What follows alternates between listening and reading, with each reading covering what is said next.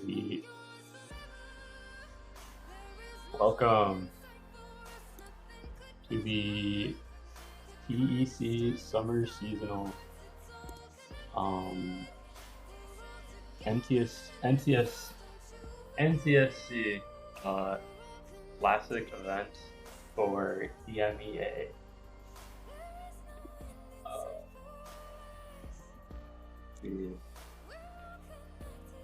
So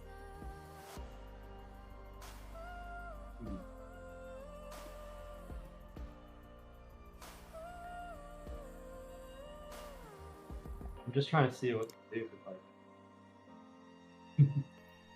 we are waiting on people. I'm not sure what the would be. Yeah, but we do have some pretty good matchups. Coming on here, sorry, y'all can't see me. I'm running stream.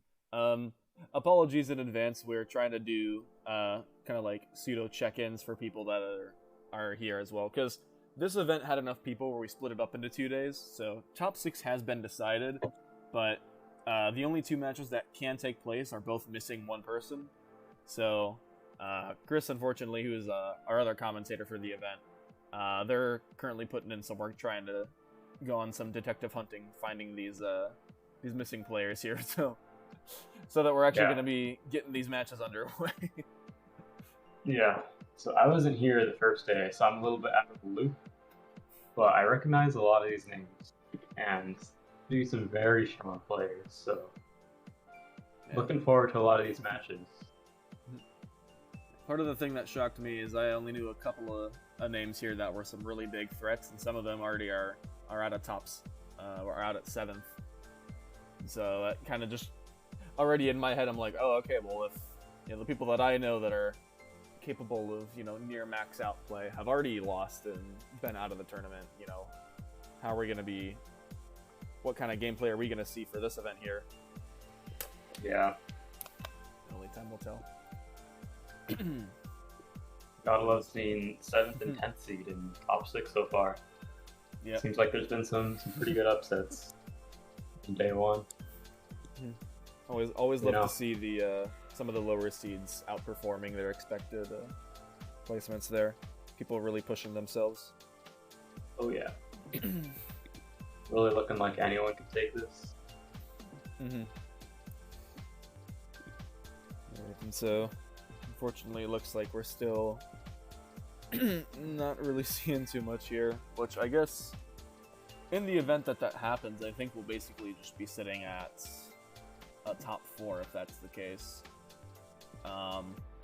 In that event, I think we could probably have the winners match go first. In the event that one of them shows up like 15 minutes late, they could still find a way into losers bracket. So that way, you know, they don't immediately get disqualified from both brackets. They're just out of one. Right. But you know, we will figure that out as time goes on.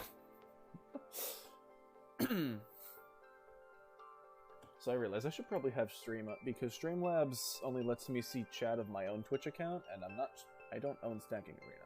So I need to make sure and double check that stream is looking good, and that way I can also respond to the chat here, because that is my responsibility. Let us see. Stream definitely seems to be running okay. Okay, that's a relief, because again, I'm on a laptop. It's a good laptop, but I made sure that I had a good laptop, but it's also a laptop, so... Yep, then, I didn't realize how many channels... Yeah? Are you going to be bringing that laptop to WPL and playing on it, or are you bringing a separate keyboard or something? WPL has setups there. I did bring my laptop last year and didn't need it at all, so I probably will bring it and just leave it in my hotel room. The WPL, for those who don't know, that's World Puzzle League Championships. That'll be an in-person event in Columbus, Ohio this coming weekend. They had some god-tier setups there. So, to be honest, even my play recently compared to last year's WPL, I was performing it out of my mind last year on those setups. I honestly think that the low latency and gamer keyboards they had, I don't think they lit up, but definitely about as low latency as I could understand. Yeah, I've heard very good things about those keyboards. They're very satisfying. I also play on a laptop, but I bought an external keyboard, and so I think I might just leave everything here and play on the keyboard they have over there now that I'm used to proper keyboards. Yeah, using an actual plug-in keyboard. Yeah. Also, Taco, I don't know if I told you which I guess now that it's been a week, it might not be completely fixed, but my down arrow key has substantially improved, and all I did was I had someone use compressed air that they had, and it was for next 48 hours, literally no issue. Wait, what was wrong with your down arrow key? Was it just stuck? It just wouldn't register every time, and I think that was just I had so much dust and residue built up under it. Some of my other keys are like that too, but I think my down arrow key to some very large extent just was not vibing right. Oh. And so WD-40 fixes everything. Yeah. And then it started acting up again, which was a little sad, but also, I think that might just be my overuse on it as well. And I could, again, compressed air is something I can just buy and continue using on my keyboard and not have too big of a problem with it. It just sucks that I let that bother me for 2 full months before getting it fixed. What action do you have on down here? What do I have? What action for Tetris do you have? What input? Oh, that's my soft drop key. That's why it's really good. Oh, okay. Because misdropping I would consistently misdrop T's where I would try and kick it too early, because it would stop the soft drop or whatever in the middle of it. Because if it was just a slower soft drop or whatever, or I would, because it's essentially either I would have to hyper tap the soft drop key, which even then it was still finicky because it wouldn't always register, or I just have to wait for it to actually land on it and have enough time for me to react to it landing on my stack. Because usually, because of just the little frame of input delay, it's I can kind of assume that the piece is gonna fit in.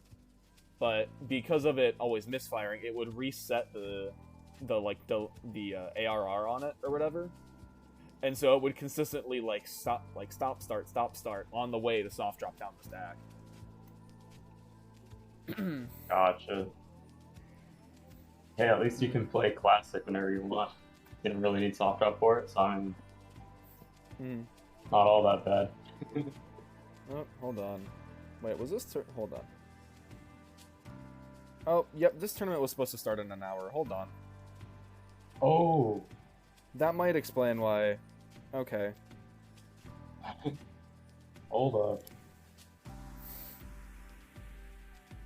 Davo, we should play like a first to 10 in the meantime. All classic. As filler things? Yeah.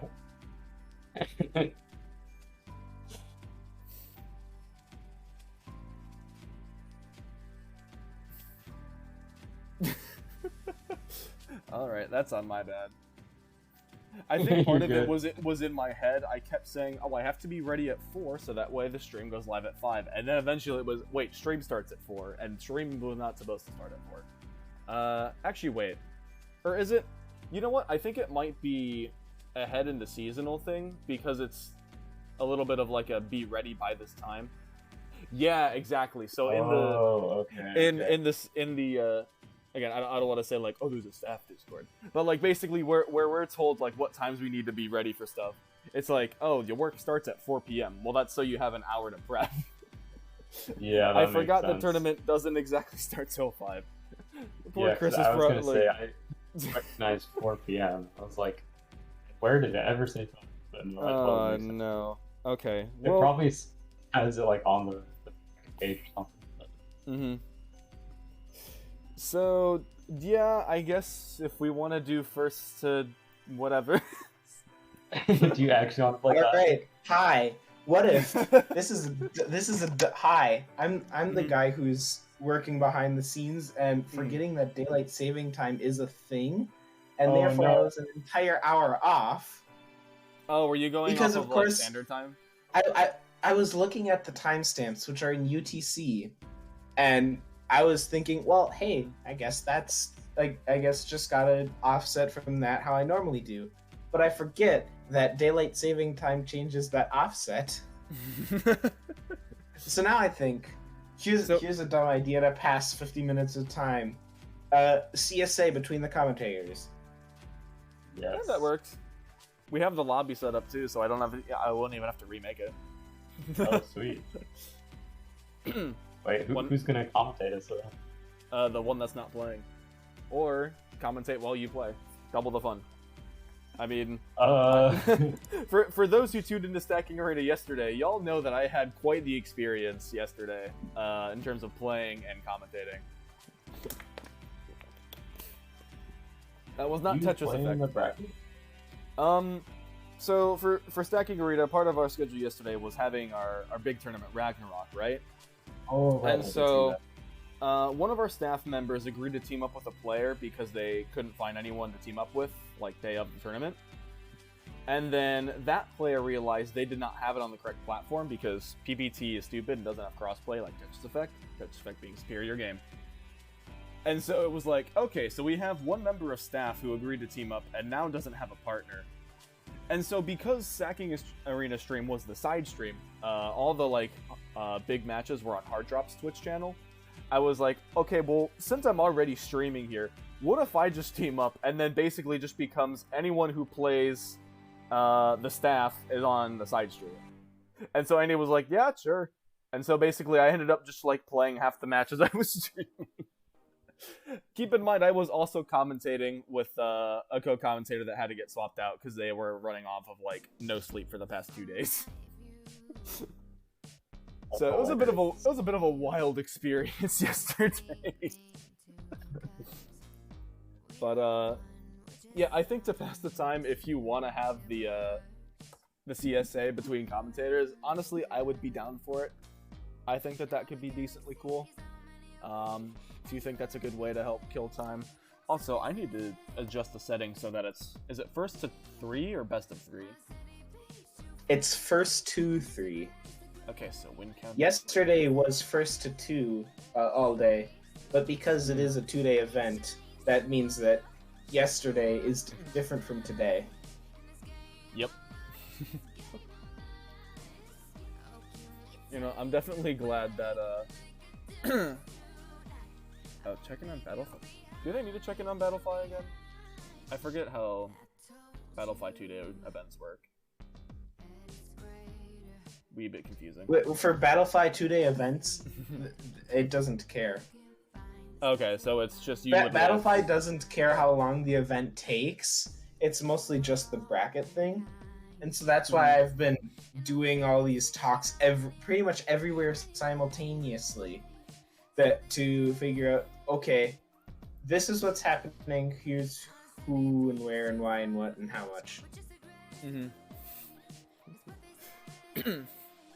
Actually, I think starting stream was big brain because now I just could do accumulate channel points.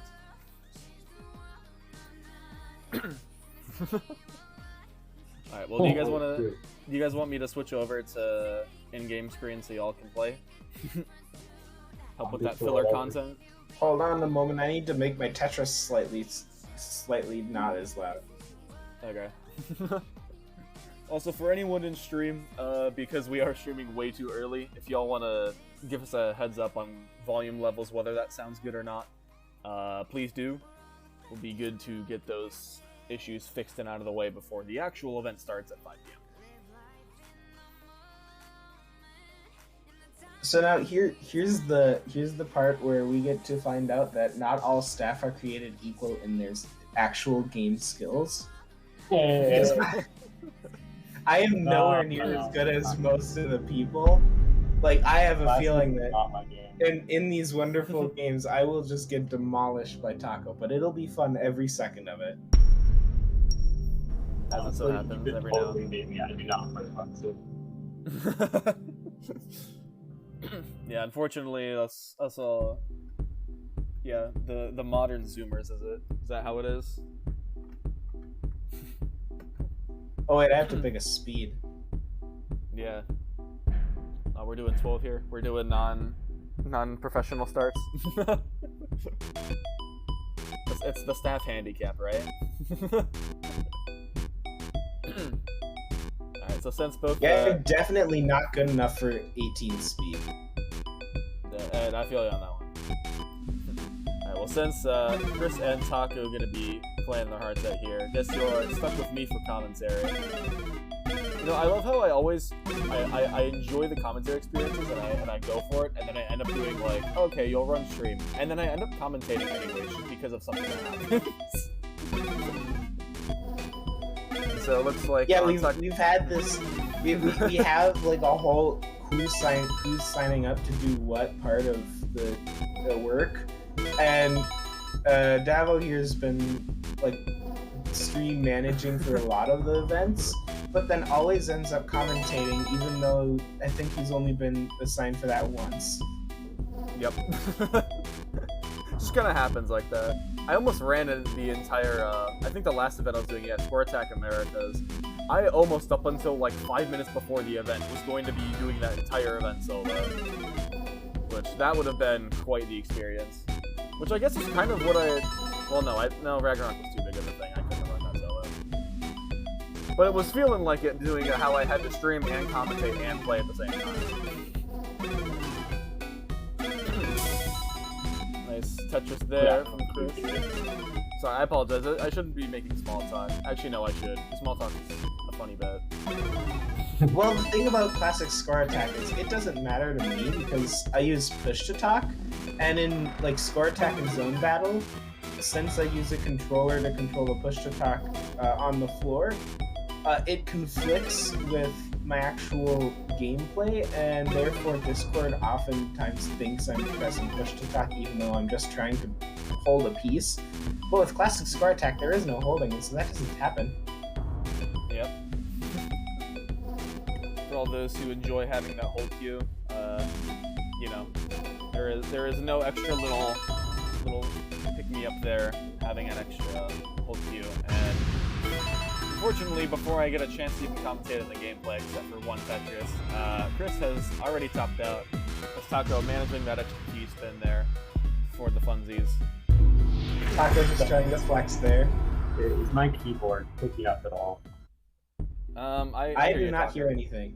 Okay, that is perfect. Mm-hmm. My keyboard is very loud in person. Oh, as in like hearing the keyboard? Yeah, I can't hear the keyboard sounds. I just hear Taco. Keyboard noise suppression. I think it's very.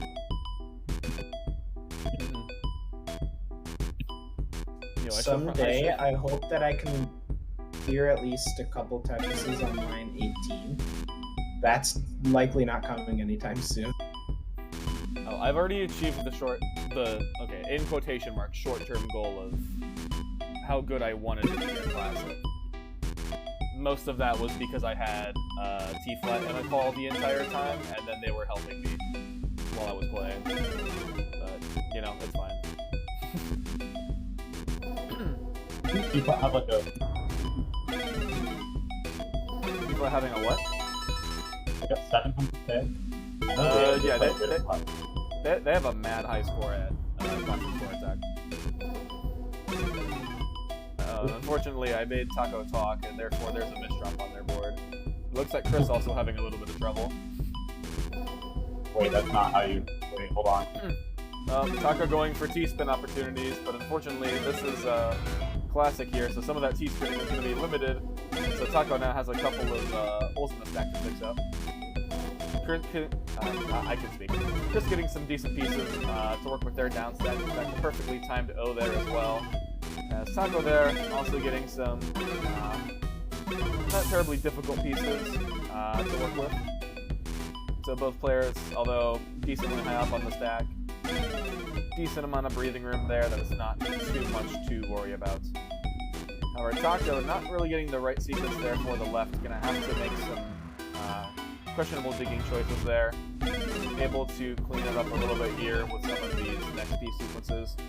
As Chris also still not out of the dig just yet, but much lower on the board. Opting not to go for any dirty Tetrises and just taking the singles and doubles. Just in the event that Taco does top out early, gonna want to make sure that they have that board as low as possible and capitalize on any Tetris opportunities. However, we look on Taco's board. Taco has a dirty Tetris setup, is waiting for a long bar, doesn't come, so they're going to plug it, and reopens up that dirty Tetris well, still holding out for that long bar as they get the dirty Tetris there. Their lead is now up to around 2 to 3 Tetrises based on level here. However, Chris has now managed to clean up that stack, so they are not quite the cleanest there, able to fill that dependency. So they are clean and Tetris ready there, just waiting for that long bar. As Taco, again, trying to play aggressive here, not wanting to give up a lot in pace. As Chris does slam down another Tetris. Unfortunately, a little miscount there, that's going to be a triple for Chris. And on top of the miscount, a misflip there as well. So Chris has to get back to the digging game again, unfortunately. And it looks like Taco now able to Tetris, not quite a clean board, just has one row towards the bottom there. Going to be using an I and a T to clean that up there. And almost Tetris ready, going to need to burn one line to get it. As Chris has a little bit of a tricky situation there in the center, able to dig through it. This is going to require a couple of tucks here, and one little misdrop could mean the difference here between a very long dig. And looks like Taco able to clean up that stack, doing a little bit of center well stacking here. Chris is having a little bit of trouble high up, getting some pieces over to the left and right. Able to still down stack through it, but not getting the easiest piece sequence to do it. Having to make some last second adjustments, making sure that they don't misjump anything here. And thinking about putting that eyepiece over to the far left, but making sure to play it safe. And it seems to be working out in the long run. As Taco has now set up, I believe, a fractal. Going to get that first T-spin, never mind. Unfortunately, T-piece kick does not work there.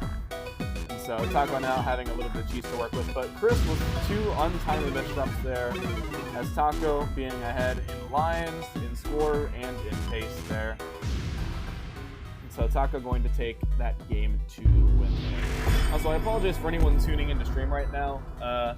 Chris and Taco are indeed your commentators. They're not playing in the tournament. We started stream an hour early on accident because we thought the tournament was starting an hour early. You know, that's just a typical brain fart moment. And so, to pass the time, we are doing commentator matches here. And so, Chris and Taco are going to be playing Classic. Also giving you a little bit of an idea as to how these matches will pan out. Also, I didn't mute myself, did I? Okay, good. Still audible on stream. Awesome. Wanted to make sure that that was the case because I didn't want it to just be, like, dead silent on stream. Because I don't want to, like, turn on the audio stream because then it, like, loops. And then it gets bad. You know, it's fine. And One thing to note is us not being the greatest at classic Tetris sort of gives a benchmark of how good the players coming up will be doing. I was about to say truest Motaka. But yeah, again, if this is what our lovely commentators are going to be stacking up, imagine how good top 6 is about to be. Or I guess about is kind of a subjective term, considering we're still like a half an hour off of the event. But for those of y'all who want to see top 6, that will be starting at around 5 p.m. Feel free to stick around with us in the meantime as we provide some filler matches and some filler misdrops, apparently, according to Chris's side. Sorry to speak of your wonderful stack like that, but it is quite a bit interesting to browse. However, Taco themselves also having a little bit of an interesting stack to get through. Going to take a double with that T piece. And Chris, unfortunately, getting the inverse of the JL they were looking for. Gonna have to wait a little bit longer while they downstack. And that OP is coming in a very untimely manner. Going to be really hard to try and dig through that, as they are now stacking to the skies. Not a lot of good burn options available.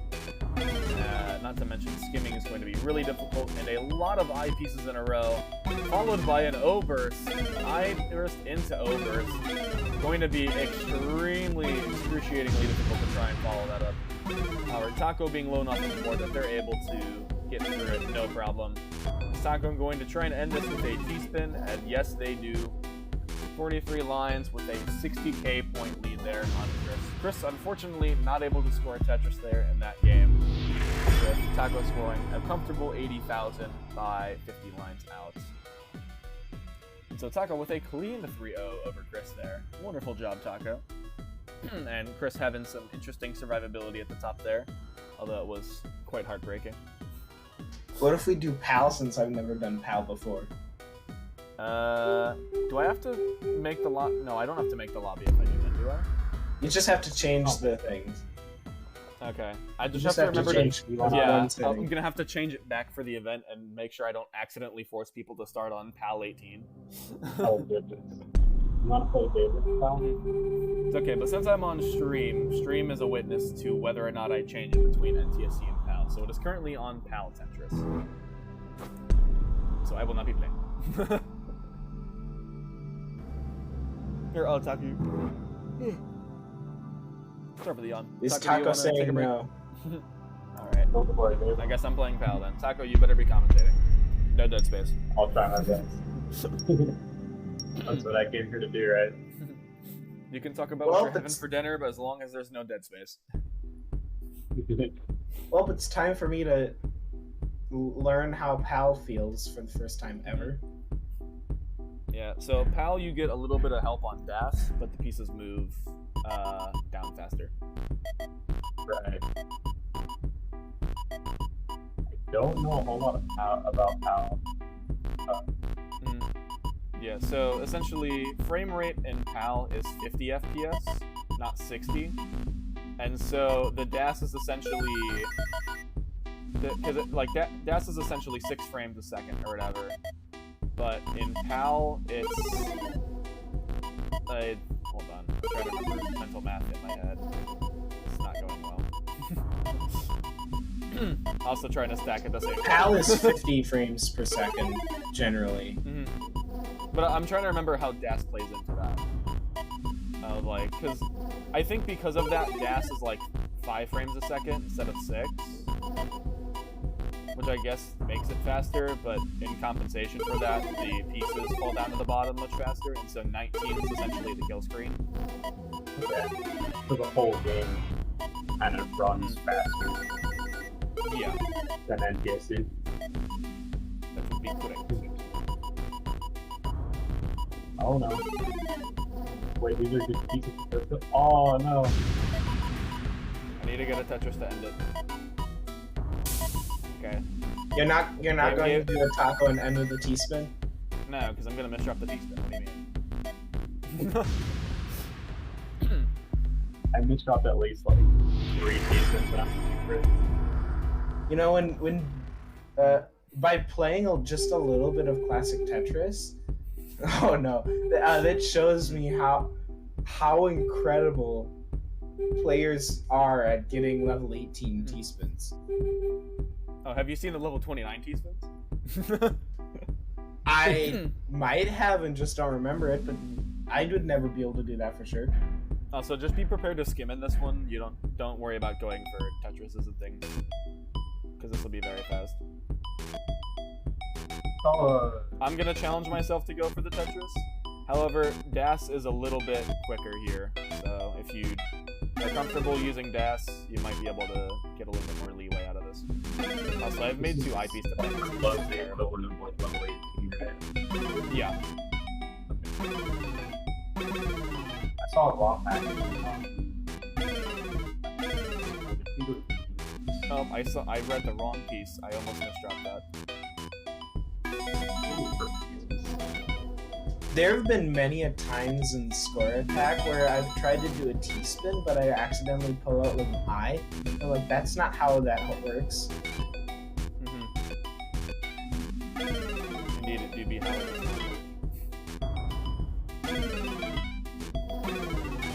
I did really interesting though. Even though it is. I don't know how I opened my stack up like that. That was kind of sad.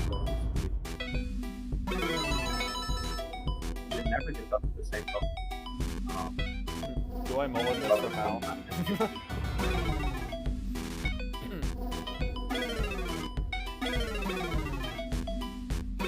My question is, how have I not died yet? God Gamer moment. Also commentator privilege. Is that a thing? Inverse commentator curse? When it's the commentator playing, they do slightly better than they expect. You commentator curse yourself. Oh, I didn't do the correct keeping stats. Tetris. Yeah, I can't keep. Go for it. No. Oh, you wanted me to T-spin? I see. Yeah. I can't keep DAS on my own, so that's part of my problem. I can't either, but I have better DAS on this. We're just showing off all the colors here. I just try to hold. What can you expect from the actual tournament? There is their T-spin, Taco. You happy? How to fix a misdrop 101. Yeah, now because I'm trying to monitor making sure things are going as smoothly as I can reasonably get after telling people the wrong time. I looked away for about 3 seconds, and that was 3 seconds too many. It's okay. The tournament is more important than us making filler content. If you need to take a bit to manage bracket, don't feel bad for doing it. Actually, probably let's see what's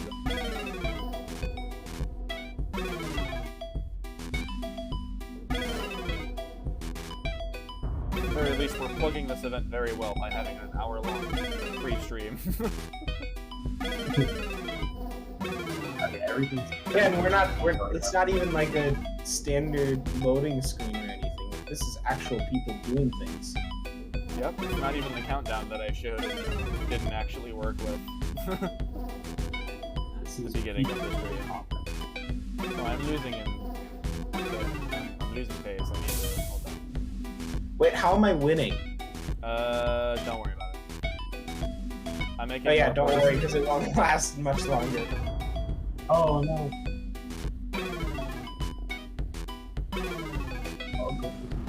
I keep covering up my well. Which is bad. I'm gonna do it again. At least you have a well you can cover up. Fair enough. True.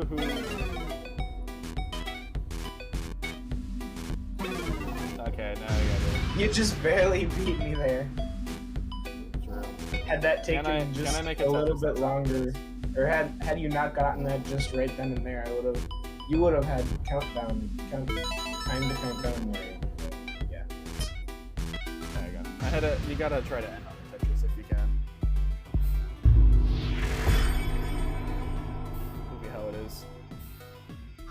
Alright, now let's get off of PAL. We'll have to... This is NTSC, right? This was... Yeah, that last one was PAL. Yeah, the event is going to be NTSC. You Right, guys all yeah. wanted PAL. We're commentating NTSC. We're commentating the stuff that we know. Gonna go back, stream can see. I'm changing from PAL to NTSC. That almost rhymed. Taka, you coming back? Are And you then... the next Shakespeare? Oh yeah. And then, Chris, you can take a look with Bracket and Discord and other things to keep up to speed with all I that. think everything is... I think everyone's all good to go except maybe one person that'll double check. Sounds good. Let's try the 15 speed. So I think some of the players might be doing 15 starts in the tournament. Well, I don't know for sure. This used to be the one of the slower speeds that people could start on in the CTWC, and then they said no because people were getting too good. Yep. Really? That's likely not exactly how it went, but that's a very rough paraphrasing of yeah. That is basically how it went though. It's like, yeah, you used to be able to start on 15 in the World Championships, and then it was essentially you could do that up until like top 16. But now it's just people have gotten so good at it where it's like, yeah, basically if you're not starting at 18. I was unaware that I ever. But yeah, in the past, like you could technically, I think at the first one, you could start as low as 9. Yeah, I think for the first couple of years, you could start at 9, and then the wonderful regurgitation of Game Scout because he's wonderful. People didn't like how. Oh man, why am I terrible with names? Names are hard. What do you mean? Jonas. He would never soft drop things, and so when playing against an opponent and the speed was 9, it was always very long games. Right.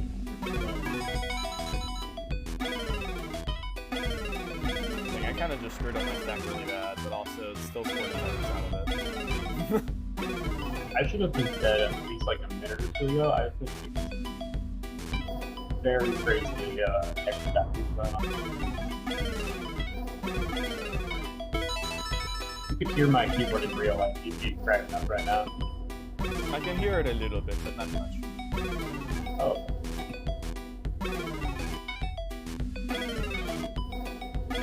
I almost missed drop. There you go. I have a T-spin setup potential, but it's not gonna happen. I'm gonna skim my way through it. Hopefully.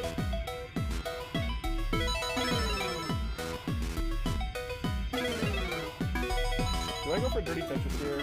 Okay, too bad. Too late. I'm already Go right ahead. I'm already Taco's building just it. got I've 2 kinda... Tetrises on you, so you gotta catch up now. Okay, we're just gonna skim again, wasting that eyepiece. And then Taco's going for a not quite level 18 It was T-spin. a little bit forced into it, to be fair.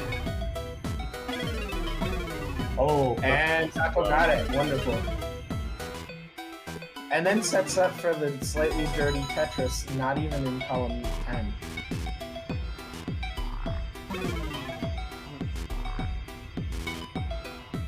And then that LP. We don't talk about that one.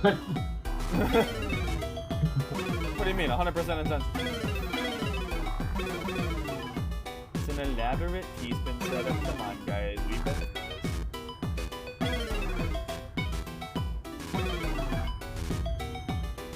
The thing about classic Tetris is making elaborate T-spin setups really has to be very elaborate. An elaborate T-spin setup in Score Attack or any kind of modern Tetris, sure, maybe it's 2 or 3 bags down the line. An elaborate T-spin setup in Classic could be as long as 100 pieces from now. At which point, is it really a T-spin setup? Yes. Everything.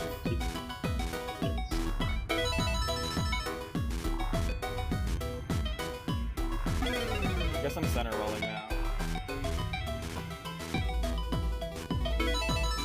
You can tell we're not the greatest because we're doing strategies that the pros say aren't good ideas. I mean, I've willingly decided to do this based on the pieces I've got, but I'm still willingly doing it. Oh no. The JP's take one for living. Okay, but the real question, when is someone going to 4-wide in Classic Tetris? I don't know. No one's done it. You want to be the first? If I can get down, I will. Oh shoot, wait. I didn't realize transition was pop up. Yep, 100 lines. No! So now I have Le Chase down. You have less than 2 minutes now to get approximately 3 more Tetrises, I think. We are working on it as we speak now, sir. That is not a good start. That slight mischief just ruined it all. No, the eyepiece. And now you get to experience level 18 speeds for, I think, the first time of the day. Yeah, but the problem is now I don't just have the time limit, I also have the line limit. Because I can't live past level 19.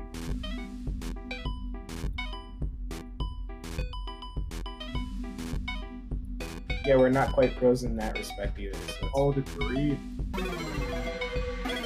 it's almost like me with T-spin triples. I've tried to my demise many times to get a T-spin triple in situations where I shouldn't.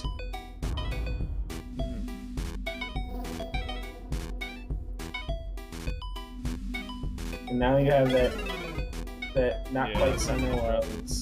Oh no. My left side is way too high. Well, you were closer than some of the games between Taco and me, so that's something. I think that was one game. Let's go.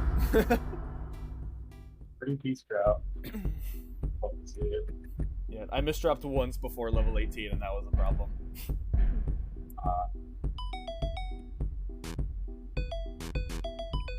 Oh no, that's not a good start. It's okay, as long as you live, you're fine. That's outright, right?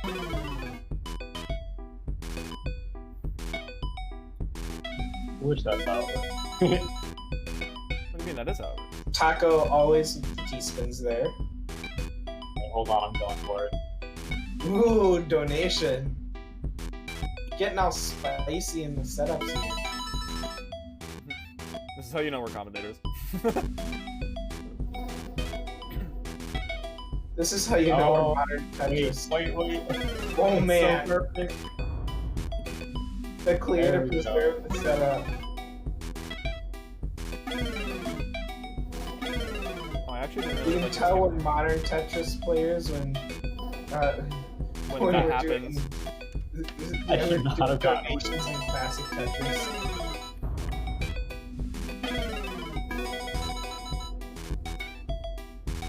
And now both players have very nice boards for stacking, and Davo Tigger has just cleared a double to keep the board in a nice situation. Though a bit of a spire is building, as Taco has a Tetris, well, available and ready for game. We're just waiting on the long bars, man. There we go. We found the long bars. Where's the golf clap sound when we need it? I don't know. I don't have a golf ball. Breaking news. Hitting a golf ball causes a crowd of people to suddenly just start quietly clapping. Are you saying it doesn't already do that? Oh my goodness, my Well, I art. think with my occasional instances of playing golf, I've noticed, but you know. My RNG has been impeccable this game, but because I said that, it's gonna stop. Never mind. Every time I set up for Tetris self-curse. Every time I've set up for a Tetris, the eyepiece has been the next piece. And then I have to dig Taco with another completed T-spin. And a not quite Tetris well that is very would be very dirty were it to be a Tetris. Yeah, I only have this lead off of Taco because Taco's T-spinning. Well, I'm kind of being forced into it. I don't really apologize if my voice is so bad. The only thing forcing it into you is because you keep trying for prior experience in modern Tetris.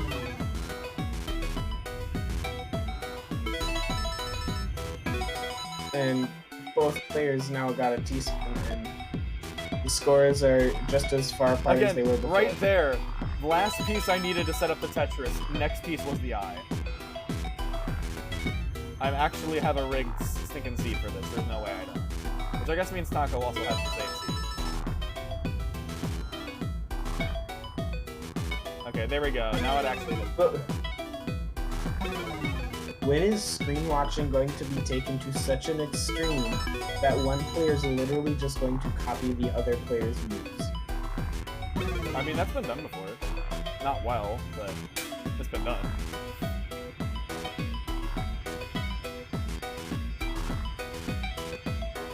Taco with a set of missteps that have put the board in a questionable position.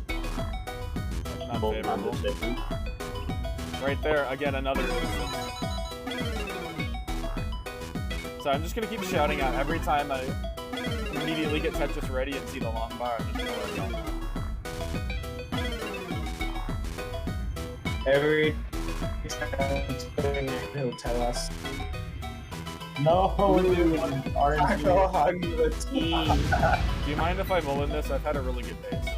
Yeah, go for it. Okay. For those of you who don't know, Mullen basically means playing after your opponent is topped out for some sort of personal best. So, it's all because of Ben Mullen. Sure. Although they were talked into it. Mullen didn't choose that. Also, why am I wasting so many IPs on non-Tetris? Why am I doing this? Because you wanted to have a nice stack and have the amazing Tetris left that you usually are getting. Correct. There it is, sir. Well done.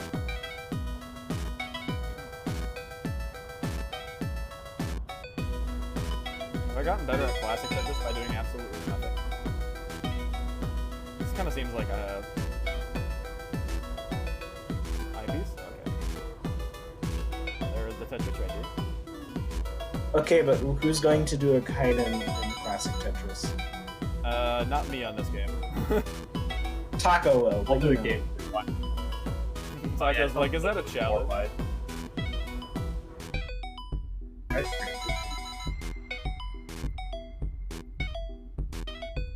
On pace or well, not anymore. That's for sure. It's okay, I can fill in that. Rough misdraw.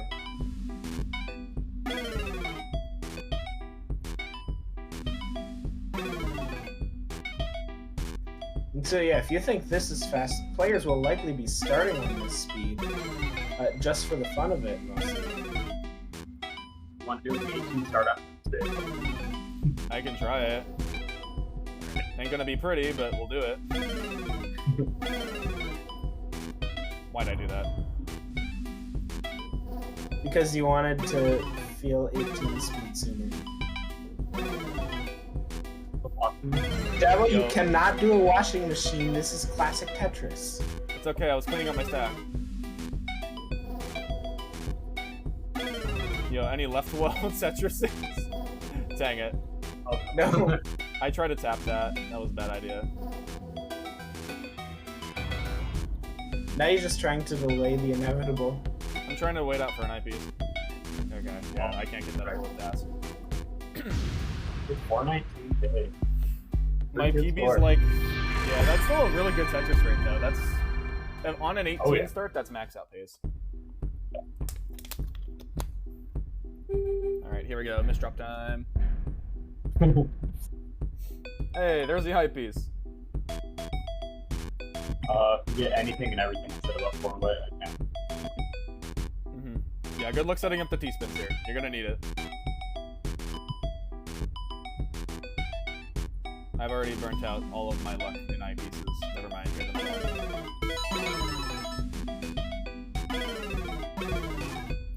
Yeah, a nice double clear just about cleans it up for you, so that's handy. But of course, you're not even trying to play a taco and getting a T-spin there. That is true, sir. Yikes. Oh, I missed the Another hung eye! I missed the flip, sir. We can skim through it. No, we can't. Dang it.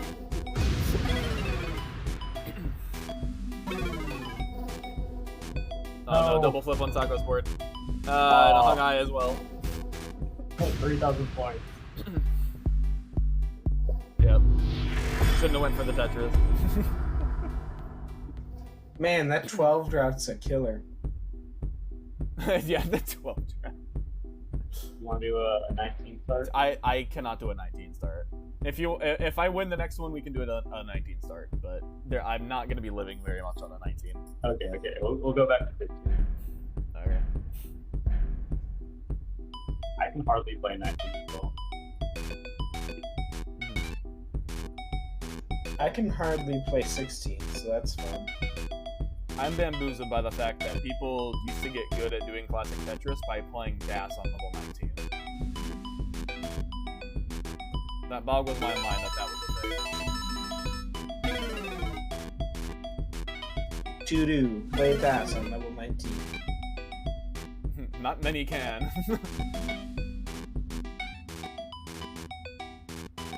I don't like taking this in there.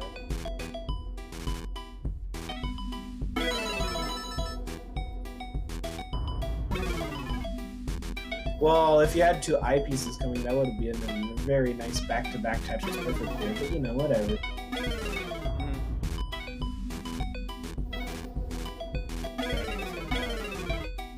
Never mind, I've taken out... You need to skim everything. Well, eyepiece can help. How long is this drought? I don't know. Taco, keep going until you get an eye. Dude, what is this?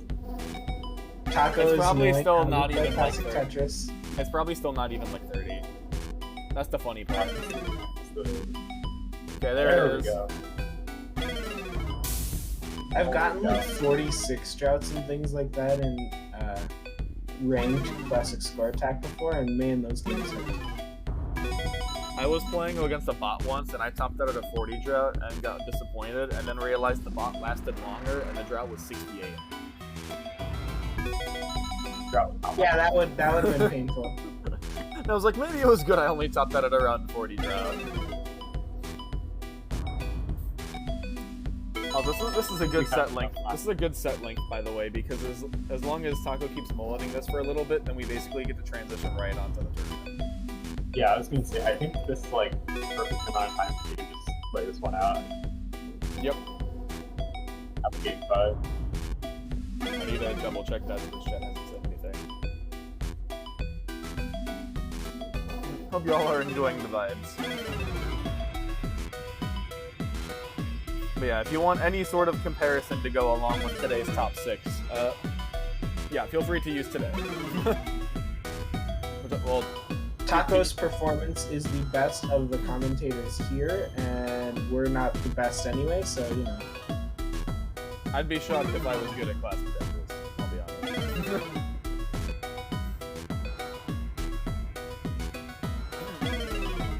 Nice digging there from Taco. Actually has the well open, but going to plug it, trying to get cleaner down back here. And able to find a nice solution there, as we're going to try and pretend that an eyepiece is about to show up on Taco's board. And just like that, the eyepiece has shown up on Taco's board.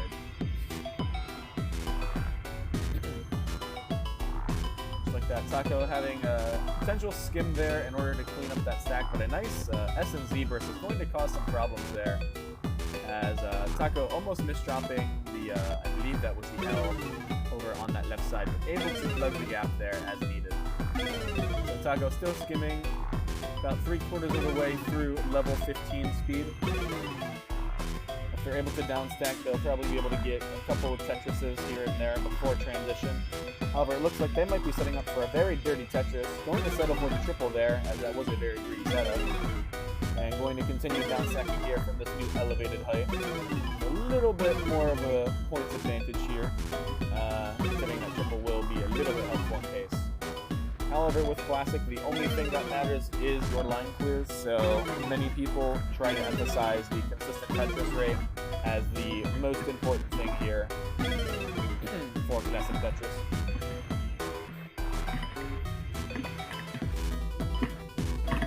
Like Taco deciding how to set up there. Is currently now Tetris ready as the well opens up, and there is the eyepiece. Taco is now 3 lines away from transition. Has to be careful if they do take any more than a double or such. They will be thrust into level 16, which, again, for those who don't know, has the same speed as level 18.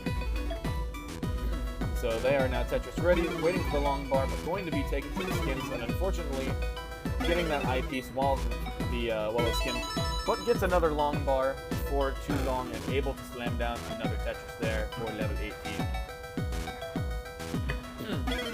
Again, currently working their way through the level 16 speed. They have a current total of 30 lines, 10 lines per 16, 17, and 18.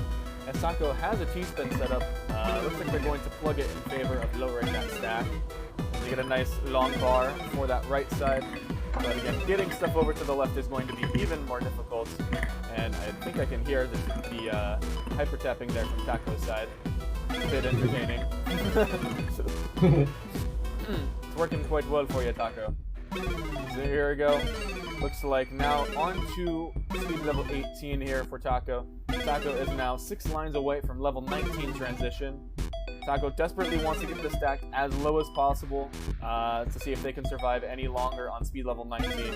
And for those who don't know why it's so important for Taco to get low before level 19, you are about to see why, as there is the transition, and it is now about 60% faster than previously done, since the pieces will now fall, I believe, if my math is right, 1.5 per second at this current rate.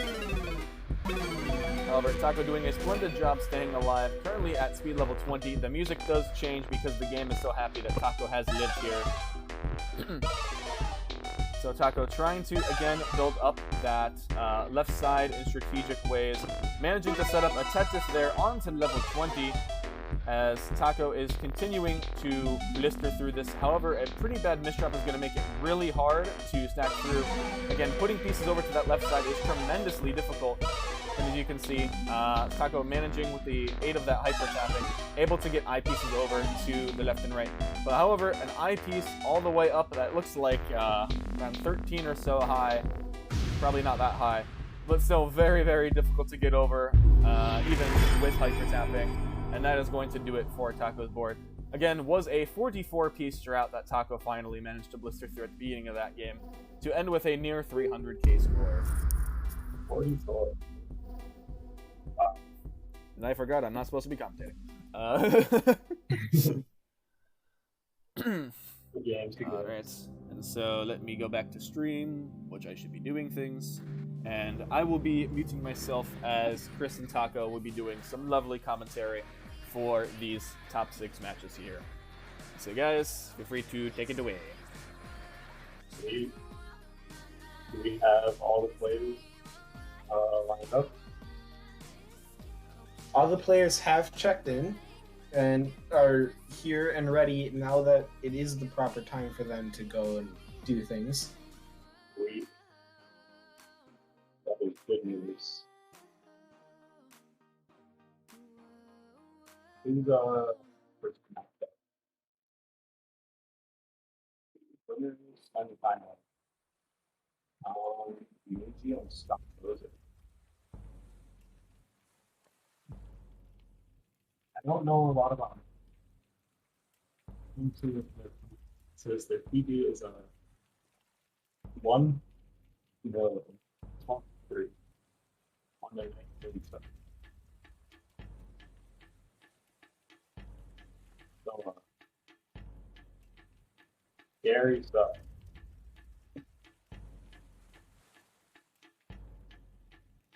It's like you got first seed versus 4 seed. I haven't seen stuff. There were various things in classes. Not quite sure if their PB is, but I've seen them score ranked probably upwards of like 800, 900 for.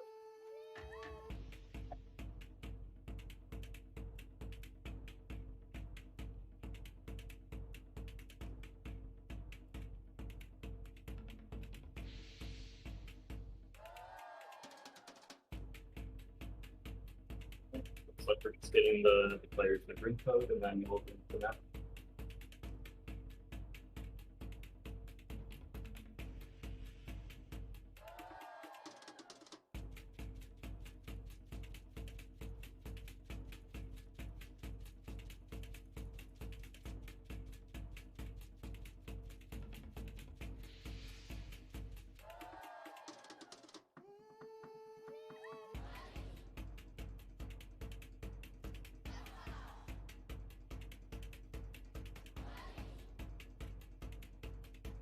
Alright, I think that in theory we should be getting able to go shortly.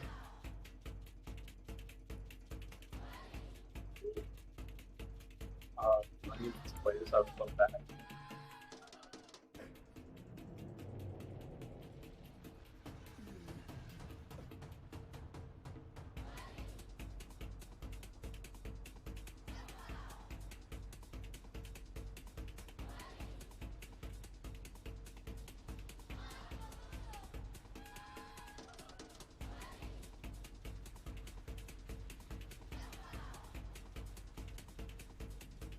Alright, we're just about to begin the first match to be streamed today, which will be fun.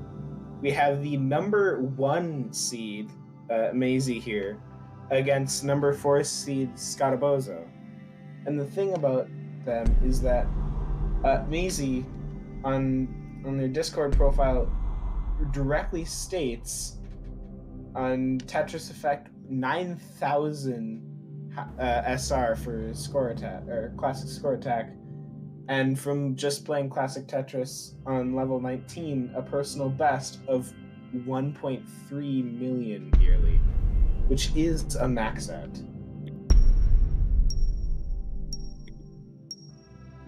Those are scary numbers.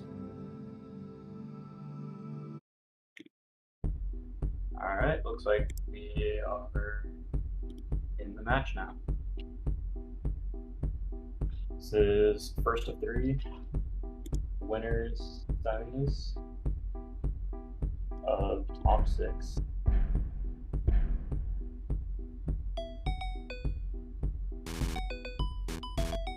Classic level 18 start. Both players are stacking up real nicely here, but neither is quite Tetris ready, though they're both getting close, and Maisie cashes in with the first Tetris. Got Bozo falling shortly after.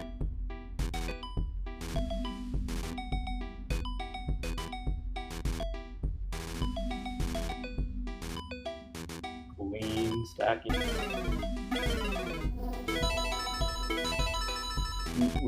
We've seen some immaculate stacking before, and this is definitely, no doubt, some of the cleanest stacking that you can get. Though yeah. Scott did just have to do a couple line burns there, but it's not too bad. But some not so bad S's and Z's are not really helping out very much there. Yeah. They were forced into an item earlier that messed up their stack a lot, but ended up really nicely. And then the game gave them really bad RNG. Ooh, Maisie getting oversted at the wrong time. They have a whole new set. And Maisie was looking scary high there for a little bit. Yeah. Now with the idea, oh, Maisie with a fatal misdrop. We gonna make it out of this? Seeing some crazy bets and good pieces. Maisie does state hyper tapping ability, so that is likely what's happening right now. That's why they're just out of that, and there's another Tetris frame. Yeah, that was really good stuff. That is fast happy. I'm not sure, does Bozo play? I have no information on Scotto there, but I can say, if I actually look in the right spot, that Scott's SR at time of at the time of registration, Scotto's SR was more than 8,000.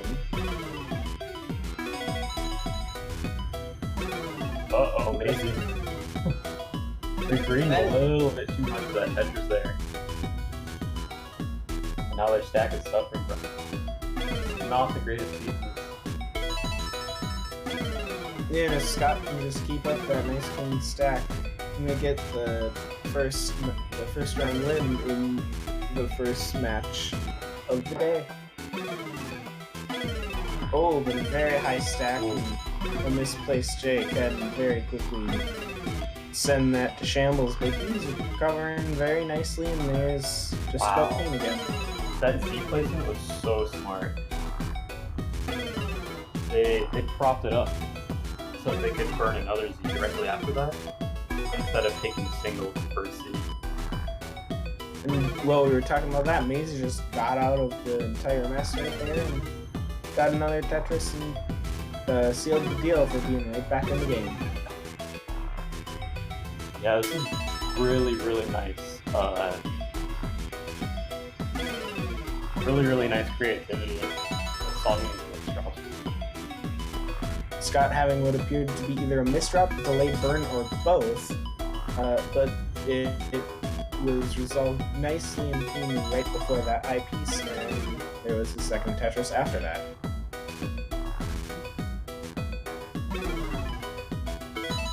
Maze's got a bit of an overhang, but gets the J.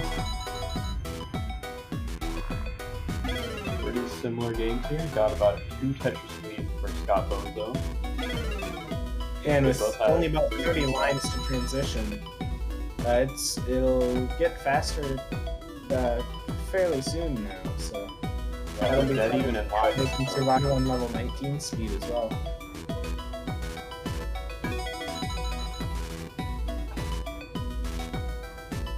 The scores are also fairly close at only, if I can read that right, about 30,000.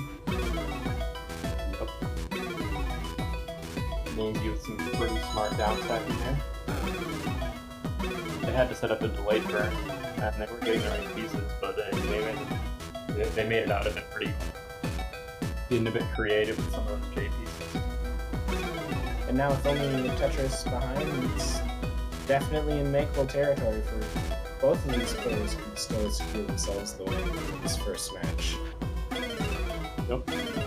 We are approaching transition now, and Maisie does have the cleaner board. So Maisie with 2 lines to go and transitions with the Tetris. Very nice to see. Very low board.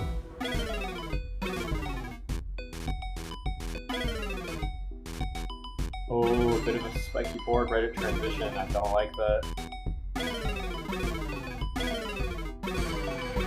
This is some really fast tapping. This has to be tapped. There's no way this is tapped. Bozo gets out of that perfectly. Wow. Maisie's also handling 29. 19.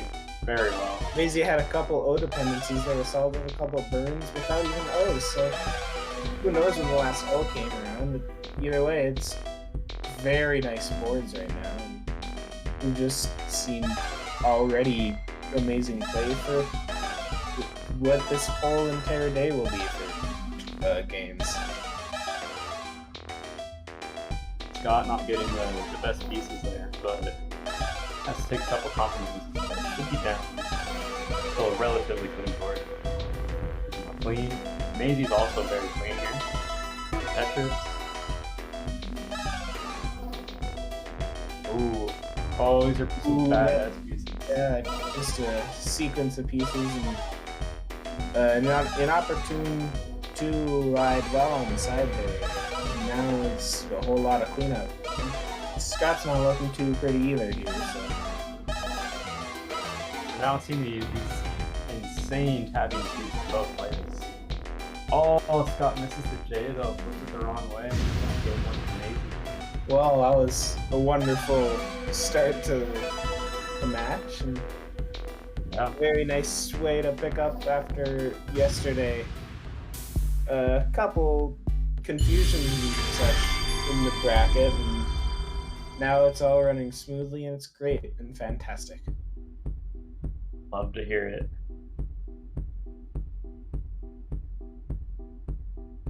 That was a good game one. I think that was 500k from both players.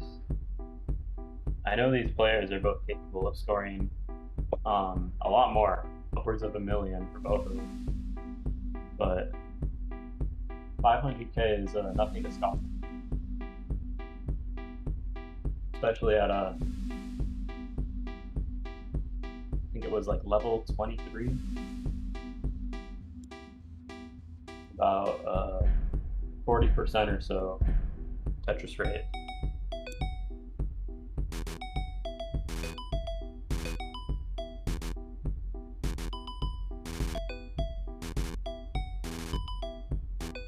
One entertaining thing to see is always how long the two players can keep the same board. And this game wasn't very long, as Scott quickly took advantage of, I believe, the second eye of the game to get a Tetris, and because of that is now just slightly less than a Tetris in ahead in for points. But with how close it is right now, it's very close.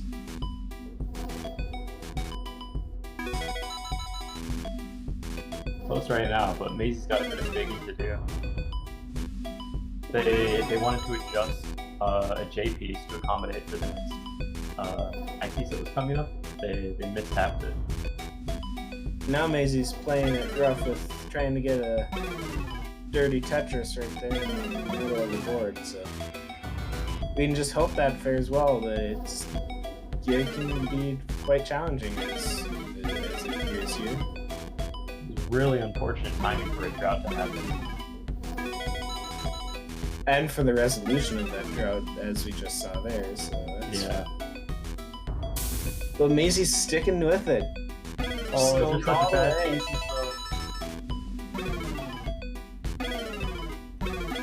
a couple holes in the stack, but other than that, just about shortly will Tetris scoring be available again. I'm not sure if you saw that, but Scott Bozo had a really funky T-spin setup that I know is possible in Modern, but I'm not sure if that was possible in Classic. They ended up just tucking it away and having a hole in the shell. I'm curious if that actually works in Classic. Yeah, Classic is a lot less forgiving when it comes to spins and such. Yeah, you're very limited to what you can do.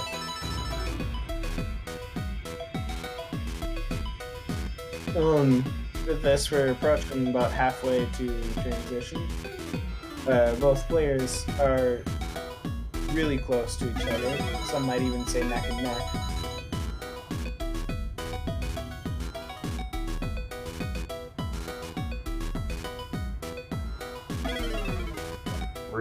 Pretty even boards here for both players. Scott Bozo with a pretty deep score advantage here. Yeah, and Maisie got just the wrong pieces at just the wrong time, and now has to go into yet another dig of the match. It's cleaning up very nicely though, and may shortly have Tetris coming. Hopefully soon. The droughts can be deadly. Oh, I'm not sure if they were trying to set the piece on the left of the J piece, but ended up misdropping it. The T came right after. Barely gets the I piece over the left.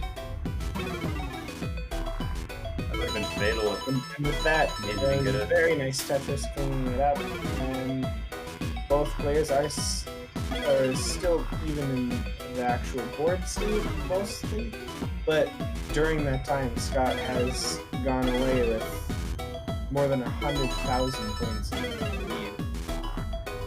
Yeah, this is going to be a huge uphill battle for me. Almost 150,000 points. It's at least like 6 or 7 heads.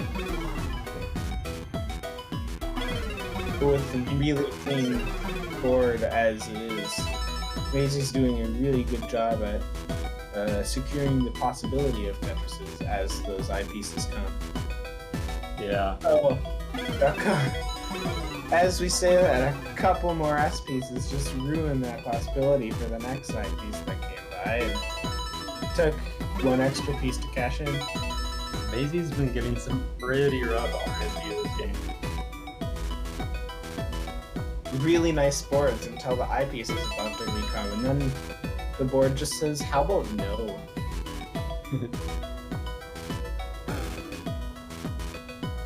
With that, both boards are looking real nice right now, and Scott runs over the Tetris with Maisie getting one shortly thereafter. We are approaching transition, and both players have very clean boards. Scott's a bit on the low end for a max out here, but I believe it still could happen. It just would take a whole lot of extra work in post 19 play. Oh yeah, it's definitely possible. Maisie transitions first because they've been high up on the board for a lot of this game. So. Oh, Scott was some unfortunate. Oh no! Oh, this I just board. sealed the deal. Maisie's just. Oh no!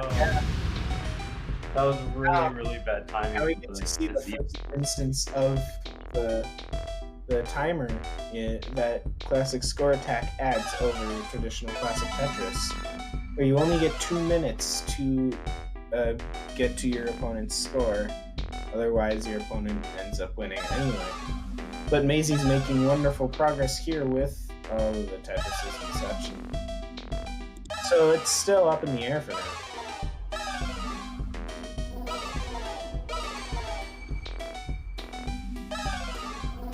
And after a couple more burns is Tetris ready again. And just when the eyepiece came, it ended up being a triple to the one in the hole there, but then by waiting, got a Tetris out of that, and now is less than 1 Tetris behind. But goes oh no! Spin set up and then decides not to. I think Maisie is more than capable of closing this one out though. They've played incredibly efficient 19 game here. They just need to line it out a little bit more and they'll have completed the chase then. But just like 2 more burns, it'll be Maisie's for this. Yep, there it is. Well done. Very nice chase down for Maisie. It's about 30 seconds to stay. And then with that, it means that now it's match point. Scott's gotta win this to stay in winner's bracket. Or if he can't do that, at least run through losers as much as possible. Ooh, but a really quick misplace there is very quickly putting his board into an uncomfortable situation.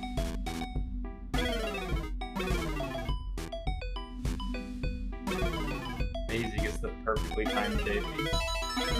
And then the nicely timed eyepiece shortly thereafter. And another one there for already a 2 Tetris lead. The game's being a little generous after giving him some horrible RNG the last game. Ooh. I think Scott was looking to get a Tetris there, but then realized that would only be a triple, and therefore abandoned that possibility, and now has a couple more holes in the stack to work through. Yeah, I think this is going to cost them more efficiency in the long run than if they took the triple. They're going to have to improve so more.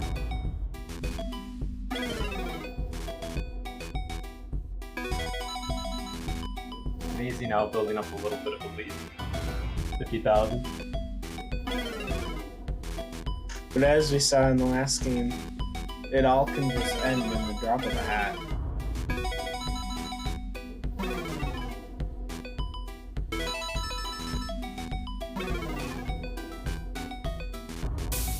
Scott's got a funky board there.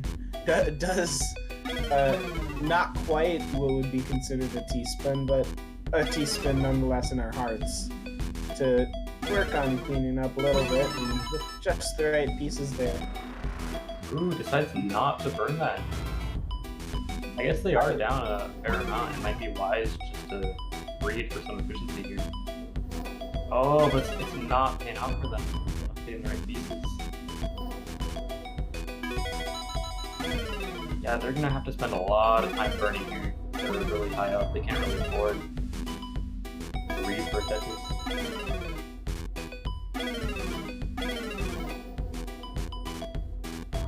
Meanwhile, Maisie's building up a huge lead of 130, now 150,000. Maisie's playing a very solid team here. Scott is getting down though. We saw Maisie come back from a huge deficit last game, so. And Scott's ready with a slightly dirty center well Tetris. Let's see how well this works out from this time. Not so good that time either, with just the high piece coming just a little bit too early. They do end up He does get it shortly thereafter, and now has a very nice clean stack. Maisie has not let up on the brakes though. And then now it's just like we saw in the last game with a 150,000 point lead for one player, but the tables have turned and now it's Scott that has to make up that deficit.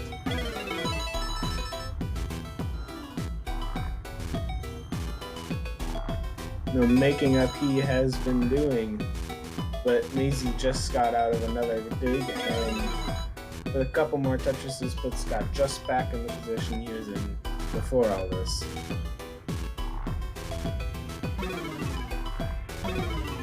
This is a really, really good pace from Maisie. Scott's been in a lot of burns games, but the lead is mostly from Maisie just being incredibly efficient, very smart with their burns. Decides to take the triple there, actually, playing safe. I guess it's smart considering they have a substantial lead here. When center well gone awry there is a couple pieces just came at the wrong time. But really just like that, it's nice. Ooh, Scott's really high up there. That's probably not recoverable for unless some amazing skills are pulled off here. No, no. That's it.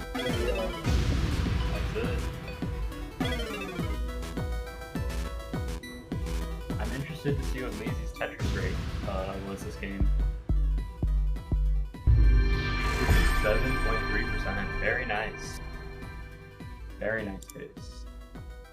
Good games to both players. Very well played.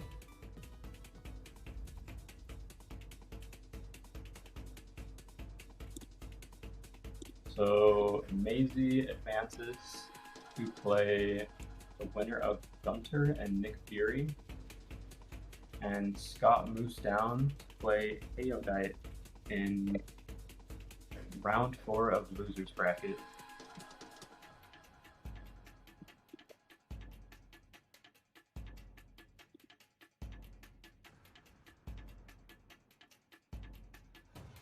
I believe we have next winners semis coming up here.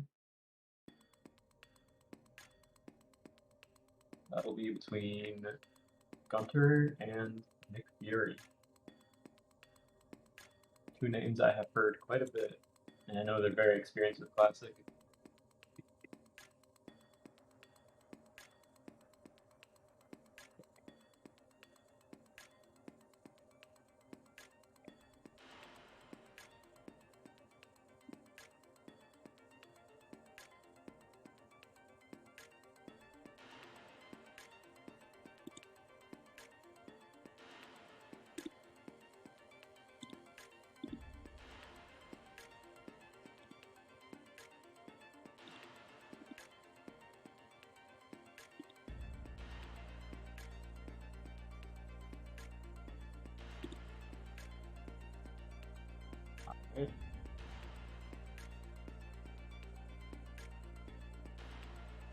Just getting lobby stuff sorted out, and we should be on our next match very soon.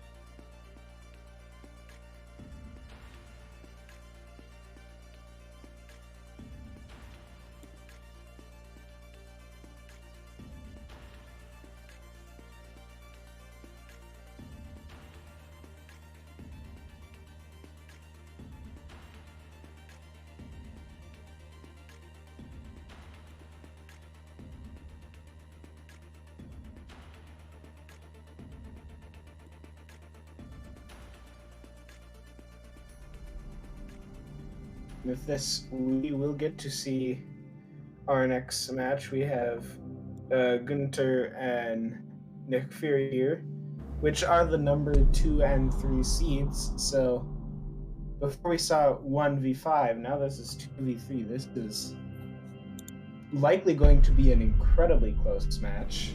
If you thought last match was close, this one could even be closer, as we're about to begin.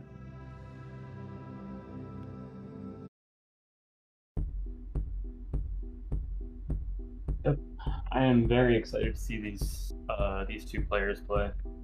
I've seen them both play individually, but I've never seen them play each other. So I'm interested to see how this matchup goes.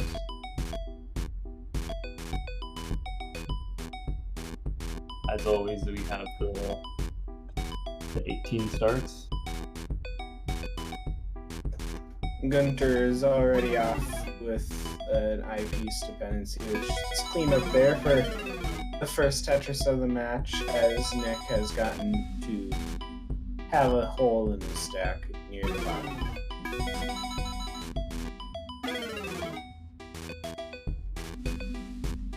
With that, Nick sets up a column 7 Tetris, which doesn't happen too often, but on occasion will happen, and when it does happen, it's always fun to watch. But Nick's setting up like a 7-layer tuck here, which is always fun to see.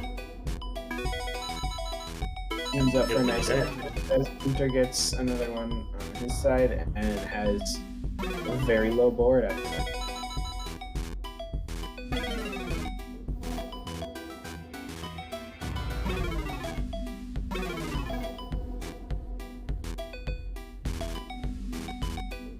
Nick's Tetris ready again as Gunter's getting a very blue board right now. For the L not coming for a while there. But have you seen that video where this dude, I forget who it was, they got a Tetris PC that was all white pieces in any of Tetris? Oh, Nick with an early top up there. It's never very pleasant there.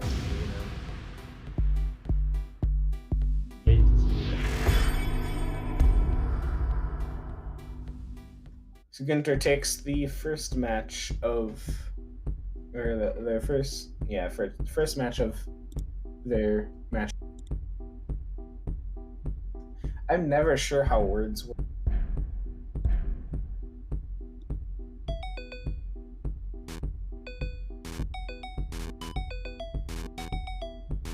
Oh, is that a little bit of lag on Gunter or Gunter on their side?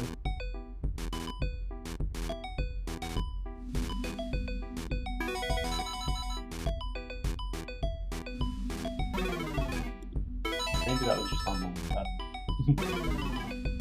Pretty clean board to start off with from both these players. Having to take a few turns. Oh.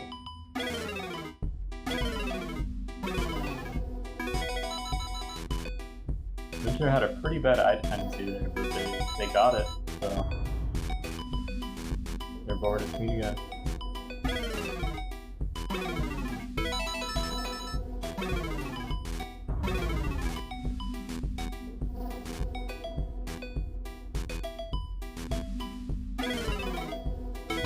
And so now Winter just got a Tetris there after having a nice stack. His Nick is just getting Tetris ready now.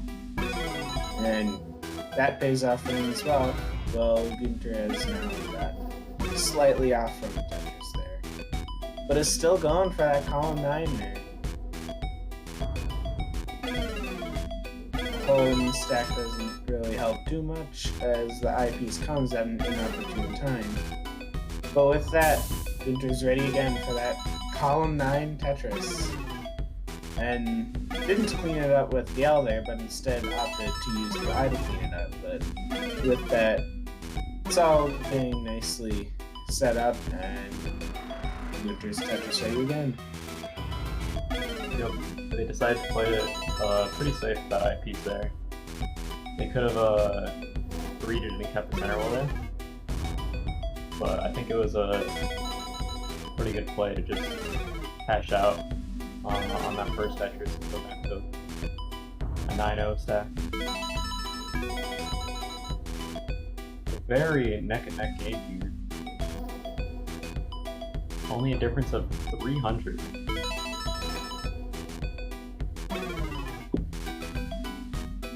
Pretty even line counts. Very close.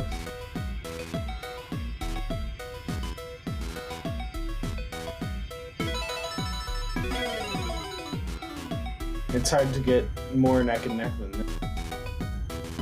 Yeah. This is second and third seed, so I wouldn't expect any less. Players seem to be very close in skill. And Gunter got a bit of an awkward stack there, cleans it up nicely. And once again, both players are Tetris ready and got simul Tetris, which is always fun to see.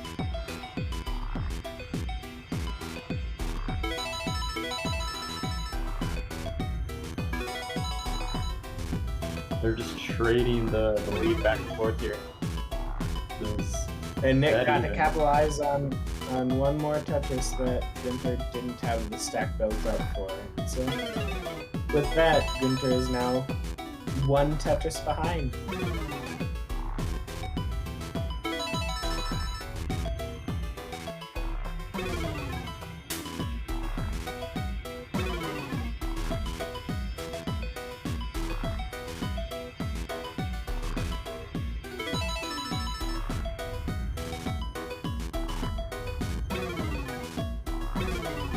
Nick having to do a little bit of burning, but the stack is still very clean. And you get the Tetris. Winter setup. Where's the eyepiece? There it is. Nick had a bit of an awkward overhang there and couldn't resolve that nicely. So now there's a few lines to burn to fix that up, and with a very unpleasant spire building up in the middle there.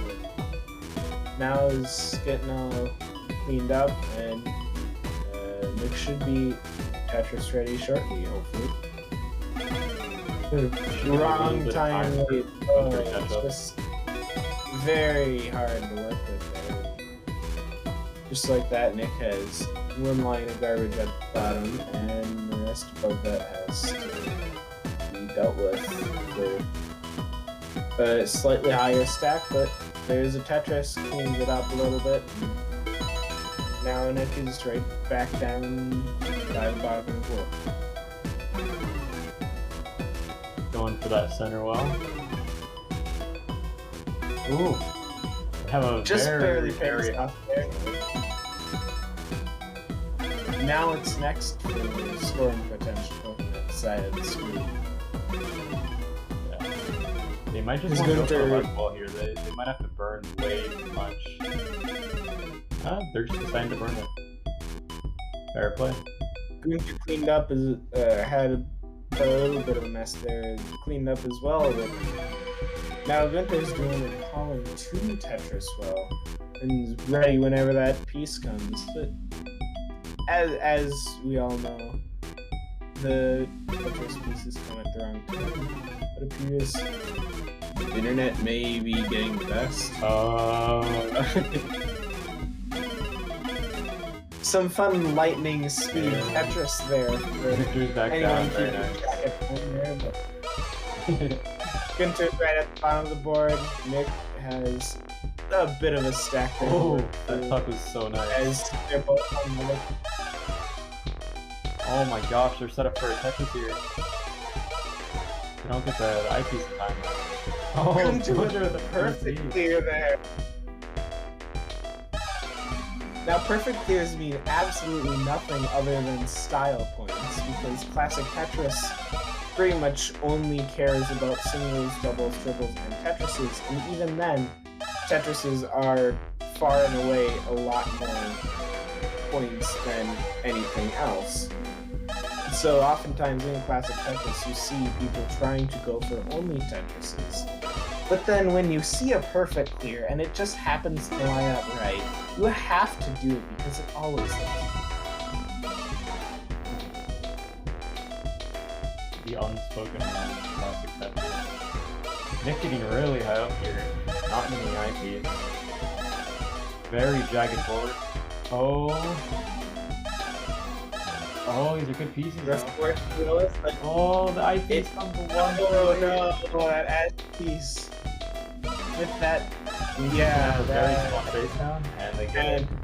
Gunter got it just barely before Nick even topped out. So yeah, they were with that, very that even. puts Gunter 2 up, and now it's game point again. That 1% difference in Tetris rate. Very close games between these two players so far.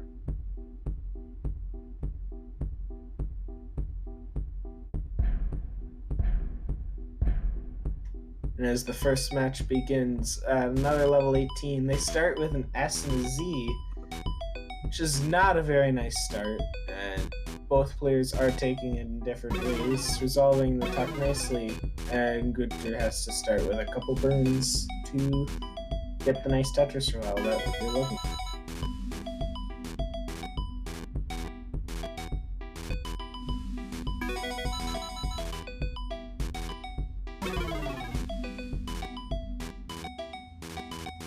Gunter getting a couple O's at the wrong time, not helping the board state whatsoever. Though a couple nice time burns there is helping that all get cleaned up. And now we're pretty much just looking for that piece right there can do it. And were that to have been an I, that would have been a nice perfect clear again, but what can you do? With that, Gunter gets the Tetris. Nick on the other side with a very stair-steppy board, and looks like they tried going for the S spin there and couldn't quite get it, but that leaves a bit of a hole in the stack that can be cleaned up with the right piece sequence coming. With the 2 O's, they're nicely cleaning up with each other. It's just a matter of time before it all gets cleaned up and ready for more Tetrises. Got a very neck-and-neck game here again. Nick decides to clean out with a dirty center well Tetris, and then a single burn, and now Nick's ready for more Tetrises. And Gunter has just gotten there, but with a couple holes in the stack.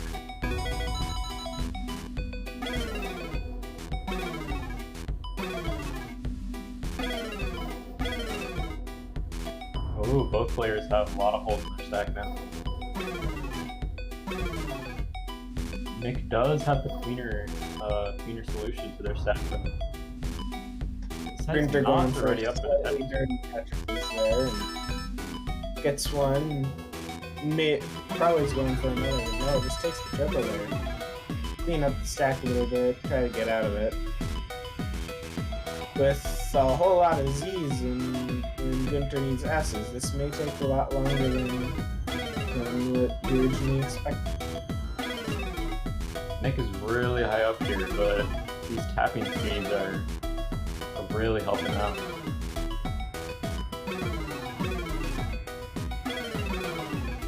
Yeah, if that were Das at this speed, there's no way that those pieces could have gotten up there. So tapping really does help when you are in high stakes board areas.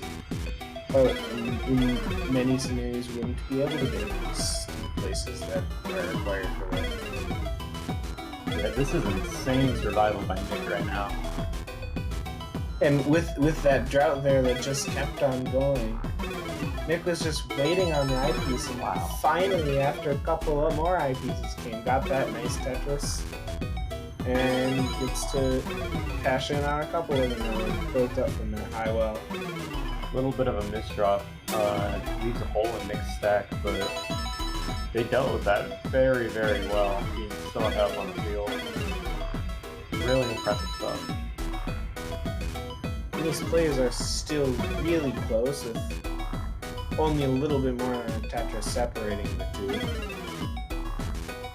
The Gunter does have a 2-wide setup here, which does not score Tetrises for each individual line piece, and therefore may take longer to get all set up for more Tetrises.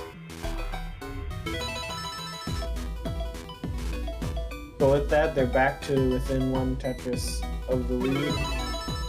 Though Nick just cashes in another Tetris and pushes really just barely beyond 1 Tetris limit. Gunter is a little bit behind in lines. About 10 lines behind Nick Fury though, so Ace is about even, but Nick does have better board. Well, no, now they're about the same. Yeah,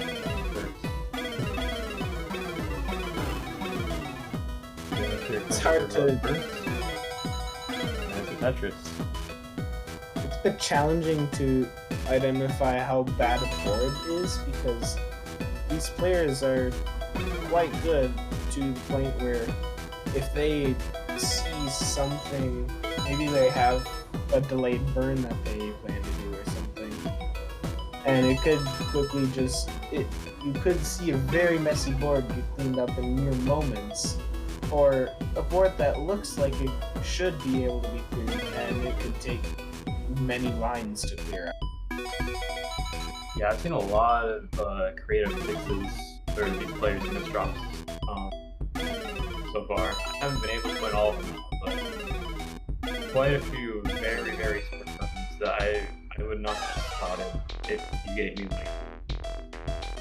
if you gave me an entire day, I would not have spotted it. Some of these burns are really creative. We are into transition though, dead even. Gunter does have the line advantage though. Yeah, Nick entered transition around 10 lines before Gunter did, and therefore now that gives Gunter a little bit of wiggle room there to work with. Not quite behind the page. When Nick was on the ropes, like way high up, that was causing their line count to go up way faster. Ooh, but Gunter with a sudden misdrop chain that just led to a top out, and that gives Nick the first point of the match. Yep, Nick is on the board.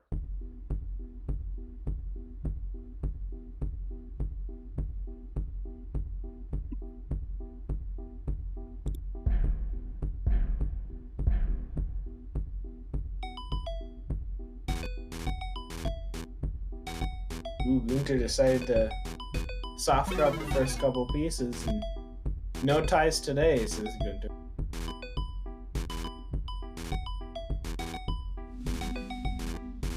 but neither player are able to get the Tetris off of that long bar there. And the next one came around and they both got it.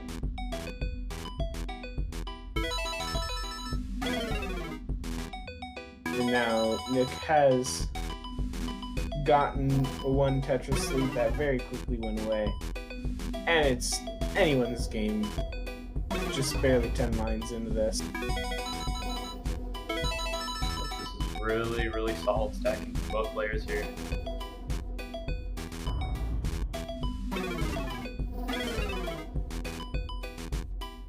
Nice tuck. Nick had a little bit of an awkward boards out there, but then with a couple tucks cleaned it right up and got a nice Tetris out of that. But now had what looks to be more of an O dependency that got cleaned up with a J instead, and now that looks like there may be no sign of recovery for that dependency.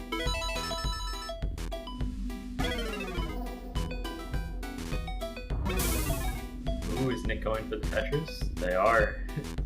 Let's see if it pays off. The J tug. The eyepiece is not gone. Hopefully they get another J piece here. Or an eyepiece. Oh, they're not getting it. And drums come at the worst possible time. Flat eyepiece burn to keep it all manageable, and just like that, Nick is ready for a bit of a dirty Tetris. Well, Gunter had just gotten also a bit of a dirty Tetris there. But Gunter is Tetris ready. Nick now is a bit more than Gunter, and with that, Nick cleans up his board beautifully. Nick is playing this really smart. They were being really aggressive, but at the same time, they were choosing their burns very wisely.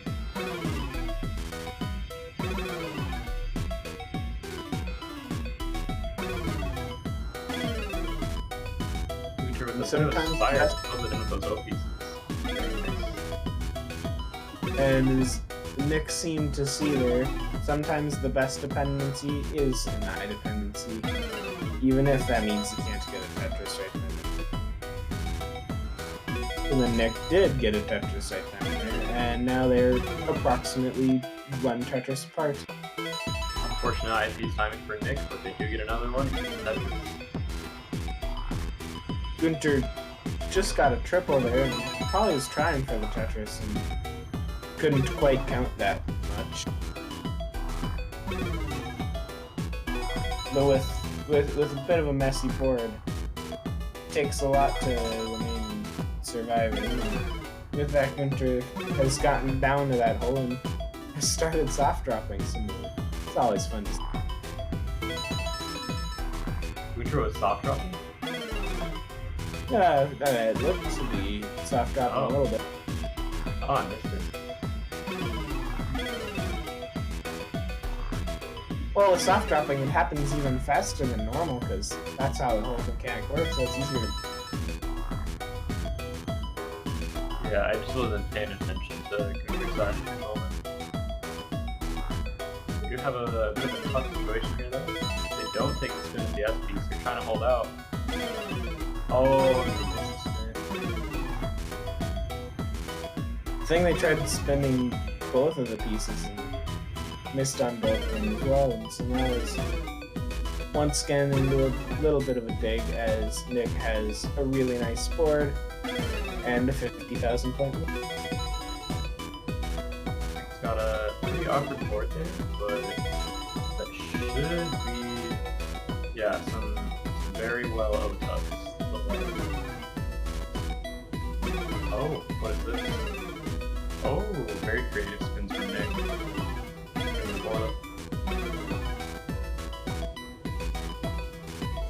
Although modern Tetris allows for more spins, classic Tetris probably has more entertaining spins because of the additional challenge that spinning has.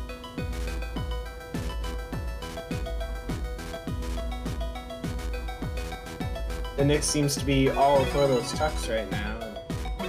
Is now Tetris ready, and waiting on that long bar, which we haven't seen in a little bit. But there it is, and gets it. Winter's got to get down before transition, else this could be bad. And they do. Very clean. Down set. Nick's got a really high board here. Rather If Gunter does not skim here. Oh, that was such a smart burn. Gunter's now 1-9 from. Nick looks really smart. And Gunter did transition with a double, but that placed him really high up. This is probably going to end with here. Yeah. And with that, we get to see our first decider of the match, or of the night. How exciting. Wonderful. Very close seating, very close set. You'd love to see it.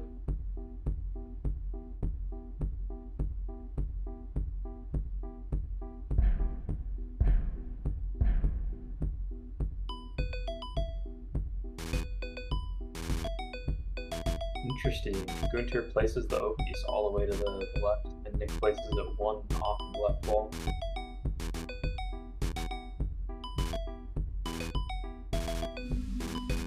Not that it really matters, but...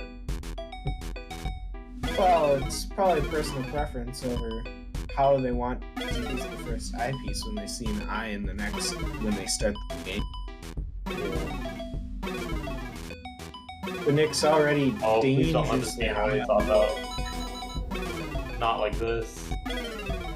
Oh, yeah. We already saw an early top out earlier in, I think, this match. It was a bit saddening to see, to say the least, but looks like Nick is getting just the right pieces at just the right time to keep it at least a little bit cleaner. It's not the best time for a T-piece. Nice flat It's just yeah. pursuing that, and with that, ready for a Tetris. Gets that right there, and now Nick's like nothing ever happened.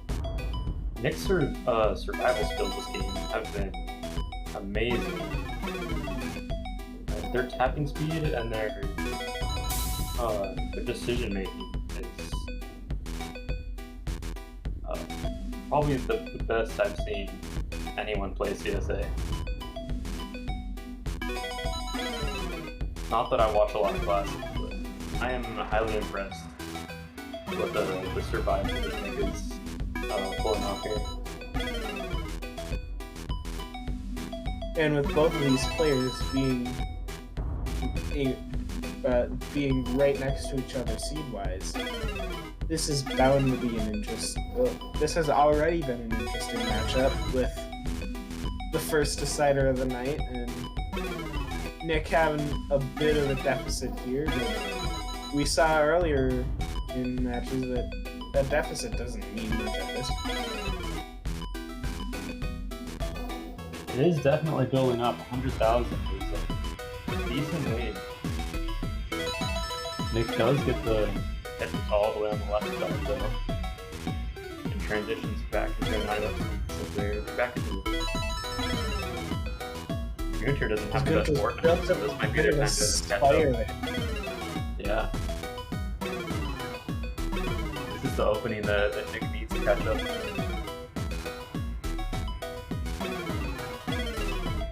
Looks like... Oh!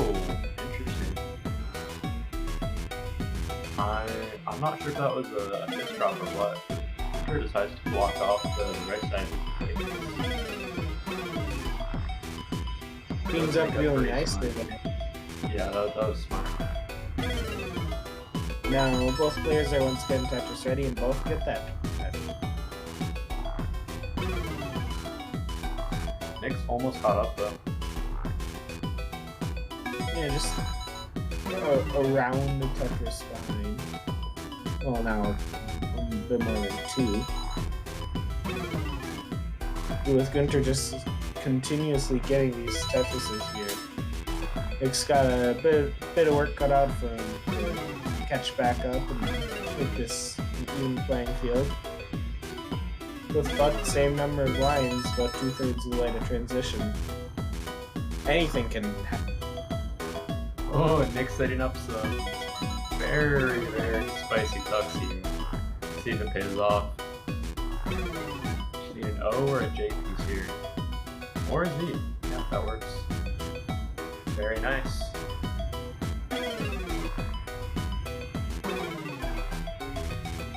And they're basically clean again.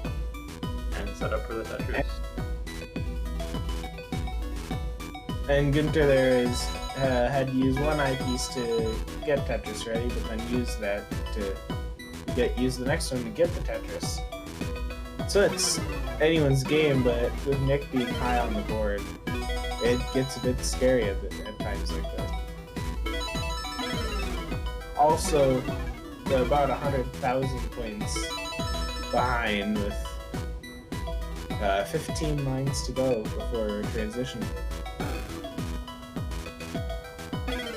Yeah, I've been paying a lot of attention to Nick's cleanup game for a lot of this, but Winter has been playing very efficient this whole time. Making a pretty substantial lead here, 95.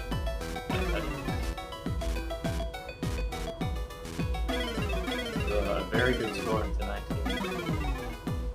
They keep this pace up.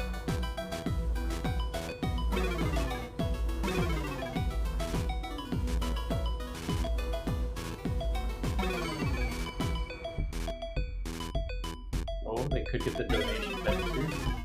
Oh, not the right pieces though. Nick is already on 19. Transitions has a little bit of cleanup to do. Definitely doable though. And Gunter is lower now. just transition there as well. Put a couple holes in it, not unbearable, but a bit more challenging at the increased speed that level 19 offered. Yeah. Both players getting down.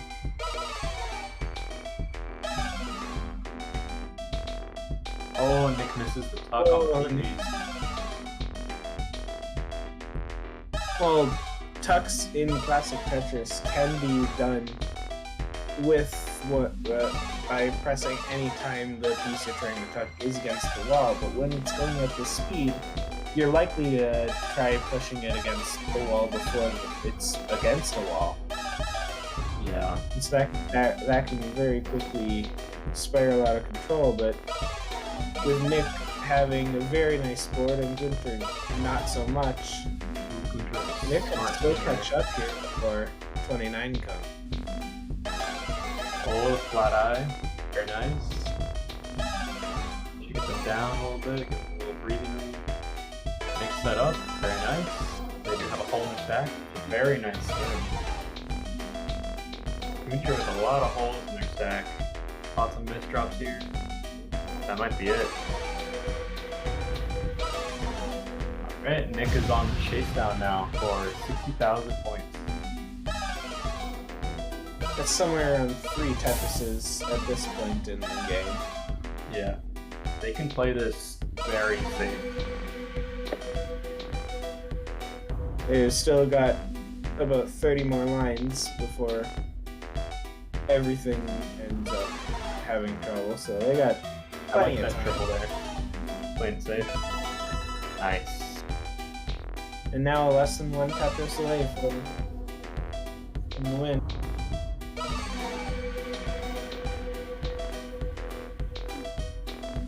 Are they gonna set up for the Tetris? Oh, nice adjustment on that J piece to accommodate for the S piece, I think that was. And Tetris ready. Tetris ready, but a couple other pieces don't allow that. Does it? That takes it. Nicely done, Nick, on that chase down. And Nick has just reverse swept Gunter there. Ooh, we might see a kill screen here. Oh no, Nick popped up. Okay, fair enough. Very well done. Takes one from level 27. Very beautiful there. 28 max drop for that last match. Not the worst that has ever happened, but it's pretty great to see.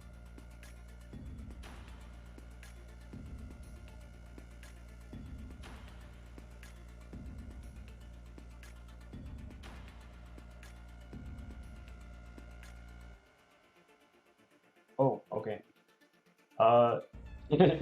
Sorry, Devo. Thank you for the raid, Queen. I missed that earlier.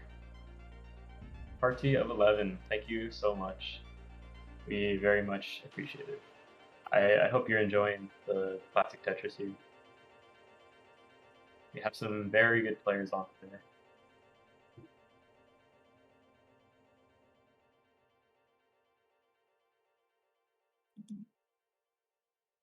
Alrighty.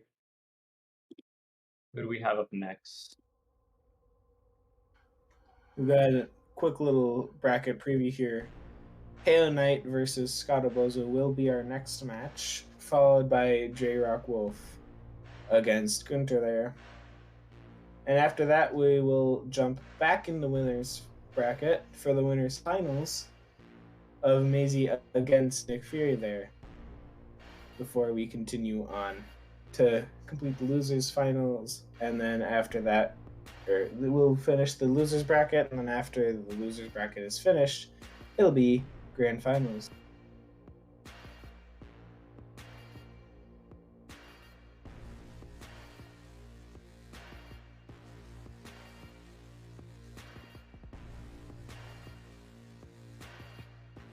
Alright, we have Heo Knight, seed 7, versus Scott Obozo, seed 4.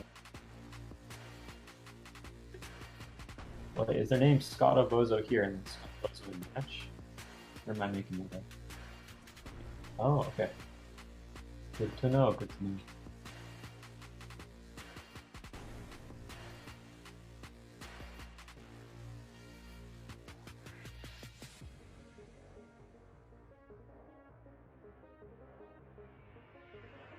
Yeah, Queen, I don't know where the facts are. We need these fun facts.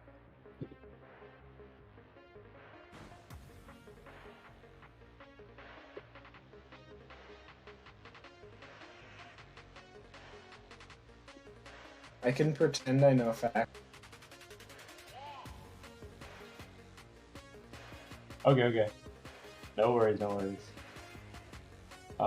We can go ahead and start it. No one's ready.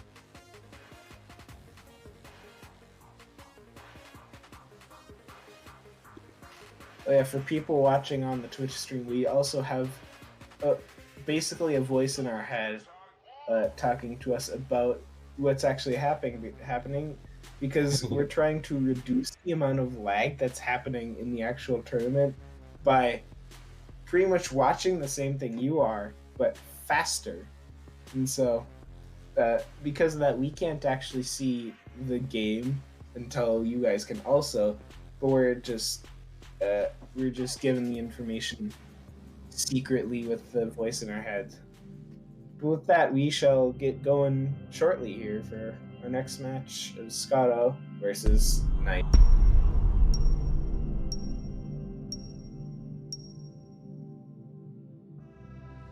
Alright, looks like both players are ready.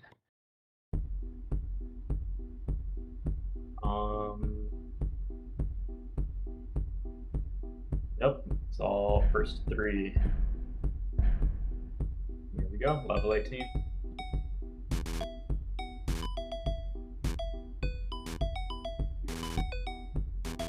I like that adjustment by Heo Knight already. I know it's very early on, but I really like that adjustment.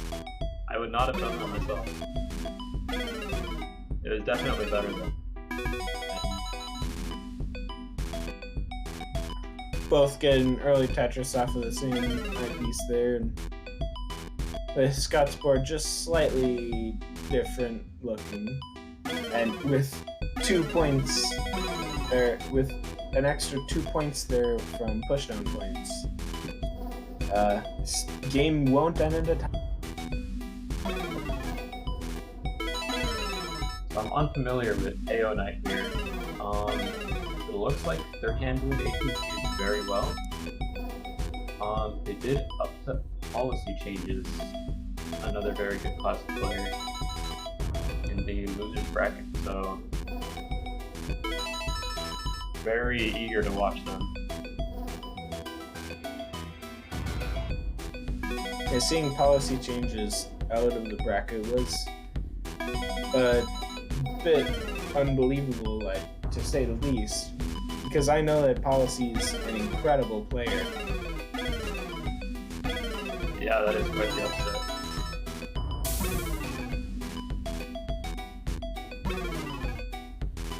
Yeah, with that, both players are having a nice stack here. Knight with the left side of the board stacked up a fair bit with eyepieces, but both players are doing a wonderful job of keeping very nice boards and remaining, for the most part, Tetris ready.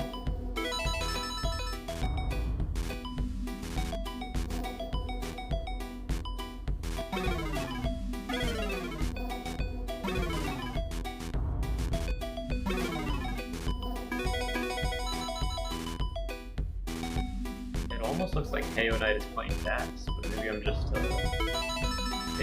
seeing things.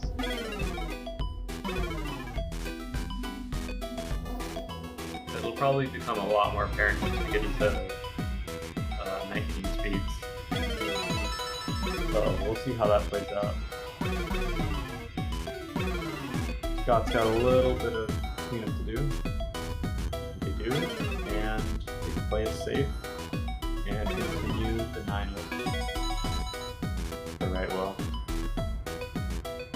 And with Knight's slightly cleaner stacking, Knight now has about 100,000 point lead.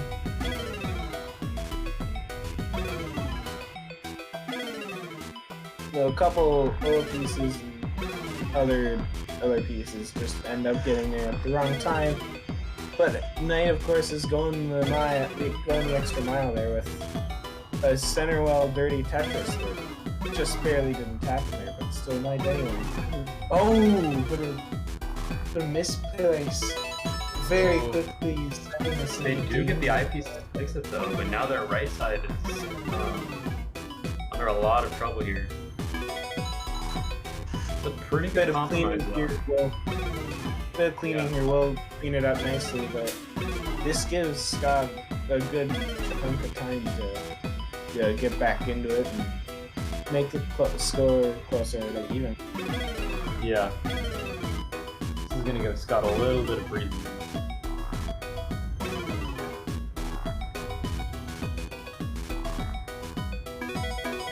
Yeah, Knight seems to not worry at all about these various non-right well Tetris's that they've been setting up pretty much this whole game. They've been playing very efficient this game. 400k at under 100 lines is very, very good.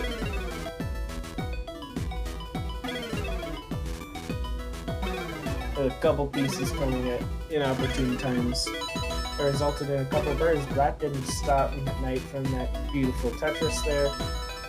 Right back down to the bottom of the board. Scott had just done a nice tuck to clean up his board as well. And it's still anyone's game with Knight having a bit of a lead. Nice tuck from Scott, clean up her step. It was a Z tuck into J tuck. Very satisfying to see that all fit in. Knight's still opting to remain off of a right well Tetris, and just from that seems to have gotten into a little bit of trouble here that hopefully won't be too hard to resolve. That L piece is not going to help him out. These are very, very smart choices to get out of that. These are not the best pieces, but they've been doing them very well. Once again, this gives Scott a little bit of extra time to get back into it, but Knight cleans up right before transition. Beautiful timing. Scott got pretty close in score there for a little bit, but with Knight having a very clean board once again, this is likely to go away. KO Knight still rocking the center wall here. Knight really just said, how can we confuse our opponent?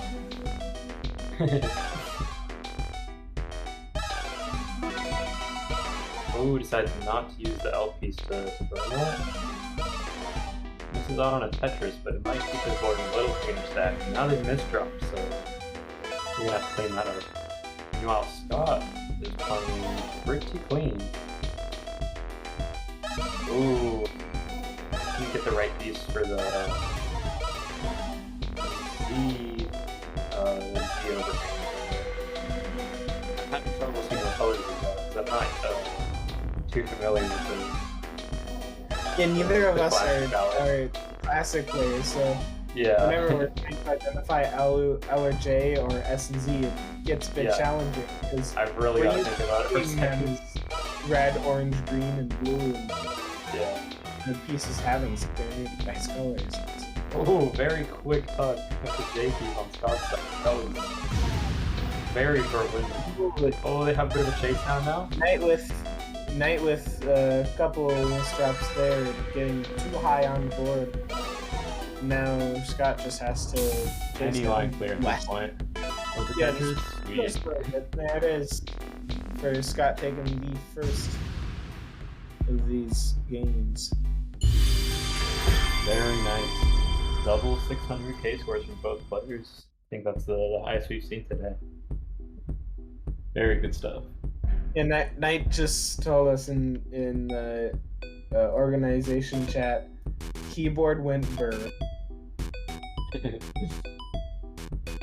was a lot of fast tapping that game. Always love to see players making really fast movements in moving speeds. Ooh, Knight missed the extra tap there to put the J on the far side of the board, but with a couple lines of cleanup and right at the beginning of the game, it's nothing too much to handle. Team policy is saying that Scotto is hybrid action, a mix between DAS and hyper tap. Very cool.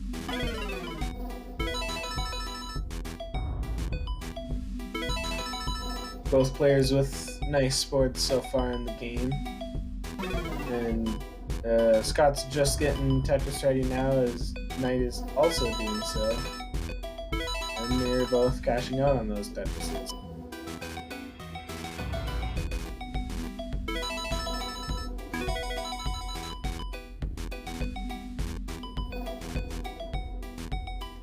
This gets to be a lot quieter at the beginning of the games because there's less stuff happening, because level 18 is really fast to play when you're not used to it.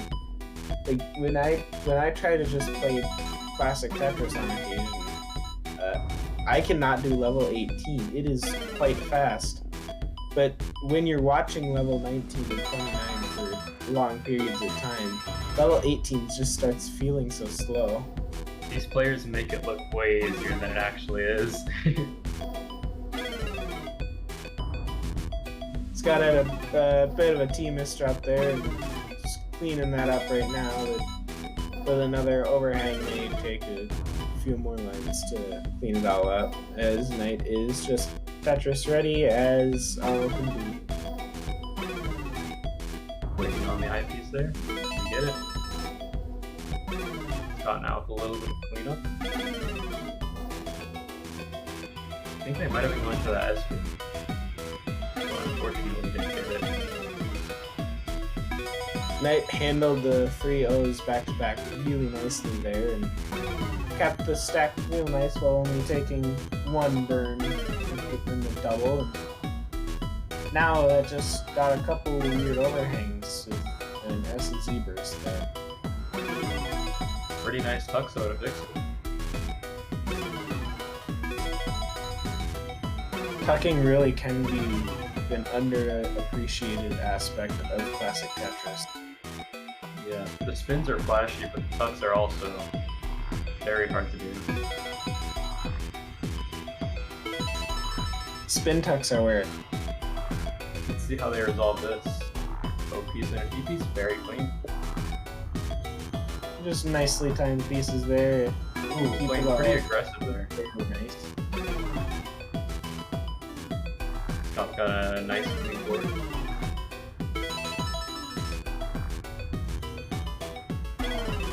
Knight decided to not allow themselves to just resolve that with the pieces given, but instead just take a burn to resolve it, and it worked out in the end. But Scott now also has a little bit of a hole on his side. Was setting up for a T-spin there, but as Scott's not top of, that wouldn't ever happen. Knight's got a very clean board here, and also a sizable lead, so they're looking like a pretty heavy favorite for this game so far. That Tetris will make it over 150,000 points.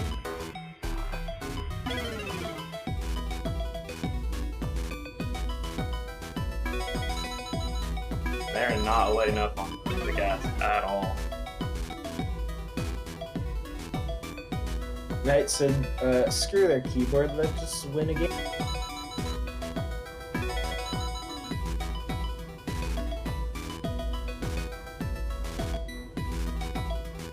Both players now Tetris ready at just a bit over 100 lines.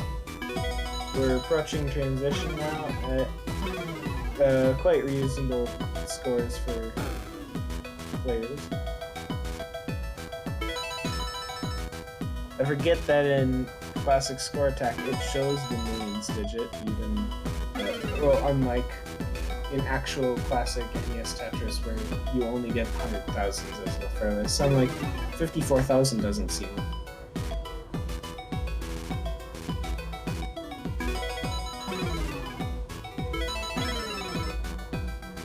Oh my goodness, 200,000 point lead tonight right now.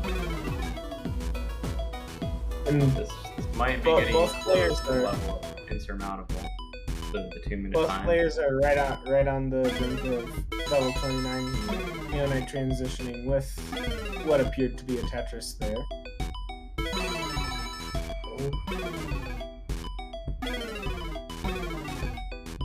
It's gonna be really hard for Knight to get out of. Oh, that was such a bad tap to get that Z piece over. Oh my gosh, player is really challenging there.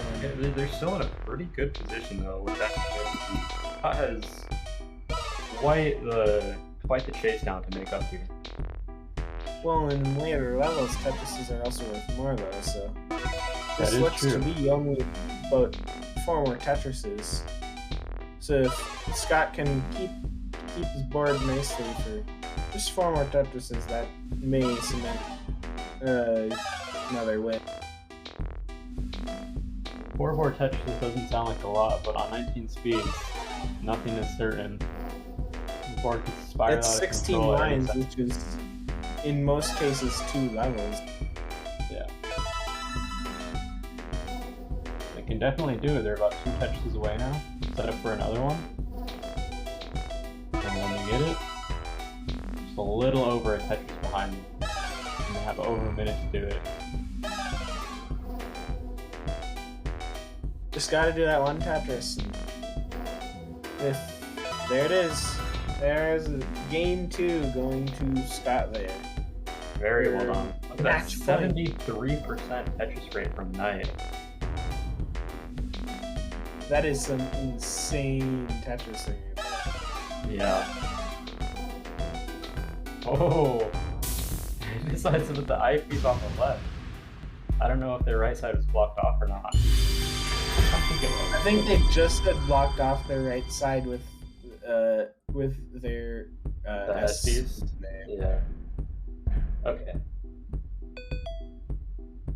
Very nice chase Game down from Scott. We're on match point here. Scott with a 1 pushdown point. No way. Bit of an uncomfortable stack to start, which gives Knight just under 1 Tetris lead so far. Knight, if you're listening to us, can you give us 2 pushdown points?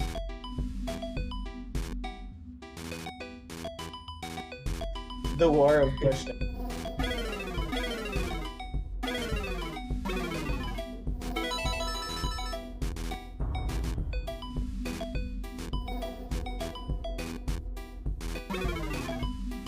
It's got a bit of a high stack there, but a couple pieces to clean it up, and just leaving Scott in the dust here with all the cleanup that he's had to do. Yeah, this is looking a lot like last game. But Scott did end up winning, so never know what happened.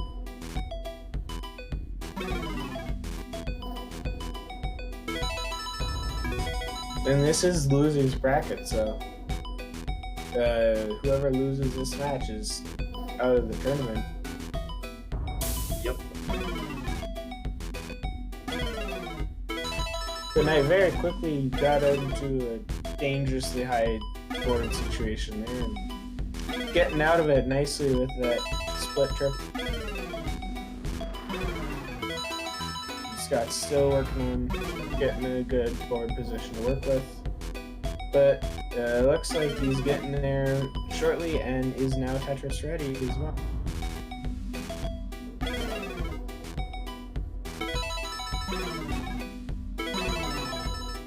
Nice Tetris from both parties there. Gets both of them well on the board, and only about 1 Tetris lead for Knight now. So that it can go any way they please. Oh, that was going to be a really clean Tetris from Scott, but the IPs just not showing up. They're back to having a clean board state though, so still in a pretty good position. Down only a Tetris.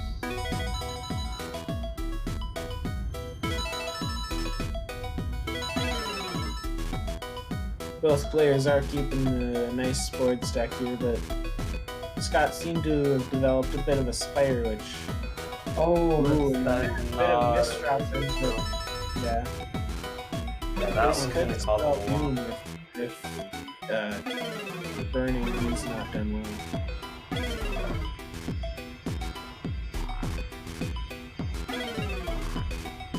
Oh, they're just not getting that LP. That would be a beautiful spin where it's not classic Tetris. Puyo's getting shrouded though, so I mean, not as bad of not as worrying as the drop in efficiency this weekend. It was about the same time as the drought was happening. So. Not nice, but very questionable board. Very. Oh, this is getting really scary.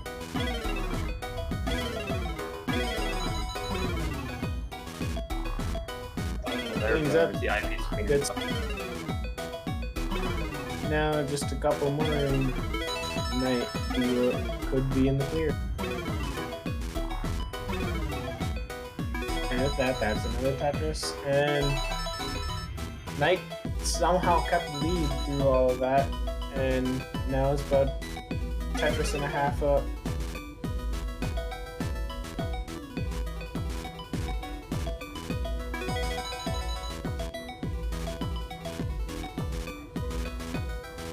Oh, but a slight misdrop will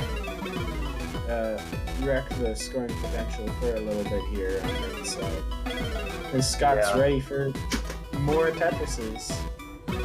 Yeah, but he's getting crowded. Oh, the OPs.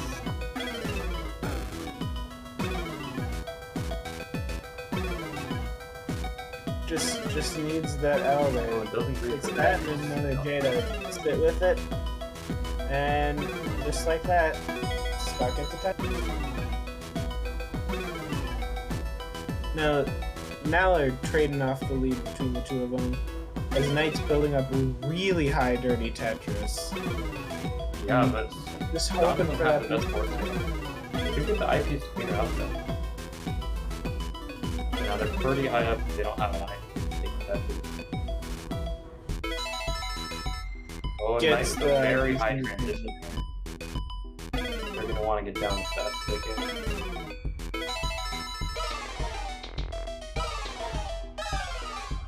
Nice clean up there and ready to rebuild the stack.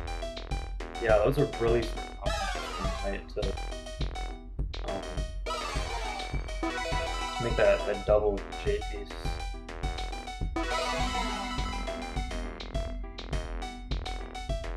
At a very even game here. Knight is a little bit ahead on lines and scoring. Oh, very nice spin tuck from Scott there. That was beautiful. Not every day you see that. It keeps her stack perfectly clean. Very well done.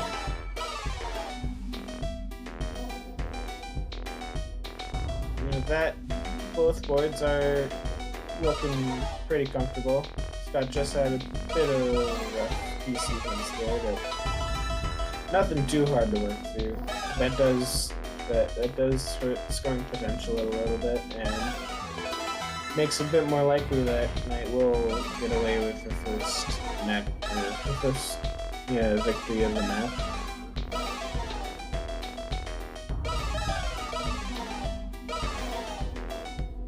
The IP's misdrop on Knight's side though. It would be fine as long as we get one pretty soon.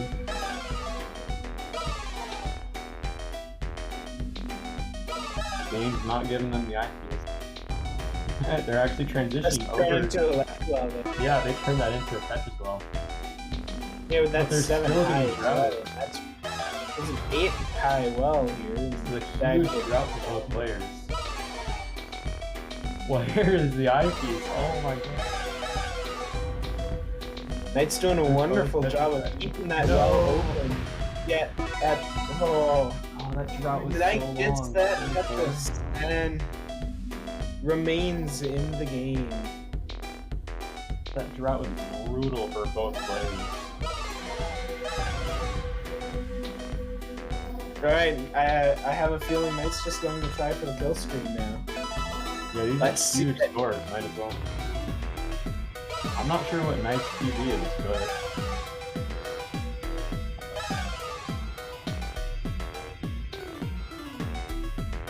Is Knight going to end with... No, Knight might decide to end with a Tetris. Yeah, they're going for it. Oh man, not even And- really right well. Oh wait, they're going for 2. They're setting up for another one kill screen. Oh no. Okay, just take it, yep. Very nice, very nice. Now you get to see wait, a little they're bit- actually playing on the kill screen. That is some very fast. It's gets one line cleared from the kill screen. Yeah. For really nice. 37,000 and a kill screen. Very nice game from Knight. Scott was keeping up there, but And now That you get to was see what I a mean lot of by time. 18 feels so slow after seeing high speeds like that. yeah, 19 is twice as fast, but quite the difference. Well, at level 18, when operating under the classic 60 frames per second that NTS offers, the pieces drop one line every 3 frames on level 18, 2 frames from 19 to 28, and then every single frame from on level 29, which is so fast that DAS just does not help you at that speed. Gotcha. So it's a little bit under twice as much speed. Still a very significant speed increase though.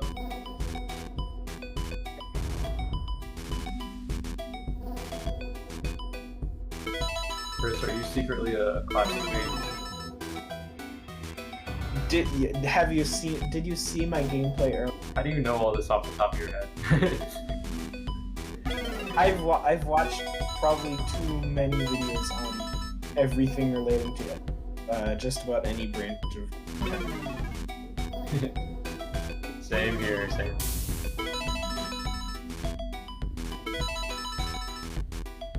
Him and I with a very fiery deck. Banking on getting. Oh, yeah, that works. Yeah. Very nice burn there. Scott had a weird overhang there. Just gonna build on top of that and do it out. Oh. If they built that left side up cleanly, they could have gotten away with a very, very clean stack. They're playing those J pieces, but not the best pieces to be sure.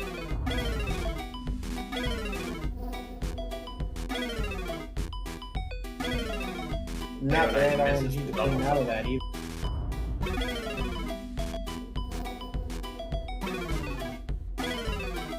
Is this round just a matchup on who can look the Puyo?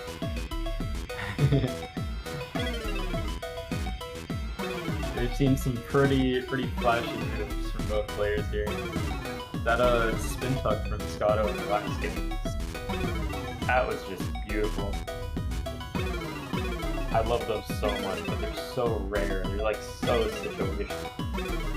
You don't see them too often. Competitive scene with this. And Scott with a bit of a misdrop there. Just means it's a little bit of cleanup that has to go down. But nothing too bad. You can't handle.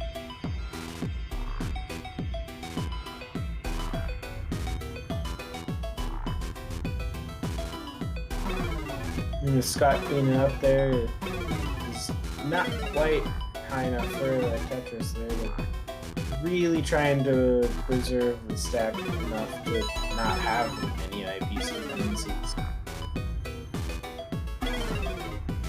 The Knight's gotten a couple misdrops to now have a lot of digging to do to get out of this. Yeah, I think Nick is right when he's saying the nerves that get into these players. This is a really close set between these two. Lots of these games have been down to a wire. And this is tournament life for both of these players, so it's all or nothing. Oh, Halo Knight does look decent, but it's actually better for this set.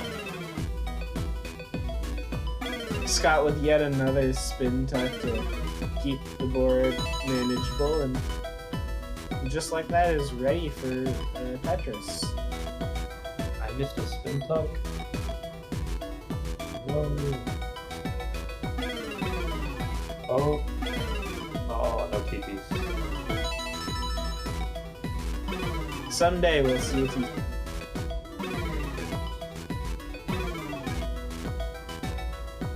Knight literally had the T-spin earlier, and then it was more beneficial not to take it. I don't know whether to be happy or sad about that.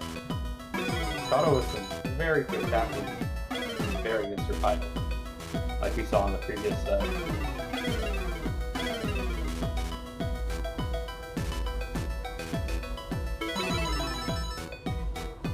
Oh, the S piece. Oh my gosh! This is such fast tapping with Scott.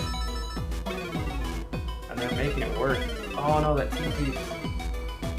Oh, and 19! Oh, that is so... Just too high. That is so unfortunate. With that, yet another decider. They were so close to getting out of that, and then transition killed them.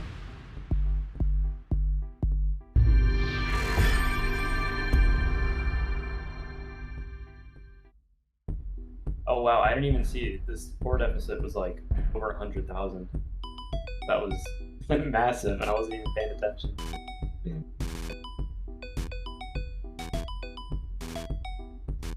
Well, and I've been paying attention to everything else that's happening around me, so.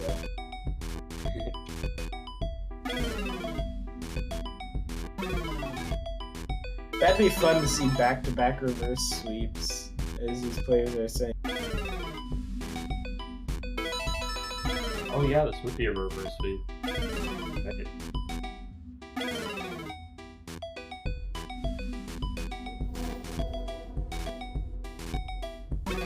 Scotto's got one more chance to close it out here. Well, it Nice makes setup for a Tetris. uncomfortable board here, but with a very dirty Tetris nonetheless. Yeah, that cleaned up their board very.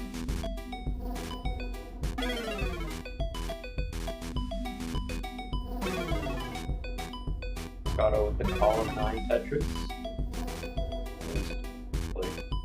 The game gets a 9 piece. There we go. 2 breaks the piece, sets them up for another Tetris there. There we go. They're back to doing that now.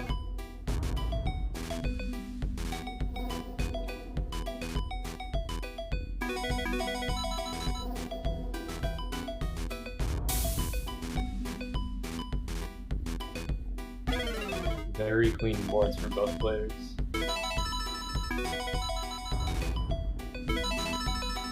Scott does have a little bit of a point advantage here, though. Oh, look at the T-spin. Not sure if that was intentional. Either way, it would have looked. True. Oh, What is? I'm in the middle of trying to do like the backside management of things. And just seeing spins like that as I look over is fantastic. Yeah.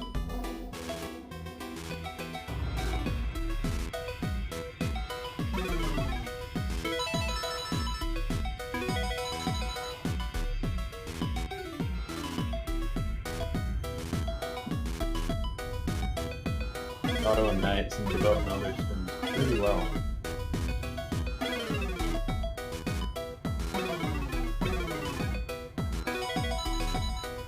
Tam and I gonna go for a Tetris here. We get a J piece. Oh.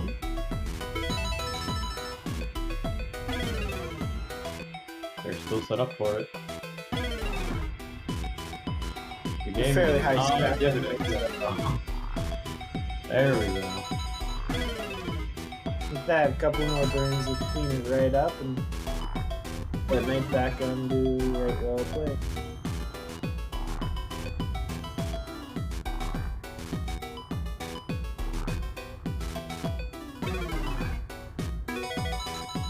And Knight just really loves those dirty touches. She's setting up for yet another one. Instead, just takes the double to keep the board manageable, but with that piece right there, and it's just clean as all can be. Tetris there puts both players within one Tetris of each other. I'm a little surprised at how aggressive these two players are playing right now, considering this is the tiebreaker and their tournament life online. But Knight is down, so they do kind of have to amp the efficiency just a little bit.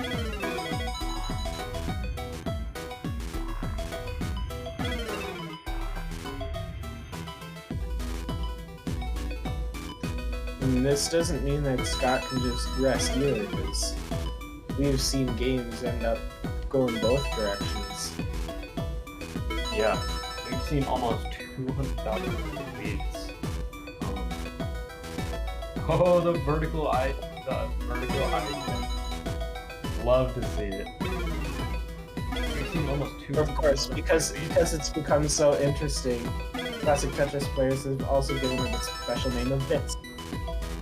Yes. What's the S stand for? Sorry, what did you say you cut out? Set up. Oh, set up. Oh, there's another one. Very nice, very nice. That's just trying to flex on us now. I never go for those. They're so flashy. Oh, at least I'm OP. It's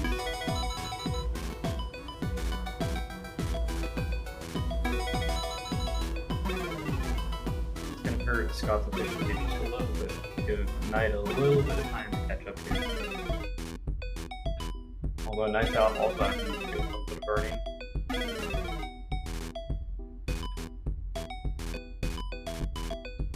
Knight's all ready for the Tetris, and Scott just got ready for the Tetris, so now it's just a matter of when are those IPs? Where's the IPs? Knight's got a better stack here, but they are down on points. It's gonna take a lot of work for Scott to get down from here. Yeah, it looked like Scott had Oh, a bit of a misstep as transition came in. With that, Knight's just gotta get a few more points to win this match and remain in the bracket. Yep. Oh, the I misdrop. Oh, this is gonna come down to the wire. This is so close. Oh, there it is. Let's go. Chase down is complete. And Puyo Knight is next. Wonderful match to see that. Yep. Very well played, Scott. Been very enjoyable watching this.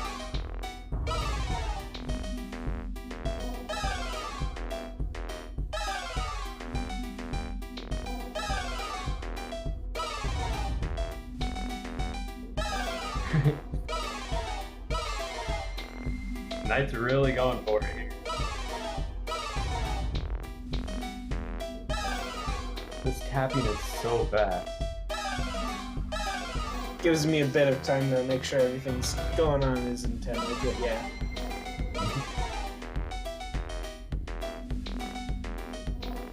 Another eye, misses the eye.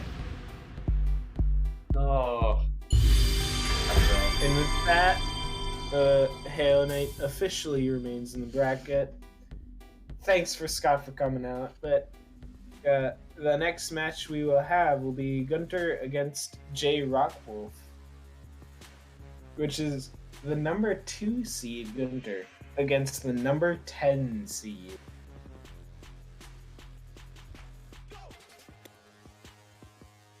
These may be short games, these may be upsets, who knows, it will be entertaining nonetheless. This is classic Tetris, anything can happen.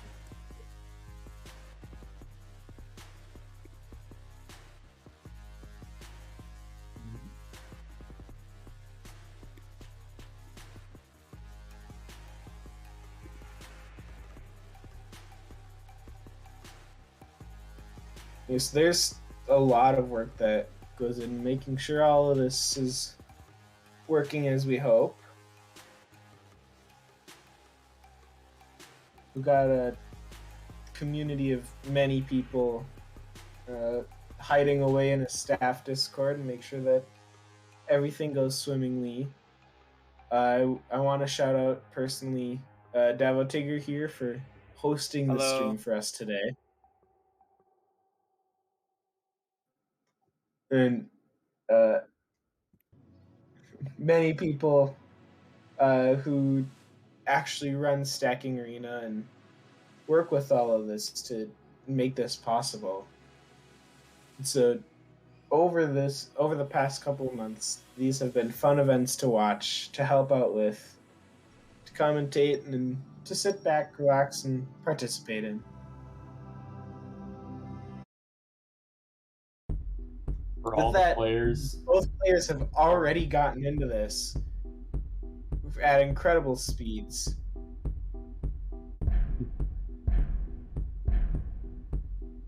Let's see some more fun matches.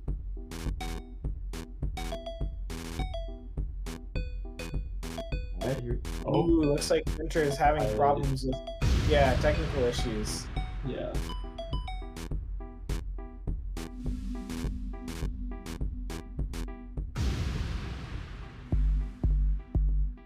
Yeah, I'm not sure what happened, but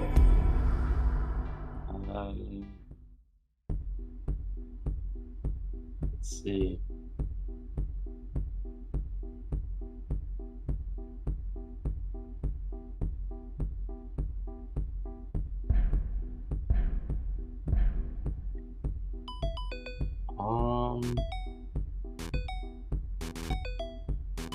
Well, we're playing.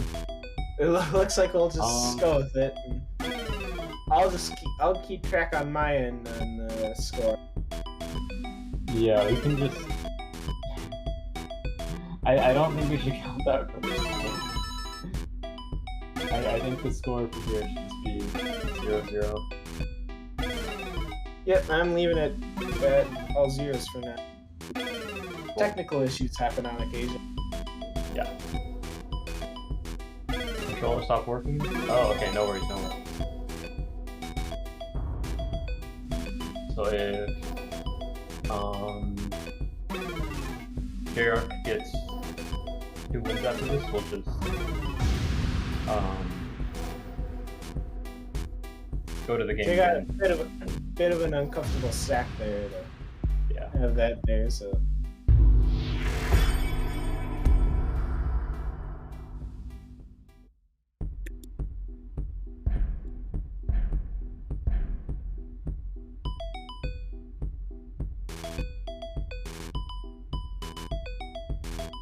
Both players starting off with a short bit of identical stacking there. And Gunter seems to have dropped his piece slightly in a weird position.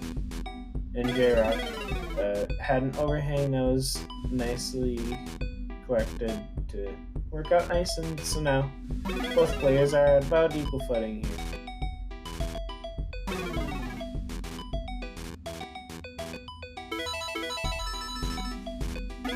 Difference in scores here is primarily just 1 or 2 lines here.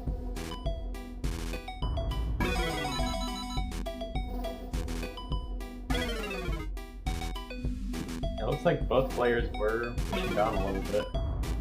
We don't have zeros at the end of the score, so. They listened to your plea last time. Maybe.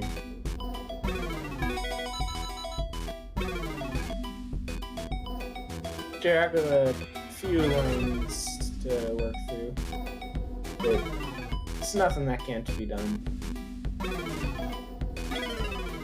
AJ's just working here to try to get a secret grade. It's always fun. A lot harder in classic Tetris.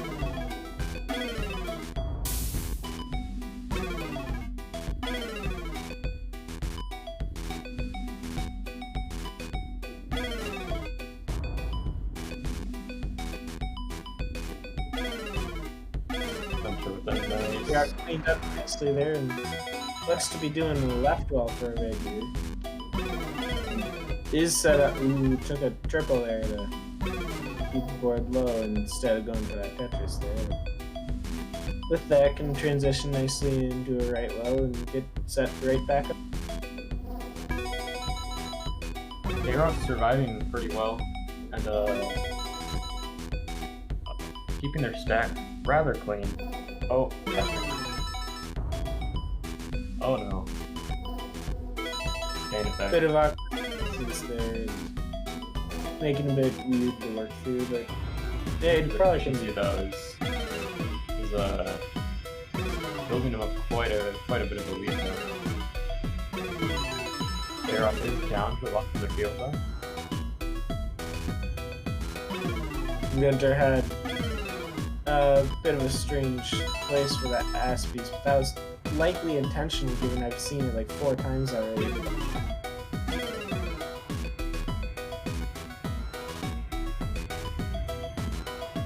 Bit of a misrep for an O there, which didn't work out very well for J-Rock there, but nothing too extreme. Can dig right out of that.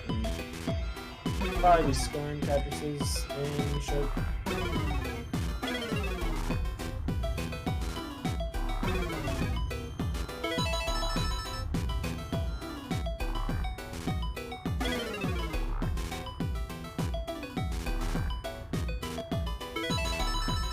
J-Rock seems to be doing a fair bit of soft dropping during, during level 18, which is not something we see very often. Yeah, they're trying to play a little aggressive here with the score deficit. 260,000 at this point. They kind of need to. Oh, Gunter's got a really ugly sequence of misdrops here though. This could give Dreyarch a little bit of money to start catching up. Making up some of that deficit.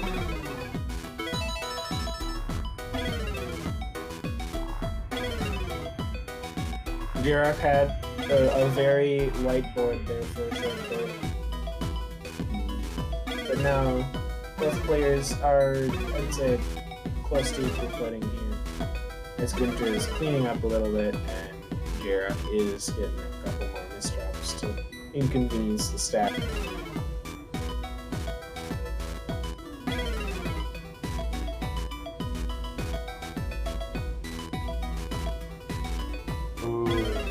That just might do it in. Yeah, that's gonna be hard to get into the left.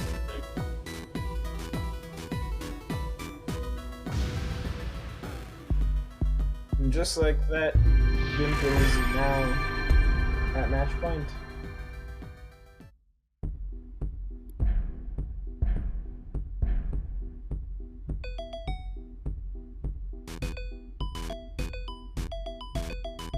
I couldn't tell if Gunter just had more technical troubles there or something, or just forgot about the fact that the game was going, but you know.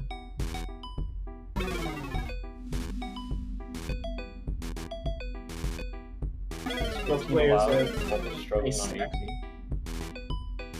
I would assume so. Here. I don't actually have the rules yet. If the allowed speeds are whoever is the allowed speeds are those of what the higher rated player can choose in normal ranked battles. Yeah, which in this case would be 15 to 18.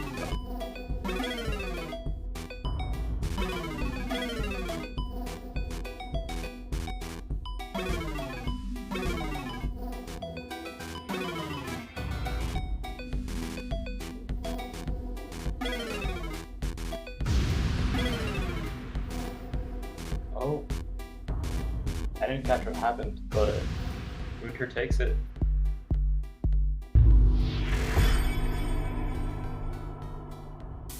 A bit of an early top out. Unfortunate.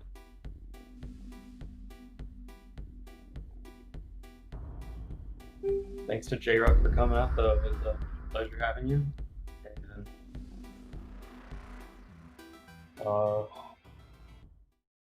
looks like they had a pretty good run day one. So, well, props. And congratulations to Gunter for advancing to losers semifinals against Hayo Knight. That should be pretty With this, we good. get to jump back over to the winners bracket. I do have to warn people about it.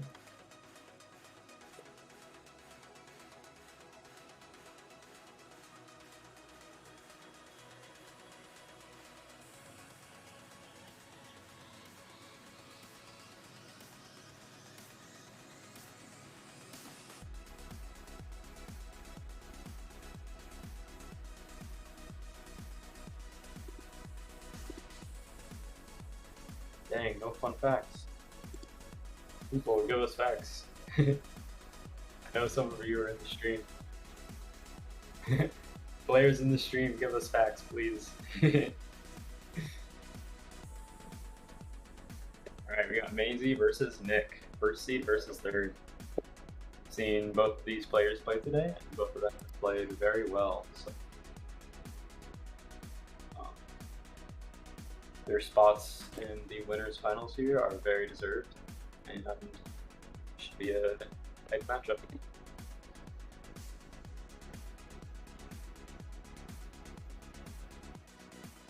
I believe we're just waiting on Maisie for a quick moment.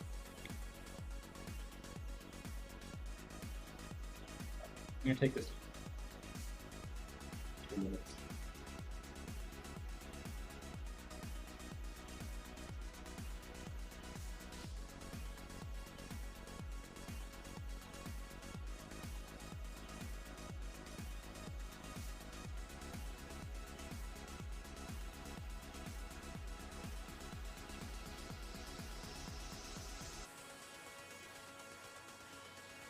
So, quick information on how these last matches are going to go. We will be doing Maisie against Nick here fairly shortly. After that, we will play losers semifinals of Night against Gunter, and immediately after that, losers finals of the winner of those against the loser between Maisie and Nick. Before finally ending off with the grand final.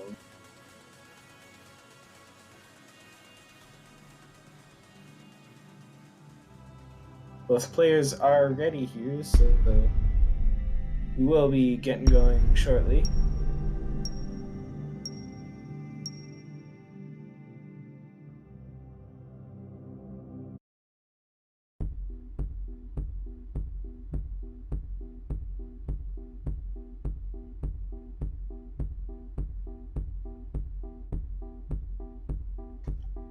And we're off here with Taco currently elsewhere for a little bit, so it'll be me.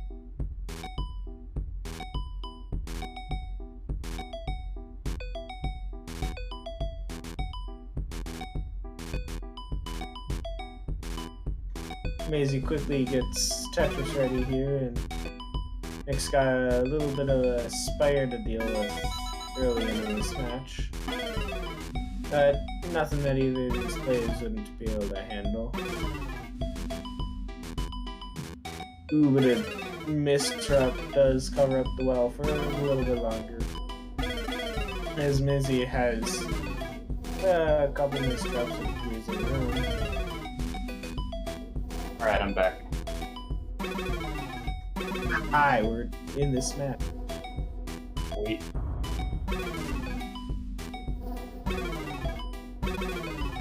Nick's getting all cleaned up here, and Maisie is also now clean and almost Tetris ready, so we're pretty close to equal here, with only about a Tetris between them and approximately equal in number.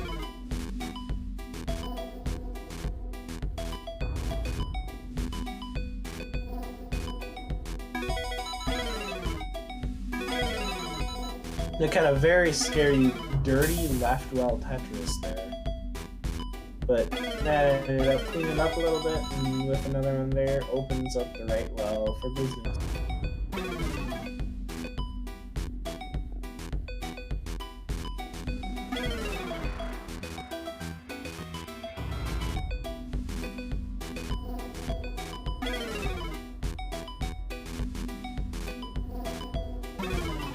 It's really dangerously high up here for a couple moments here, but probably is gonna get us out of it a bit here now. Maisie's doing a nice job of keeping the stack really nice, but also ready for Tetrises. Just like that, scores are still neck and neck as we're 59s into the game. Yeah, this was a really close game so far.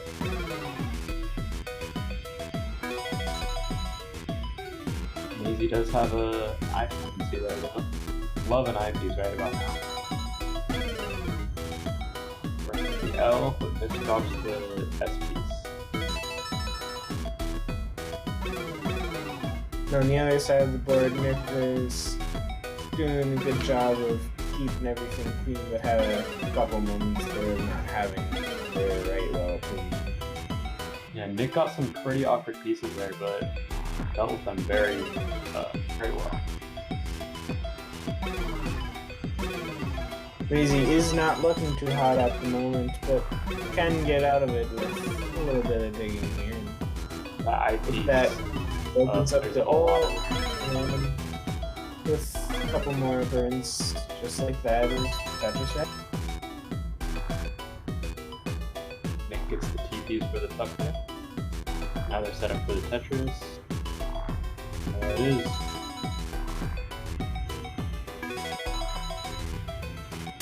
Oh, I should probably say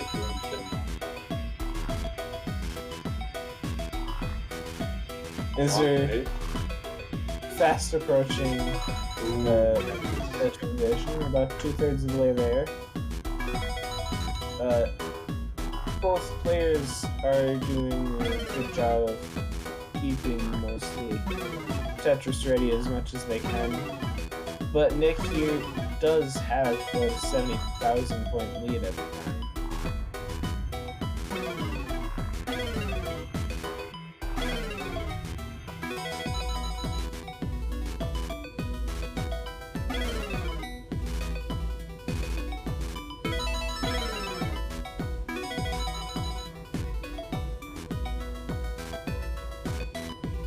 Pretty clean Both stack. players remaining really low on their boards here.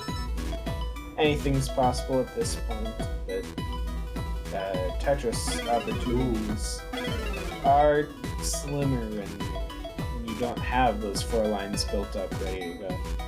I like that tuck with the L overhang from Nick. That was really smart. And we're approaching transition. Basically perfectly clean.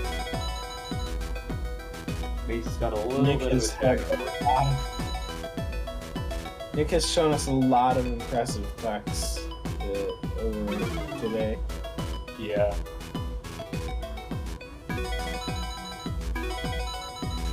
Both players got a Tetris there, and Nick still is just about a 100,000 point lead as it stands.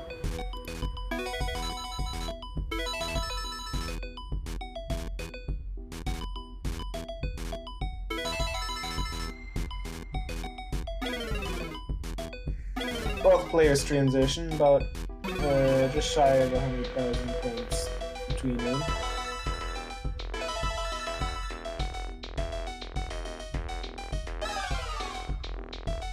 This does look possible for a max out, which would always be fun to see in a smaller tournament like this. Yeah, Nick's got a really good score here.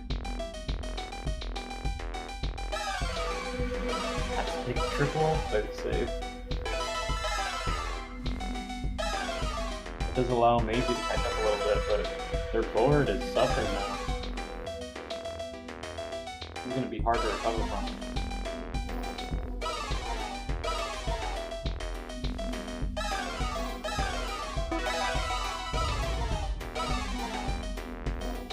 They are actually recovering from it pretty well, though. Nick came into a couple troubles of his own, cleaned up real quickly though. And with that, now Nick is clearly 100,000 points clean ahead, and Maisie is getting cleaned up for that Tetris. This is a really intense 19 games so far. Both players have a really good stat. Probably gonna jinx it.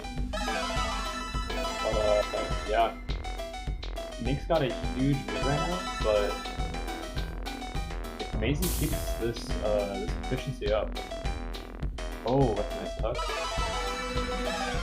Maisie missed a tuck on her side. Yeah. Very quickly spiraling out of control. Nick could very well max this out. I think this is the end for Maisie. It's gonna be a lot of fast tapping. We have seen some fast tapping from Maisie, but Oh my gosh. even this is a lot There we go. Still trying, just Right, not Nick. enough. Nick, go for the max out. You got it.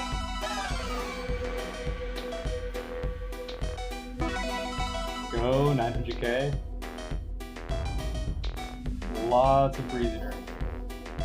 Lots of runway. Oh, doesn't take the double today. It pays off though. Oh my gosh. There's the max There out. it Our Holy first max cow. out of the tournament. Albeit mullening, but nonetheless, still impressive. Yeah, this is a crazy level of gameplay that we're seeing from Nick over here. And there's Look kill at- streak. Oh my gosh, they're gonna get a level 30? We can one more line. Get it over there. Oh, please. No! No, it just doesn't happen. Oh my gosh. Well played to Nick. That was huge win. Maisie was keeping Really up nice really win well there. for a while. Nick was just on fire. They had that 39 drought in the middle of that game there, which I didn't notice. Yeah, that was insane. These two players are so good at keeping their stacks nice and giving just the right amount of chaos to the point where it's hard to notice droughts like that in many cases. That was only the first game too. Oh my gosh. These players are really pushing themselves.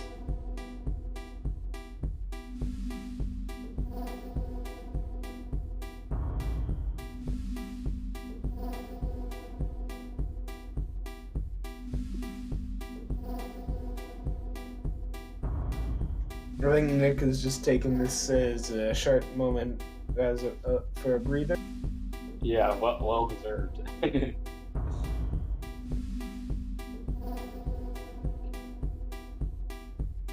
If I were Nick right now, I'd probably be like shaking.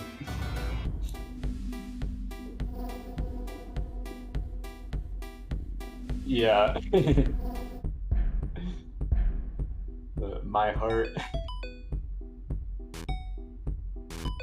And here we go with once again what seems to be blisteringly slow.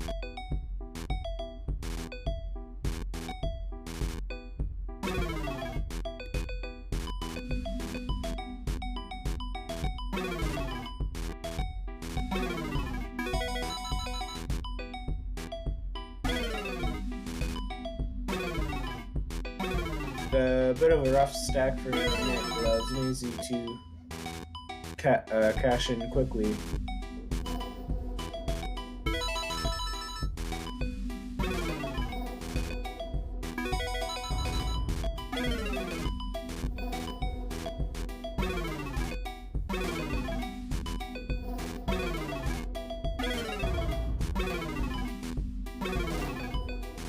Nick's getting all cleaned up as Maisie is in not as pleasant of a situation for a moment.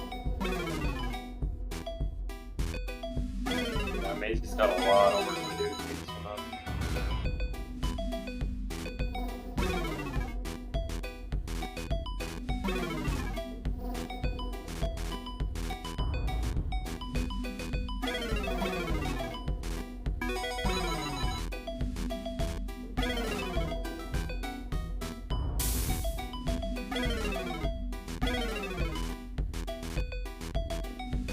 Ooh.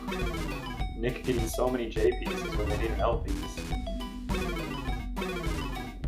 Maisie's got a bit of a weird hole there. Yeah, they could go for a double streak. And they did it.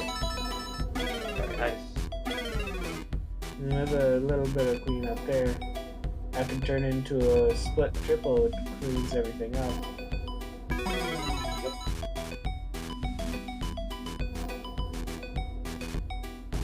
Oh no, overs. Okay. And there's the other CPs. We now have even boards and relatively even scores. It's got a little bit of a lead, but nothing these players can't handle.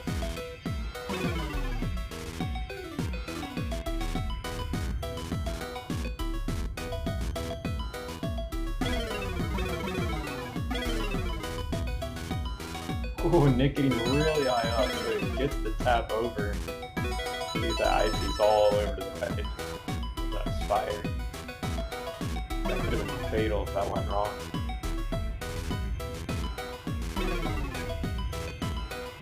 Maze's been working through a bit of a challenge for a lot of this game here with it's Tetris, and still has a bit more to make the board look nice. Nick built up a 100,000 point lead at this point. Maze has really got to turn up the efficiency. Oh, they're just not getting the right pieces though. Actually, this is good, yeah. Only burns one line, that was good. The O piece is gonna slow him down. Nick's also got a very big stack.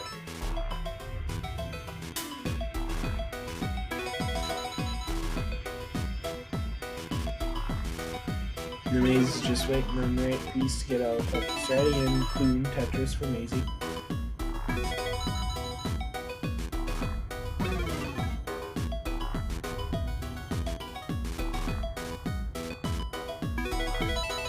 And another one for both players. Keeps the score deficit to about 100,000 very easy.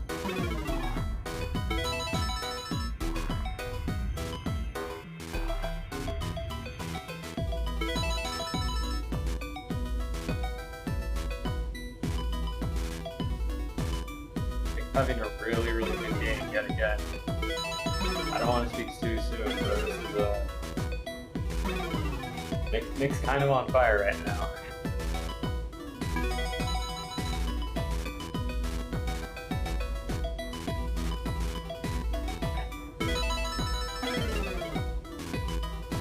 Both of these players are incredible at Classic Tetris.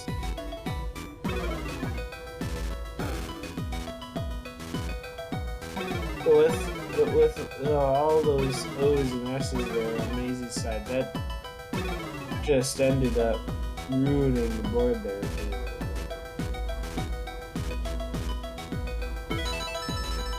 And now with an I dependency as well, who knows how this is going to turn out. Nick getting a 500k transition and counting. Maze's really high up on the board. Really looking for talent. Got an eyepiece here, that'd be huge. Yep, there we go. Ooh, nice. Level 19 tuck, Nick. Good stuff. Once again, Nick just never fails to... wow, I just failed at words. Never ceases to remain best.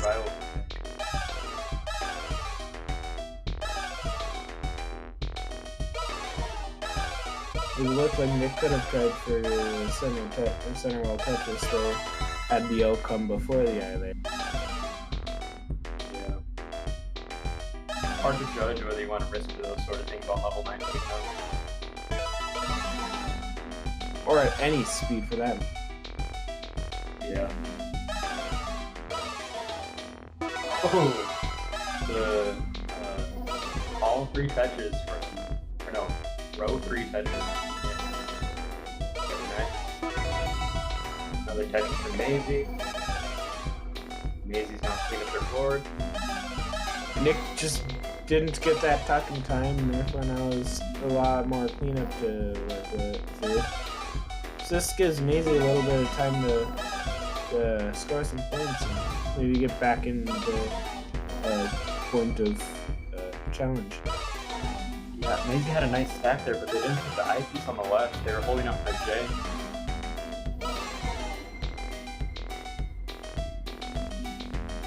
Oh my gosh. Oh, okay. They That almost got a turned Tetris forward. out of that. Yeah. It would have They been a almost really got impressive dirty Tetris. This is shaping up to be a pretty close game, actually. Maisie could definitely take this. Nick has a bit of a line in the They're a bit higher in lines right now. But, okay, yeah, the difference in line definitely does not make up for 100,000 points. But this is definitely doable for Maisie. But if Nick keeps up the scoring like he's doing, this may end up being a kill screen. It's gonna be a double max out game, I think. Daisy is gonna need to turn on the pressure and the efficiency. But these are really good scores from both these players. Oh, Daisy's really Daisy's not getting no. Eyepiece came one too late. Oh no. Nope, that'll do So it. close. And Nick brought it to game. Oh my gosh, these teams from Nick are so smart. A bit far from max out, but with Look good at that happy 29 plays. Holy cow. No, that was still quite fun. Knight says, please don't sweep, we need 15 to 20 minutes.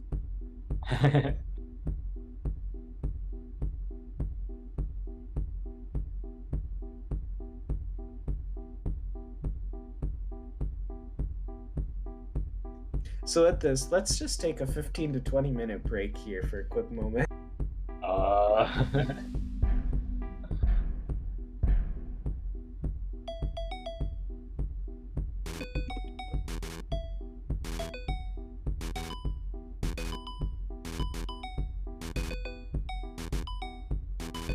We're off with nice stacking for both players. Both of them are now Tetris ready for that simul Tetris to start off this game.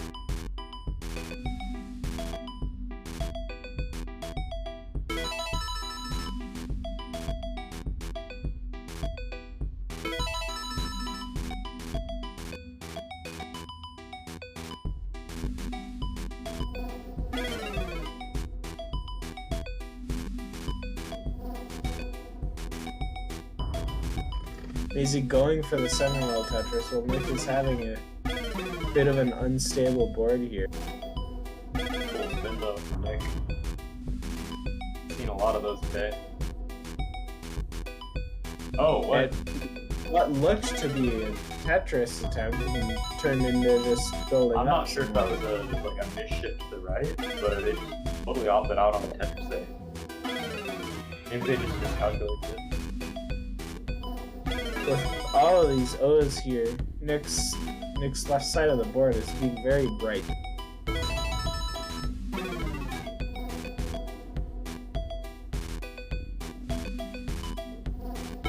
Mazy is very clean stack there. Not quite Tetris ready due to that J dependency there, but they just build up a Tetris on top. Oh, that'd Not be quite. so crazy if they did. I don't think you want to be making those 3 plays when you're on match point like this.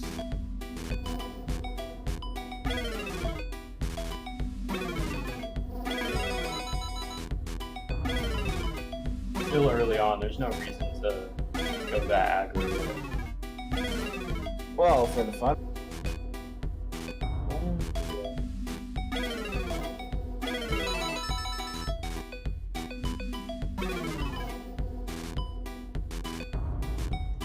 That Mazy cleaned up her board, and Nick's got a nice board there. It's a bit sloping, but it works.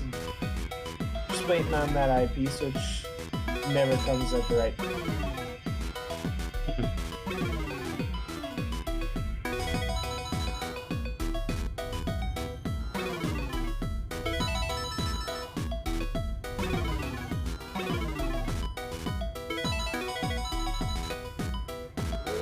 Pretty clean on both sides here. Just nailing down Tetris after Tetris.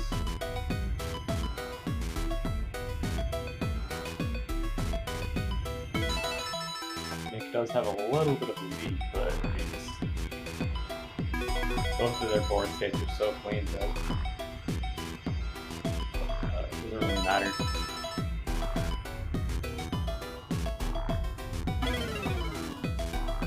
Nick was pretty close to Tetris ready, but just pieces gave it barely the right time, and nice work for a bit longer to get ready. just like that. No, yeah. Easy's got a bit of a hole in the stack and has to spend a little bit of time cleaning, but it's nothing too hard to handle. Definitely would have preferred placing the X piece flat and then placing the E piece vertical on Maisie's side, but they made it work the way they did too.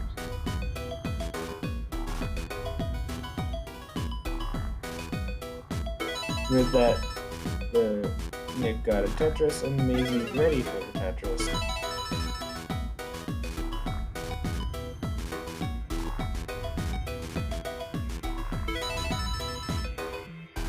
Nick is just going ham on the efficiency here.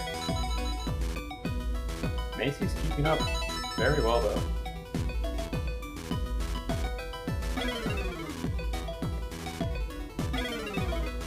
Coming into a little bit of a direct here. And Nick finally gets the long bar. And now I think Macy's gonna go through this drop. Oh no, Macy's ready now.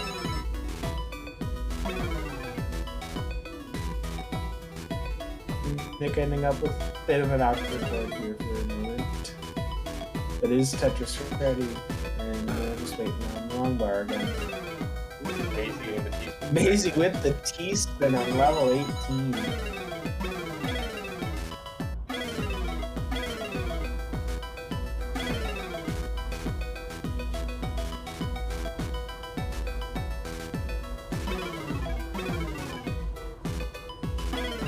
Bit more awkward stacking on Maisie's side with a few extra lines here and there. Probably can get dug down, but Nick is just gonna keep on pushing. Oh no, that piece. Oh, that's it. Oh. One tap more and they would have happened.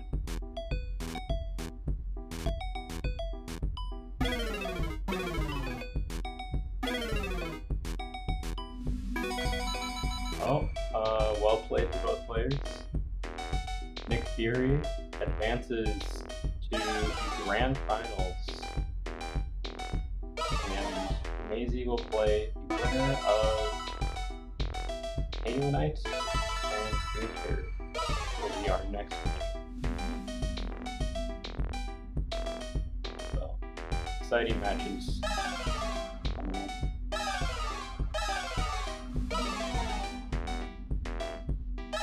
Nick's got a pretty good score here.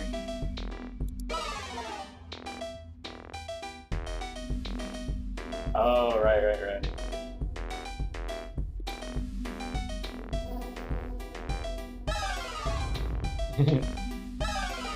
So,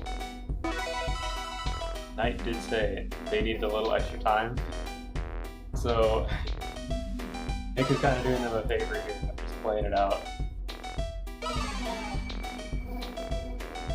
Ooh.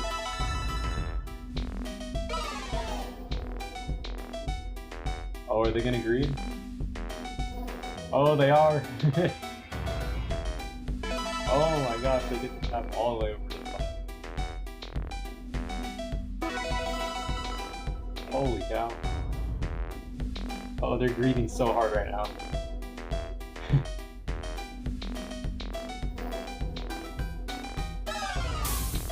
Oh my goodness, they got that all over. Oh, that's it. Getting stuff over to the left side is way harder. Well played to Nick. Quite the upset.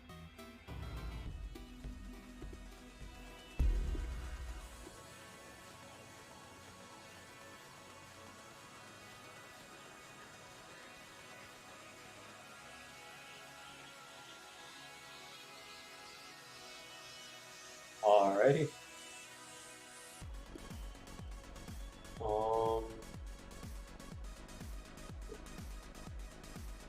Yeah, our next match should be Halo Knight versus Frontier.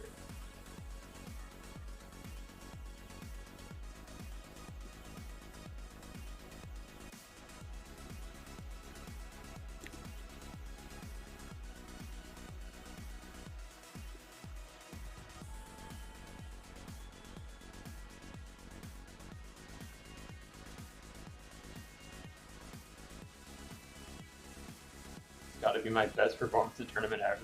Yeah, Nick, you've been your survival the first couple sets is like crazy impressive, and then that max out, all these crazy spins you've been doing, been quite the treat to watch today.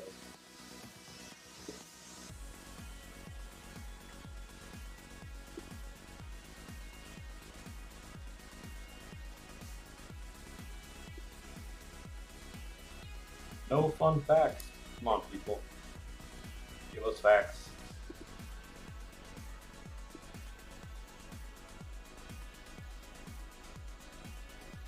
Press 1 in the chat if you want more fun facts.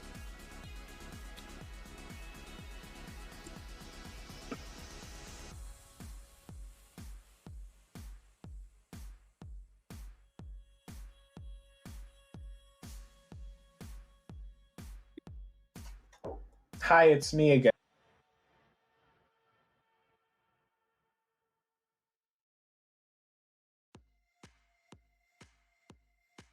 They did not give me fun facts. This is so sad.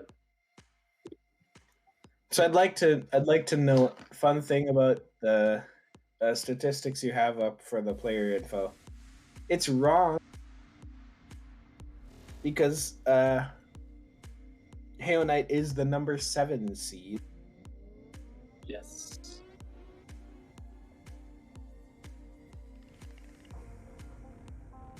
Halo Knight's location is apparently they did not give me fun facts.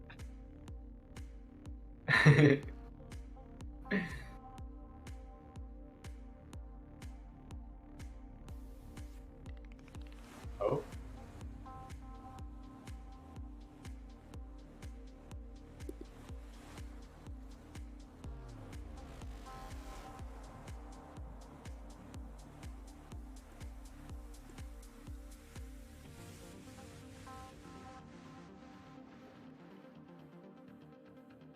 There we go. 7 and 2. And winner plays Waze.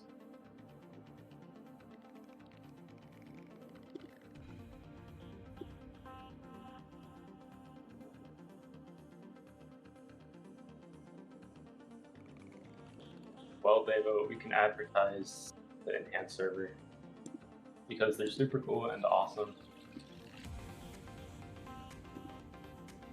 Invite people. Copy. There we go. Wait, I think no, I put in a little thing. Someone delete my first message.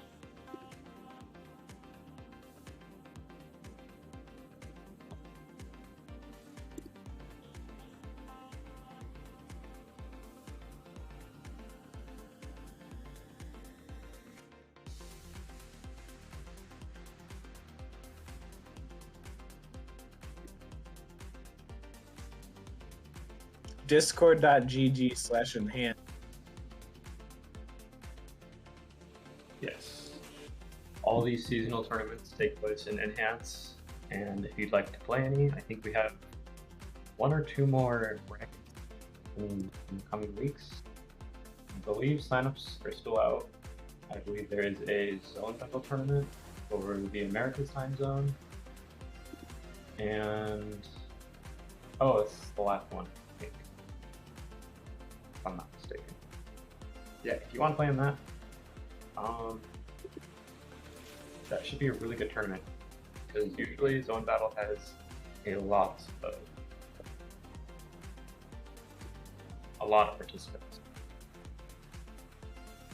That should be a really fun bracket to play in and watch. Yeah. Join Enhance if you want to play in these very fun tournaments.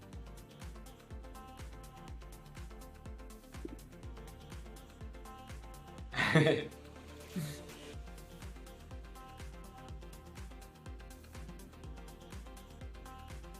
appreciate the effort, Dano.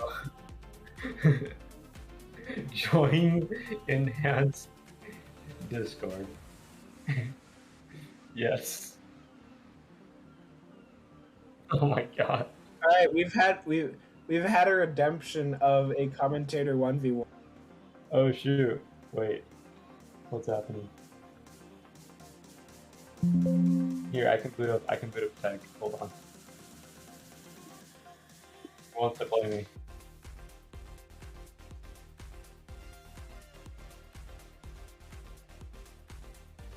It looks like Knight needs about 10 minutes. So All right, that should be enough time for at streamer least is one back match. in here. Hold on a second. I guess I'll be commentating. for What if we this what if extra- we do a commentator v stream host? Is that okay? Stacking arena. I mean, that's all in the eyes of whoever redeemed the thing, which I think is just Andy. Yeah, that's why I asked. It says stacking arena redeemed commentator 1v1. Oh, I see. I didn't see the actual redemption thing. I Avo just has saw the commentator chat. when we're good.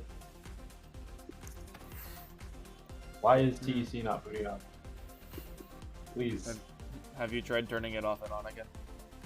Okay, let me do that. Let me turn off my computer.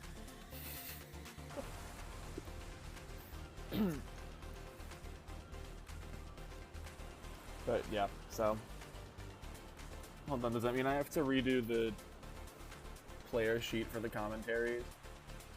Hold on. Oh no.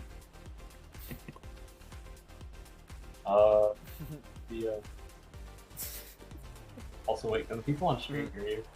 Yeah, I mentioned that cool. I am muted a little bit ago, but Cool. there was other things I said that were muted, so don't worry about it. Okay. But yes, hello stream. I am today the face behind the stream, I guess, because I get to control all the funny things.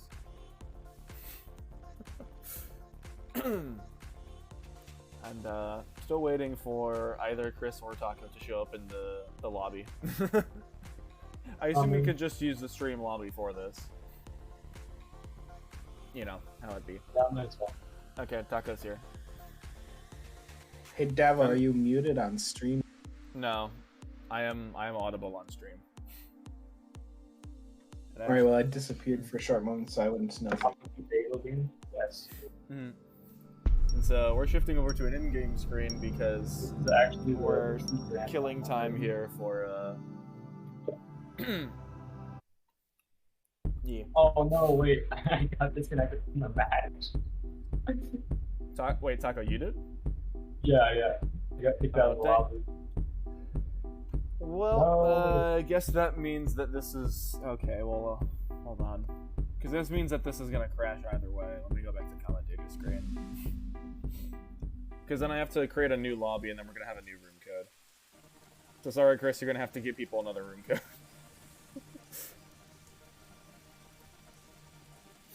It's okay. Yeah, Gunter, you're okay. I don't think that you being in the lobby early was a problem.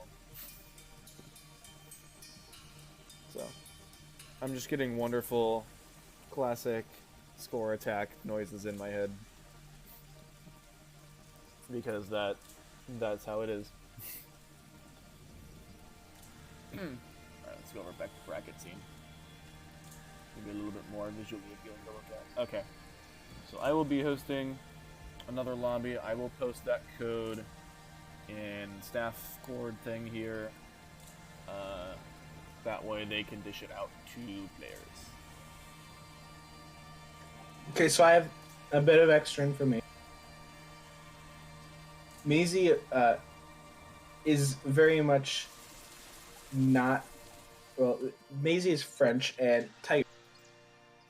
And so, Maisie is going to go to sleep and therefore sort of has to forfeit their loser's final match. Which will be sad, meaning that the match in somewhere around 10 minutes will be our actual loser's final match. No, that's so sad. It makes me sad when people have to. Well, not that they have to sleep, but that they, you know, get the sleep. Here at Stacking Arena and Enhance, we approve of going to sleep and taking care of yourself before playing Tetris. However, It is unfortunate when players are doing very well in bracket, and unfortunately, due to time constraints, they must sleep. Okay, no, the chat thing is changing your sleep schedule to playing every turn.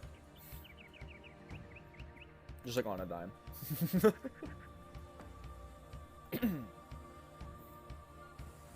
So I guess that means the bracket isn't very helpful right now, so I guess we'll just go over to player info and then I'll change that to losers finals.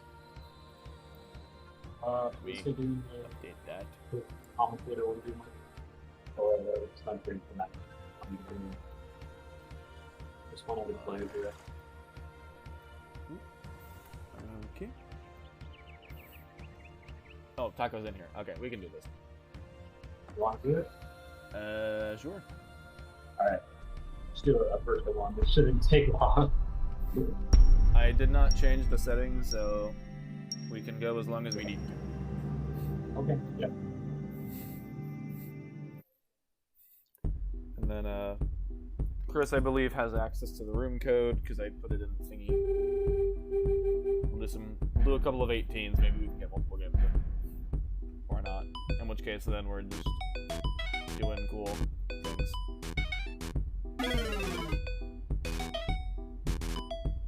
I heard this substance. Oh, I made a poor decision again. Okay, but when will a commentator get a Mac? Commentator get a what? A Mac? Mac. Have any of the like classic commentators done a bit? I feel like some of them have, right? Or am I wrong?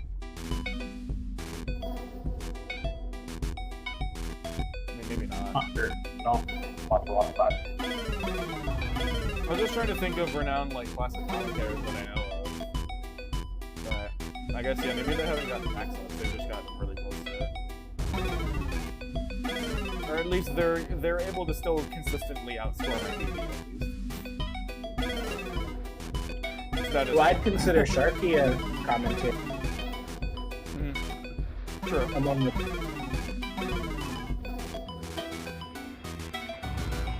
Uh-oh. Might be the end of it. Taco's already dangerously high there. Yeah.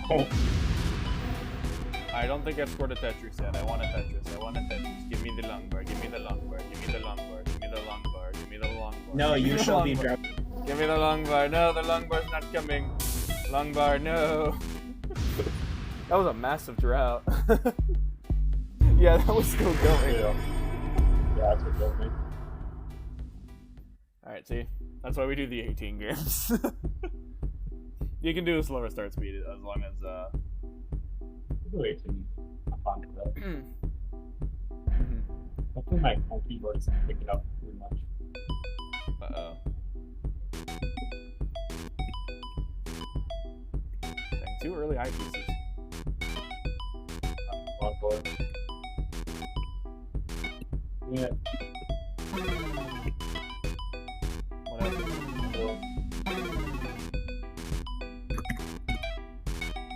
Yo, where's this long bar? Okay, there it is. I should ask for it.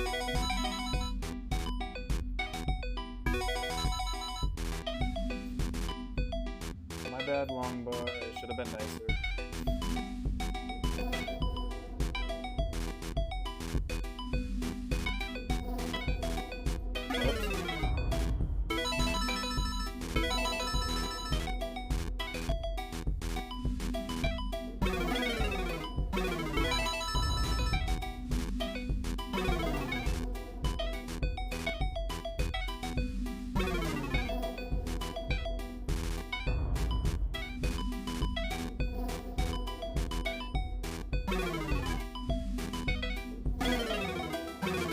Trying to do the cool skin, but it's not working out for me.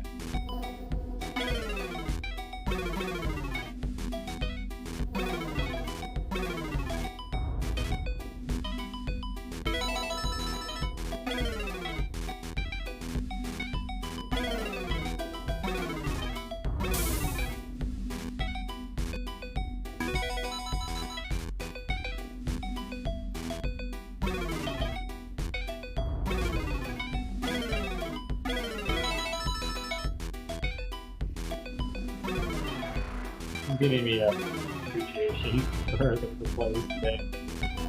Sorry, I'm focusing. I'm sorry, guys. I'm sorry. I'm being distracted by trying to get myself some food after not eating food. Oh yeah, I might have been eating during the middle of one game. Mainly because I was muted and I knew it was gonna be fine for a stream. But Oh no. oh, Yeah, I don't think I I'm hung a long bar. Ooh, the double. No, not like this. I hung another long bar. What? Yeah, okay. I want to see if I can get out of this. Do it. It's like Twitch chat. No. I I know that. I think I've only eaten like some cereal earlier today, and that's about it. So I was hungry, so I grabbed myself some chips. Good nourishment and food. Dang, another. I don't like having to start with that overhand. Also, I just built my left side. It's alright. high, Taco missed fixing the over. so I have an advantage. Cool. I can play aggressive. Actually, no, that's not how it works. Well, yeah, you're up by slightly less than 10.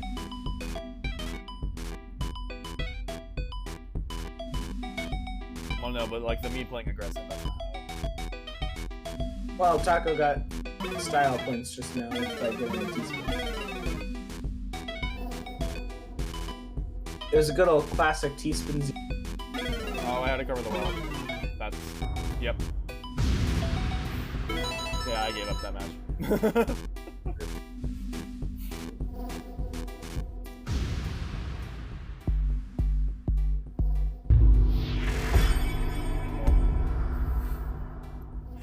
This is the only problem I have with 18, is I'm just nowhere consistent with it. But Yeah. it's okay. Sometimes I get the 400k games out of nowhere.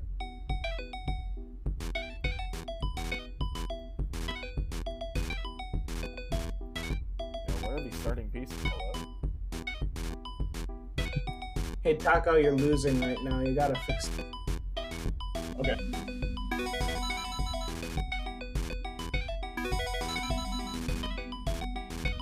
There we go, you fixed it. Alright, hey, Bravo, you're losing right now. You should fix it.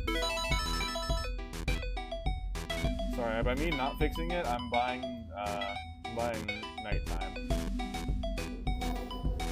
So I'm not gonna fix it. Never mind, I fixed it. Never mind, I didn't fix it. Oh, I know the teaspoon. The style points of the teaspoon. Oh, that didn't Oh work. no. Fine. Wait. Oh, what? I didn't have dash. No. Oh. Oh I thought no. that Wait. was wrong. You're both up. I don't know how I lost dash on one of my pieces. Taco wins. I don't know how We still need to. We still need to pass. Mm-hmm. Something tells me that's It'd be longer fun than if- 15-20 minutes. It'd be fun if the lobby didn't go away if we wanted to play like a zone battle match or something. Oh, like you could swap modes easily. Would be cool, but also we have crossplay, so I can't complain with us not having other features. You win some, you lose. What am I placing right now? Oh. Taco over there was trying to 6-3 stack in classic tech. I don't know how I... Hello? No. Oh, point. Wait, Taco, were you inting or no? No. You sure about that? No. We both cleared a single line? Level 20. Alright, I'm placing this all the way to the left.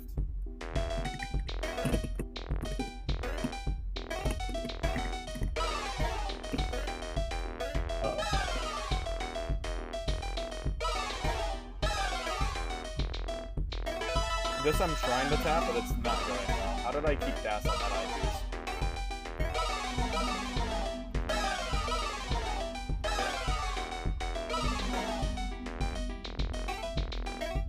What is this burst? Oh my goodness.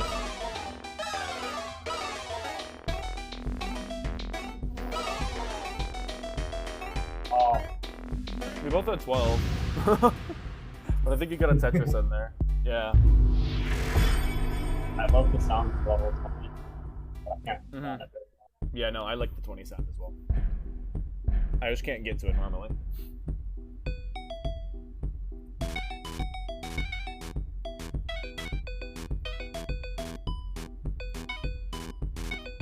I'm surprised I got 12 lines on level 19. I think that's actually a PB for me.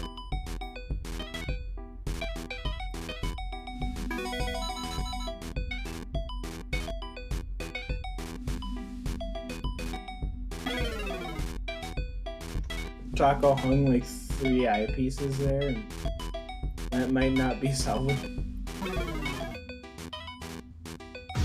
where's the Yeah, long bar? great Okay, example here of it is. what not to do there.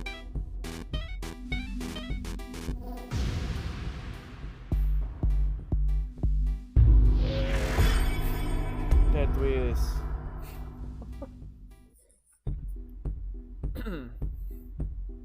Let's play a 15 minutes. Back to 15? Okay. If this goes overtime, then Rich just let us know. Then we top out, yeah. Yeah, I'm busy watching. Watching Discord? I'm watching like 4 places at once, but yeah. For any sign of, I am back.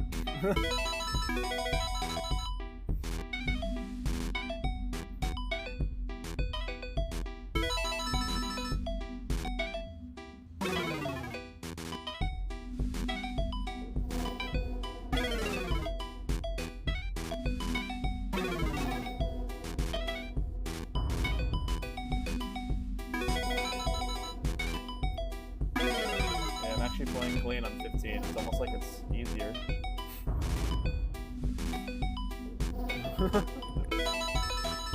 Guys, I'm doing it. It's possible.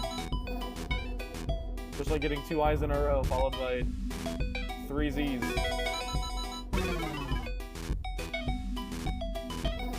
Why did I make that dependency for myself?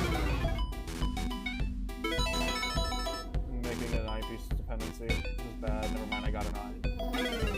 I made another eye dependency for myself. I almost accidentally plugged it.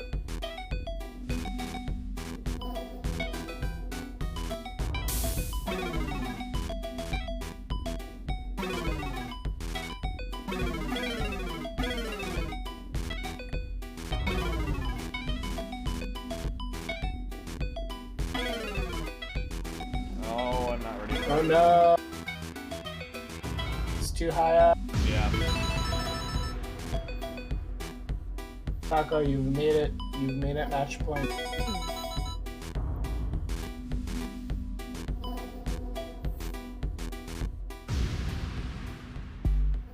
After you guys play your match point, then it will be time for the regular matches to resume. Alright, sounds good. Yeah, we can do 18 to make it quick, yeah.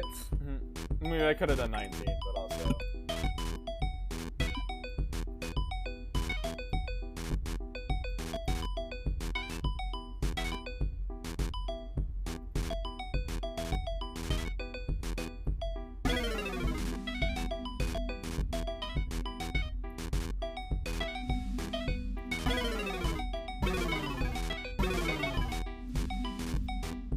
And it looks like Taco wins. Aw. The commentator has beat the stream man. Whatever shall we? Oh, one more time. Oh, Okay, you're way too high up. That's not I see how it is. happening. Yep. Good games, Dave. Over games. Good games. Well, after that, I took a quick moment at all of the notifications that my phone has gotten over the last few hours. I've gotten a comment on my first fully recorded Impossibilitress, which says, I may own multiple versions of Tetris for the Switch already, but you've convinced me to buy Effect just for this. Interesting. I'm sure Enhance enjoyed reading that. You should comment. Enhance be like free promo. Hey, you can join the season.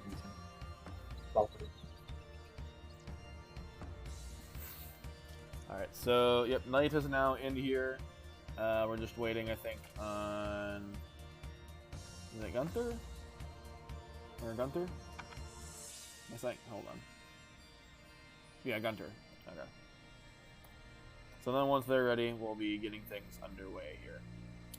And I will go back to my muted corner while commentators will take it away. You are exiling yourself out of the commentators. Well, it means I get to cough during commentary that I'm not doing, and it doesn't affect stream. Because I think I clear my throat way too often. I don't know why. I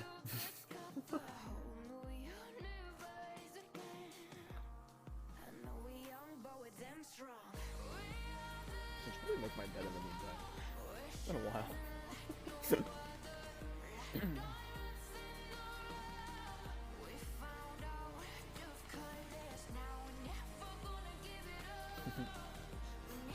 Yeah, so it looks like, oh yes, Gunter, it is a different room code. I think Chris might have sent it to you on Battlefy.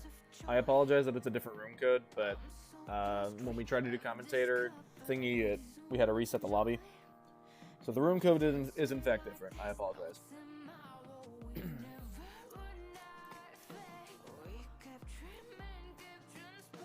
I assume by the lack of volume, I think Chris is on that. Yeah, I'm doing everything, making sure brackets are all right and things. Yep. You're doing a 2-for-1 job here. We deeply appreciate your assistance. My good sir.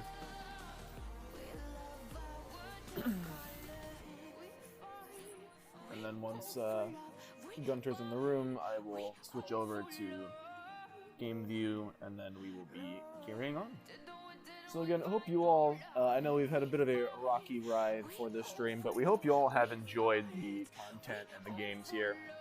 If you do, be sure to join the Enhanced Discord. You'll get entrance to a wonderful community around this beautiful game. You'll also get a couple updates through there for the seasonal tournaments, as well as other resources to get involved in the modern Tetris community. Again, in terms of Stacking Arena, we'll be doing a lot of events and other things between the Tetris and Puyo communities as well.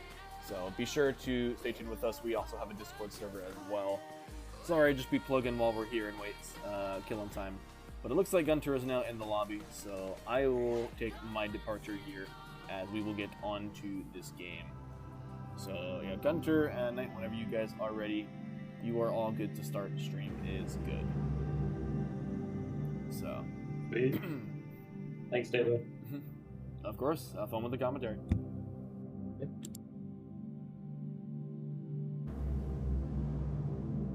Cool. Alright, here we go. Gunter and AOI. Here we go. We've got a person from France and a person from a place that used to be France.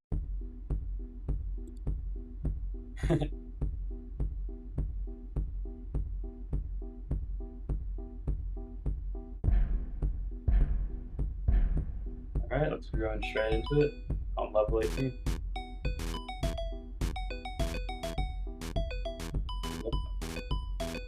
This is the battle for getting into Grand Finals here since Maisie Maisie had to drop out. And so sadly, this has become losers finals, even though if you could ever find the bracket, it would say losers. Yeah.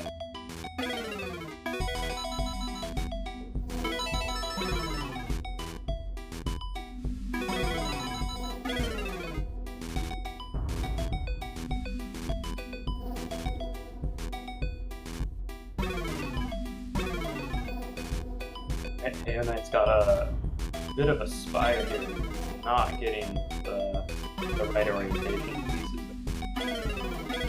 I think Knight there had a bit of a misdrop with the it cascaded just in the wrong way to the point where now lots of cleanup has to be done to get back into a good board position. Yeah. One small mistake just kept high up and on. Game is not forgiving at all. Oh, with that T-hang, that's very rough. Yeah. It'll be a fight for life with it. It is doable, but certainly not easy. This is some really fast tapping. Oh, that's a sad thing to see. With the quick Tetris there by Gunter, that quickly puts Knight into slightly worse spot. And this eyepiece is all the way to the left is always so difficult. When part of that for the uninitiated of classic Tetris is because in classic Tetris for the NES, and therefore also this, which is based off of it, pieces always rotate in the same couple of manners with a bias towards the right. So this means that when you rotate the eyepiece, it will rotate in such a way that it will always be one column closer to the right side than to the left. And so getting an eyepiece all the way to the left side is just a little bit more challenging. And although it's not very noticeable at low speeds, it is absolutely noticeable at higher speeds. Yeah. Getting anything over on the left side at 19 is insanely difficult. Even at like 0 height, getting an eyepiece on the left, I misjump that all the time. And the tables have turned here with other early pop-up. Knight just having to do a little bit here to get it. What a twisted turn of events. That Tetris will do it.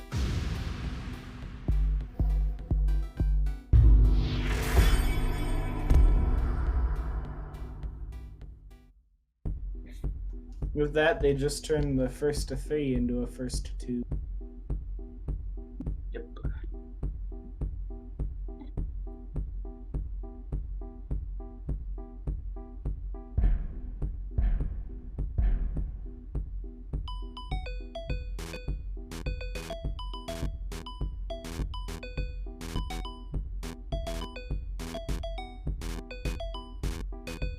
Comes already. Forcing themselves to double burns. Both players are now ready for Tetris. Just waiting on an eyepiece to come around. There it is.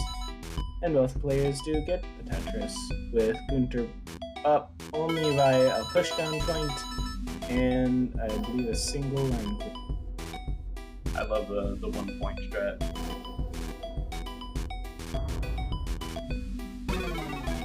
It's entertaining to say the least.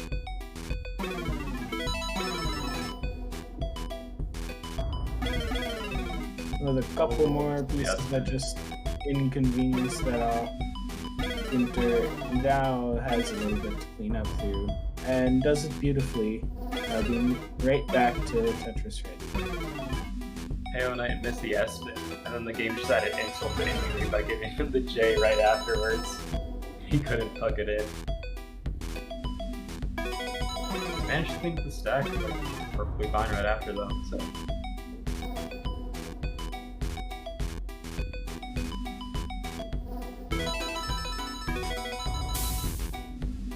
One of the biggest challenges with classic Tetris is that when a piece hits the ground, it locks there.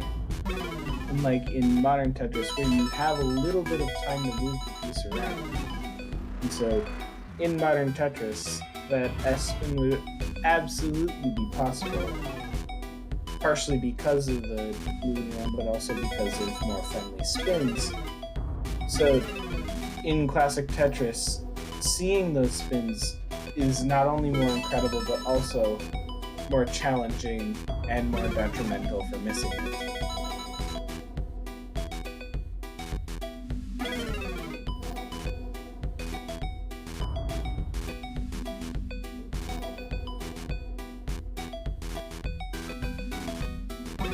Knight with a nice, not a little bit spiry stack, but is Tetris ready again, and Winter is in a similar situation, but with a bit of a center style thing, and a big stack being on the right side, which is very inconvenient for scoring extra. But Knight with a quick set of what appeared to be missteps there for a few moments, ends up putting really awkward overhangs and didn't even get the right pieces for them. They were forced kind of into a bad spot. They're going to be digging at this for a little bit. Going to give Gunter a little bit of time to catch up. Got 100,000 points to catch up on. With the 3 overs there, that's a bit challenging to work with.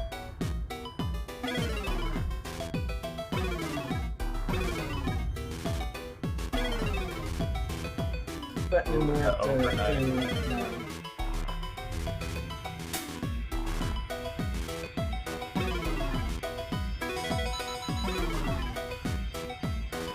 nice 30 Tetris from Knight.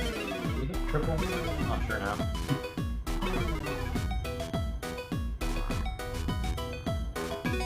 Lead increased, so I'm gonna say Tetris. Knight's remaining with the slightly dirty Tetris while in column 2, which is a bit unusual for classic Tetris.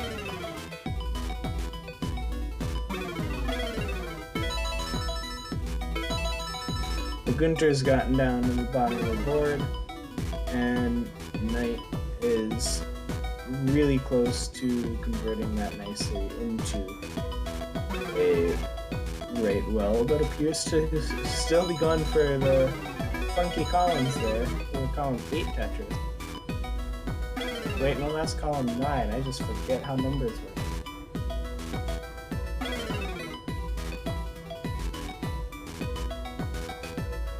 Knight's got a massive lead here.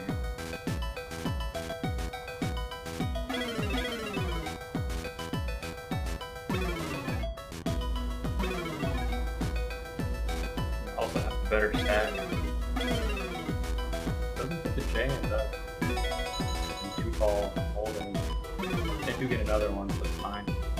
Perfect L piece for that touch. Ooh, oh, Gunter tops out.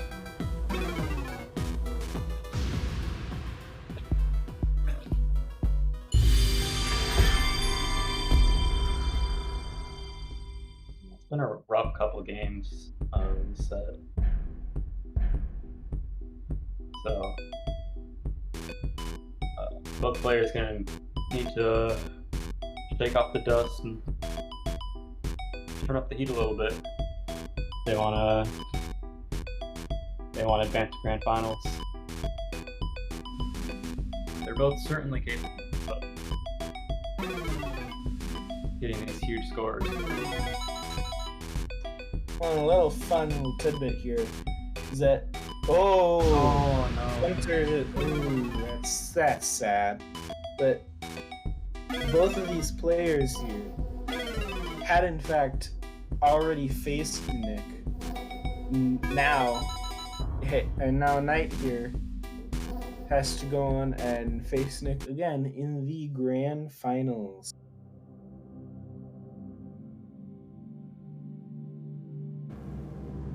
You hate to see it end like that. Early top outs are never fun.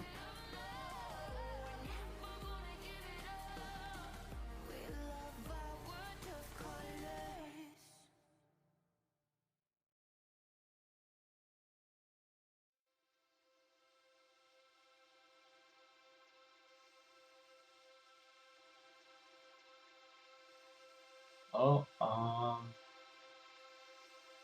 that brings Nick and Knight, our grand finals. Both had quite the performance up to here, so.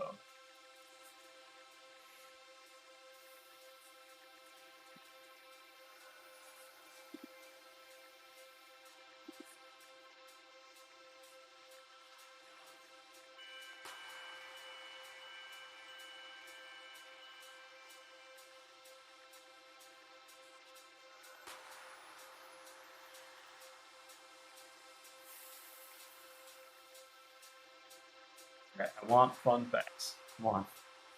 At least for the grand final. We gotta have fun facts.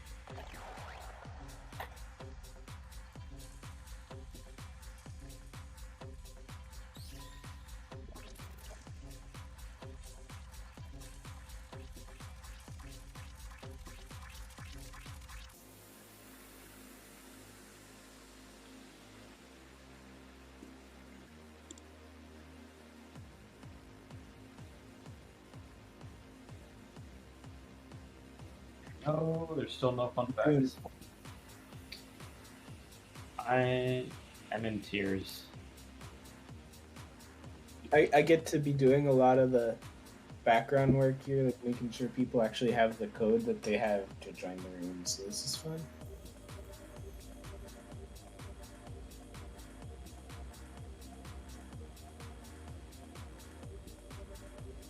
We need a person dedicated for just annoying the participants about giving us fun facts. That would be great for next time. So what you're saying is, for his own Battle Americas, we need a fun fact on Yes. the list of jobs to fulfill. I'm also saying that I would love that role, so hit me up.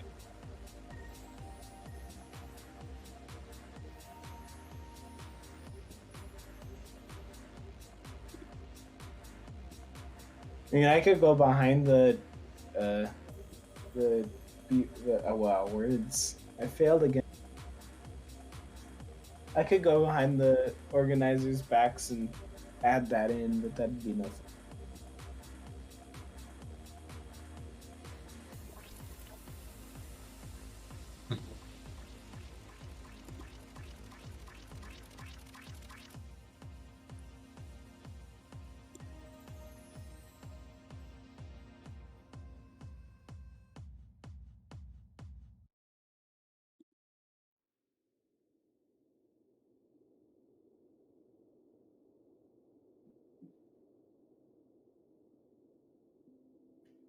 Well, we're waiting on one player, so again, we can go ahead and just say, hey, join the enhanced Discord. You can participate in future events like this, like next week's Zone Battle Americas.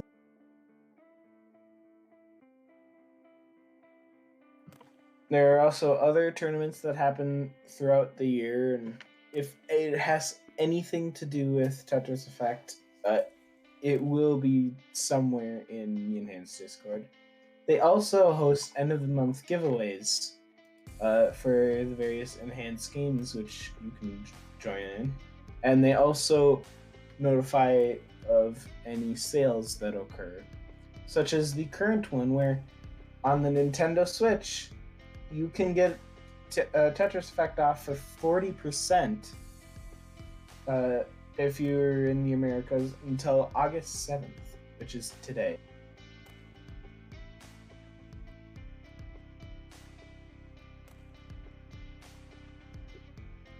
Join yes, enhanced Nick card. is at join enhanced. That's under location. Oh, wait, Knight said okay. Wait.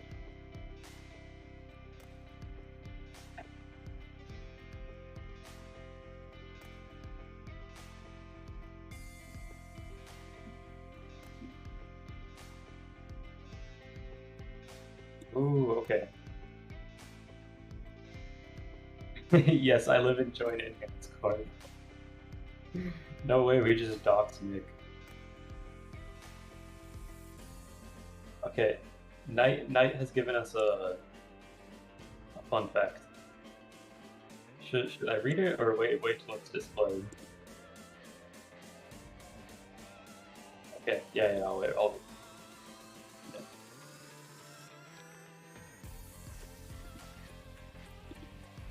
Okay, I got you.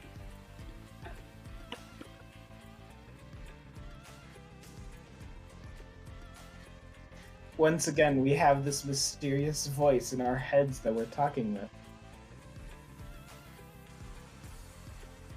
It's fantastic because we can hear him, but we don't know that the people watching the stream can't hear him, so it's always... Hey, there it is. Except it's on the wrong side. It's on the wrong side, in the wrong column.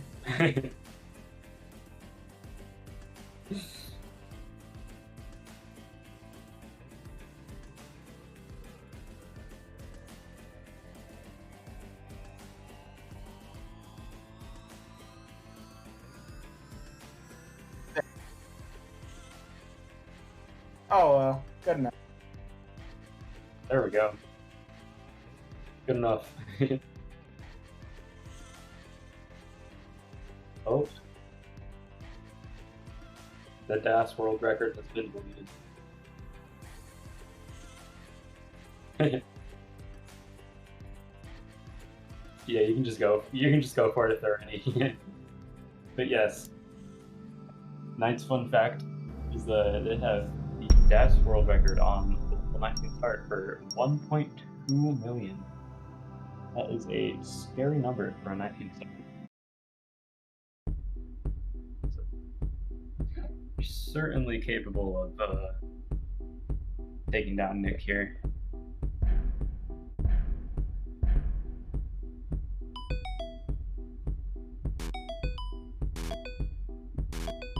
And we're off with a very bright start.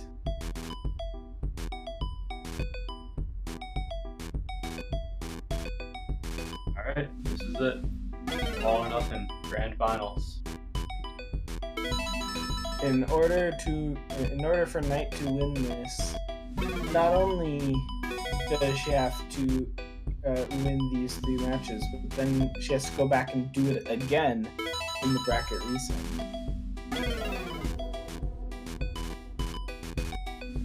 Whereas Nick just has to win 3 in either of the matches.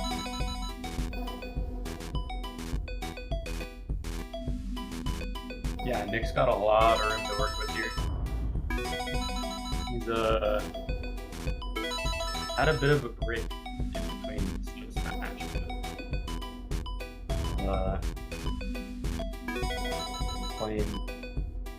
Playing very well today. See if that holds up.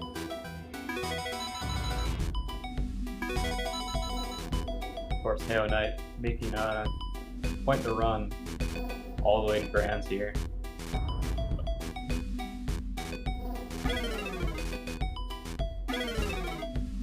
Very well. I got a spire going there, but there's a couple pieces there. Is gonna turn it down nicely and probably get back into a nice. Oh, the JP.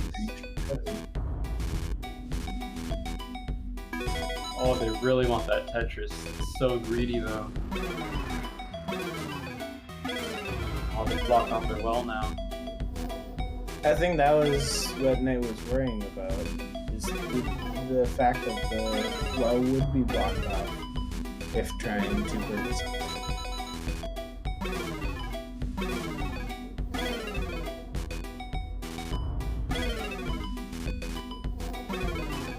Nick really looking for a J piece here, because 2 L pieces.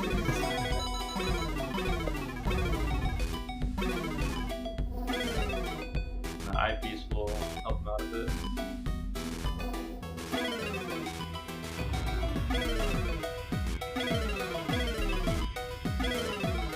Right with the clever burn there.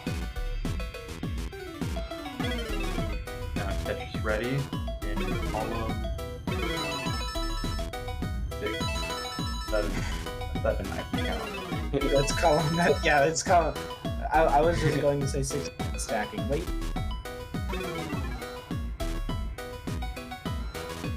Knight has half of a T-spin set up there. It just doesn't do the T-spin. Oh goodness, Nick. This is scary.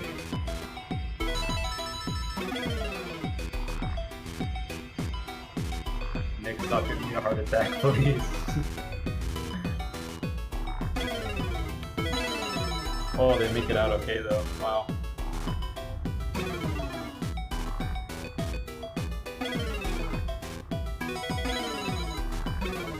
I like that that flat eye skin they just did. That was clever.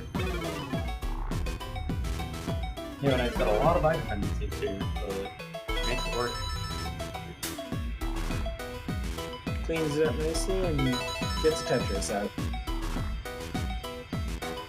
And just like that, they're neck and neck.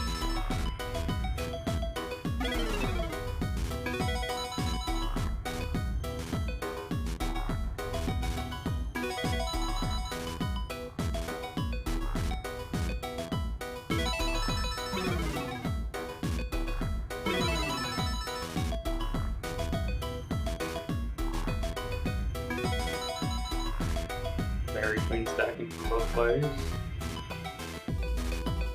Nick, as always, trying to entertain us with some overhang.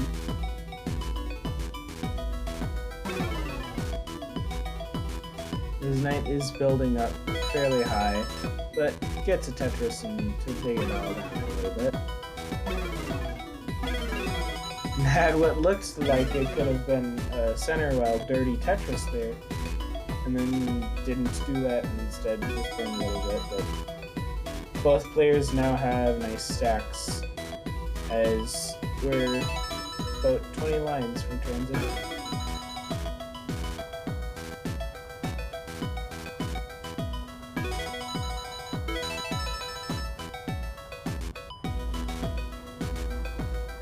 Knight looking for a J piece.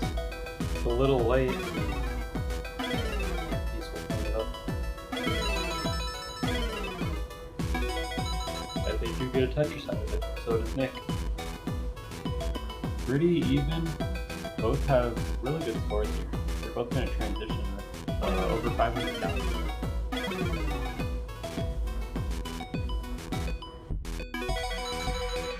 And with that, Nick transitions, and shortly thereafter, Knight transitions. Both really good. On pace for a max out if this keeps up.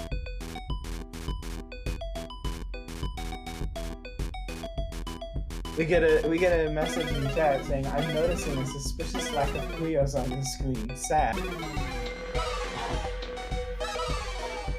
I'm sorry, but today is not Puyo Tetris.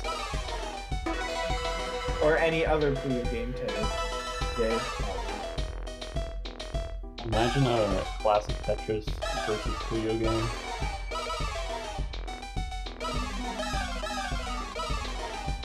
Probably be horrible, but Well, I mean, with enough effort and enough knowing how Game Boys work, that could be done. oh, Nick, nice, huge tech. It's a nice Knight's been playing dirty. really efficient the whole time. Really putting on the pressure. Got some really nice skins against that board. Nick's now in a bit of trouble.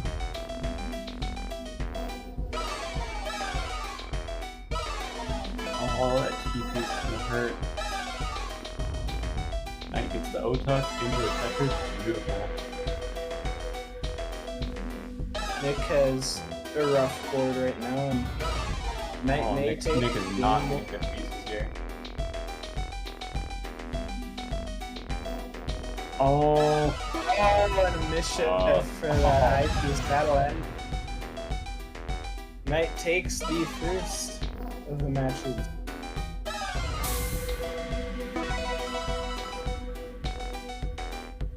is this? Yeah, I think this could be a max out mid late right. Ooh, nice. Nice donation Tetris there. Could get our second max out of the day. Would love to see.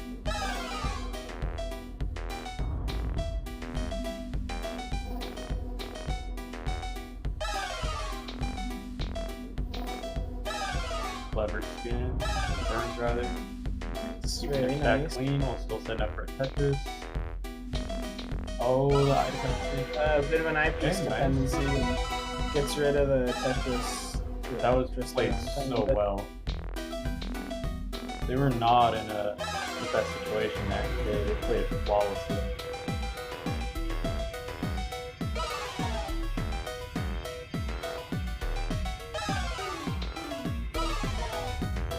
Oh, it's gonna be close. They might have to set up another one on kill screen.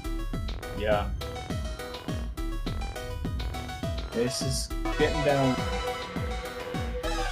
Oh, Yeah, it's just gonna... there it is. Oh, 80 barely. points above the How Nice. wonderful. Wow. Nicely done. I didn't think it was gonna happen. Wow. That was down to the wire. Well played tonight.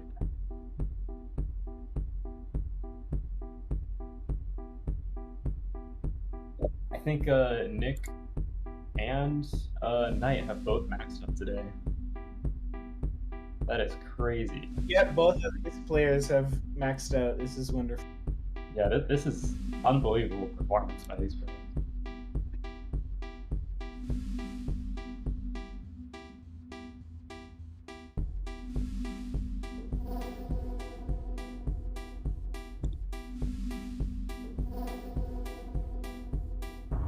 And now we have a max out counter as both players are beginning their next match. Let's go.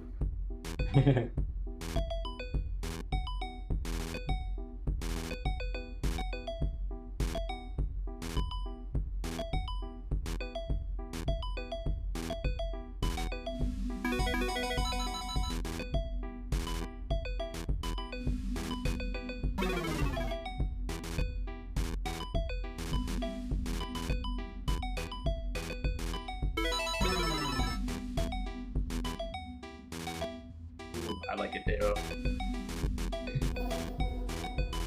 Good production.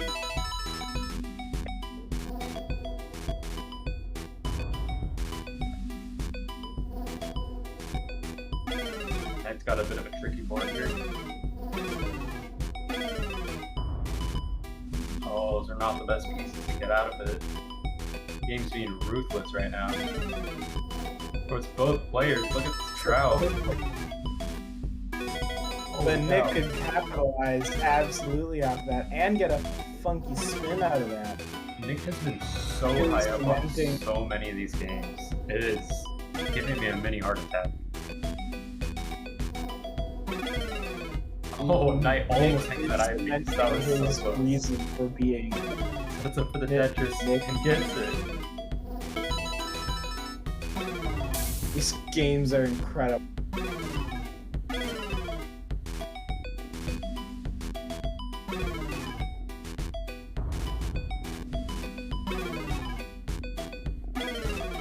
The Knight getting down there on the board, just about to get to good Tetris position. Nick has just been scoring away and doing some incredible things.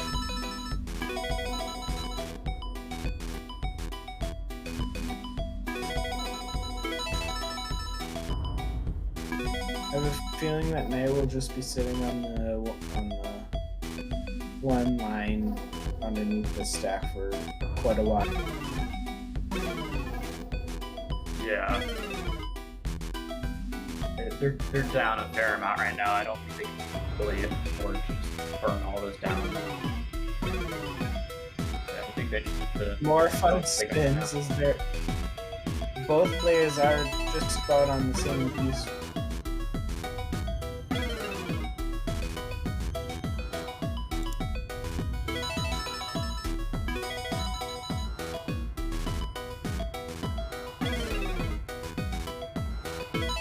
Got a big lead right here. Both in score and also inverse line. Wait, no, I just read the thing. Oh, the O piece for Knight. That was the one piece that her board couldn't accommodate for.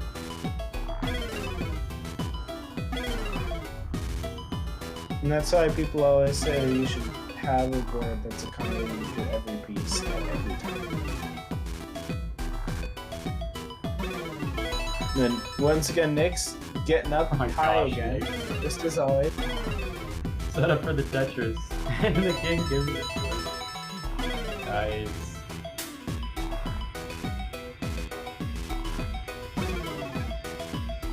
Nice. Knight can't score now in but one player.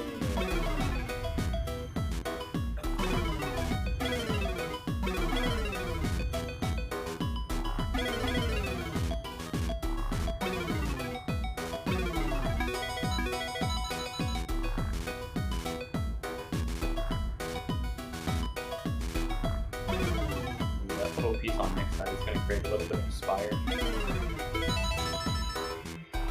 It does get the C piece over though.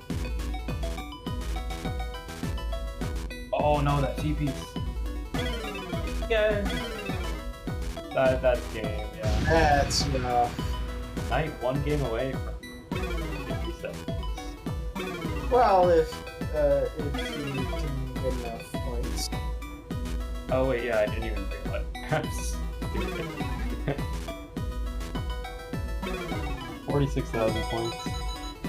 Do one more Tetris. Got a little bit of room for transition. Trying for center well, of course. Only reason. Uh-oh.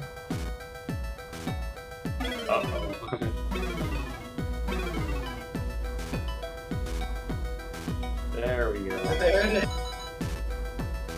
One game Center away. well. Only 7 minutes.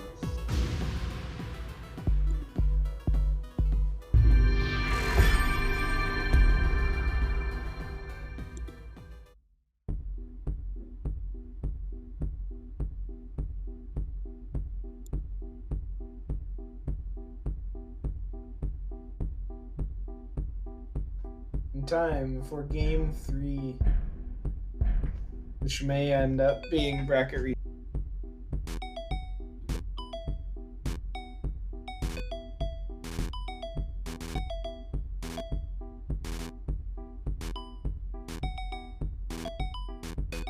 Knight's been turning on the heat this set.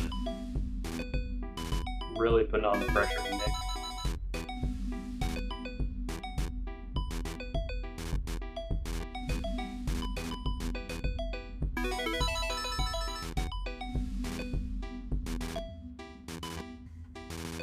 Knight with the DAS PB for level 19, or the DAS world record for level 19, against Nick, who in these games has been an absolute spin god. These are great, wonderful grand finals. Yeah, these are both really fun players to watch.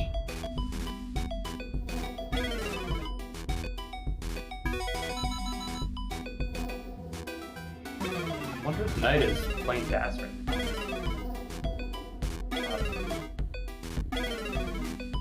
Not too sure how to differentiate. Obviously, if I see like a really quick tap, that means, but oh, this kind of looks like that. Not really sure. If it weren't for like internet delay and things, I'd totally just record part of it and then play it back very slow. Yeah.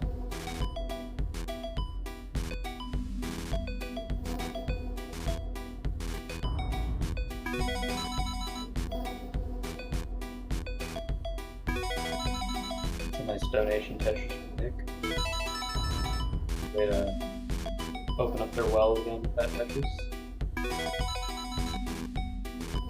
Nick is really good at making his board look like it's awful and about to cause major problems, and then resolving them like nothing ever happened. About that, what is that? And it works out.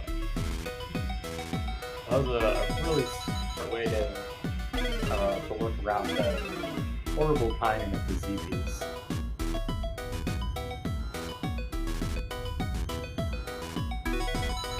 Uh-oh. Nick's in one of those scenarios right now that Here comes likely really will fast not happen next week. His Knight's Tetris ready and Nick gets the Tetris.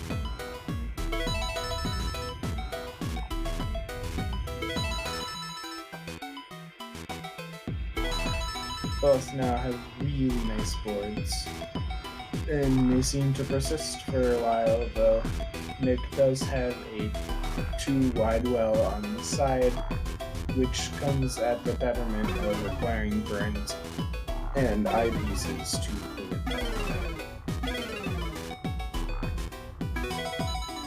And just like that, Nick's got a nice Tetris out of there, and Knight is working on keeping board nice and clean.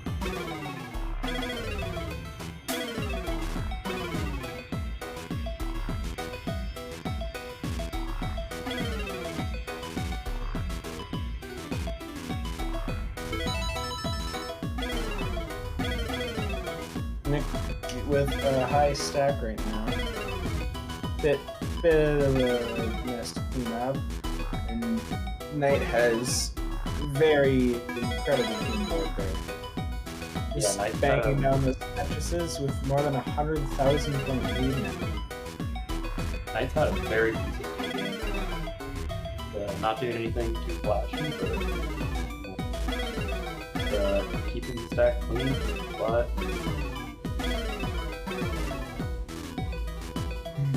Nick with the dirty center well Tetris ready. a little bit of a disrupt from Knight. Gonna create another eye dependency. Oh, blocked it off. Oh, missed me. Oh no. And just like that, we hit bracket reset.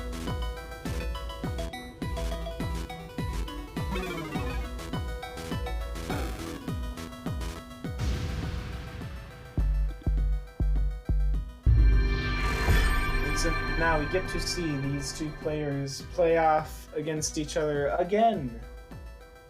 But this time, yeah, well, the way that the games have been set up, it hasn't really mattered either, but yeah. So just a heads up, I don't know if this is any preference of either of them. If they do need to take like a 5-minute breather, they're more than welcome to. So don't feel like they, unless they're both ready for it, but okay, well. All right, back to the I guess we're jumping straight into it. All right, this is it, the true grand finals.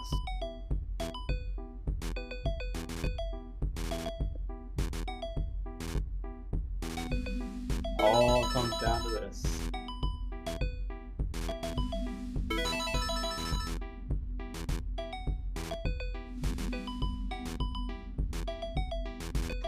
The last match of Classic Score Attack in the Tetris Effect Connected Seasonal, the summer tournament for this year. Two pretty good players facing off against each other. Oh no. One seems to be doing a lot of risky moves, some of which are paying off, and the other, which is doing DAS. Yeah, Nick did not see decent time for their tuck a while back, and now their board just completely spiraled out of control on it. It's going to be really hard to keep back.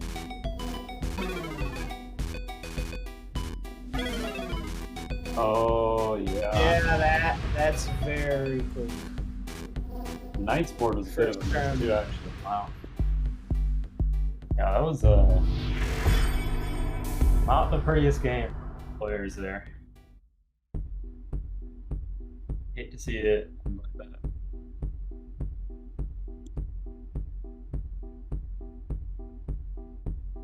Yannick Nick says Payne. that they're playing far too aggressive at this time. Yeah.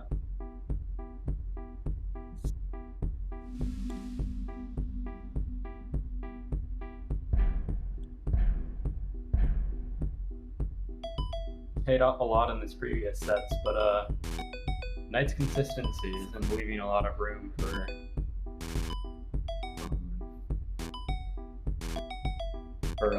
Nick to really like capitalize much.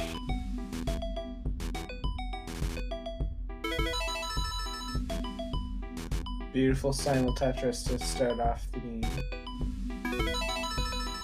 And another one. Currently completely even on score. Who's going to give that one push down?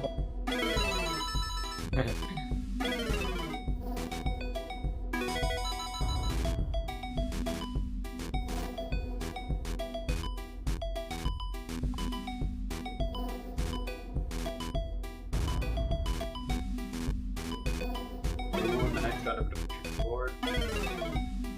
Not the best pieces, but very clever burns. Nick went center well for a bit there. And Oh, now his wow. has to set up. Look at that Tetris from Knight. That was very high up on. Oh no, Nick just missed out on the Tetris thing. Missed curb house set.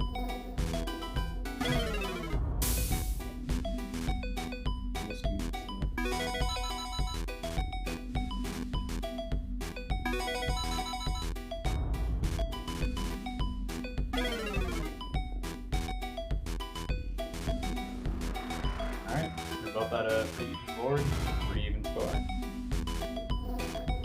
So, pretty close game.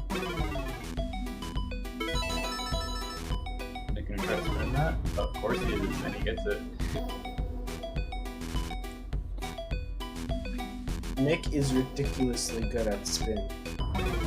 Yeah, that even just timing one of those on 18 is like so much harder than just making it work. Meanwhile, Yeah, Knight's- 18 you have 3 frames of wiggle room to spin the piece. Yeah. Which, if you're not keeping track at home, is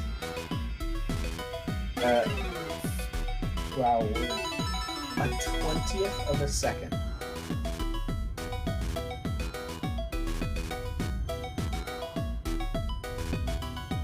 Yeah. Is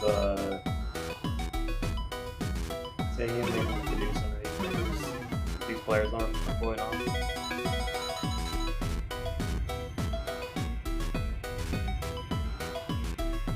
been playing very conservative here, but it's paying off.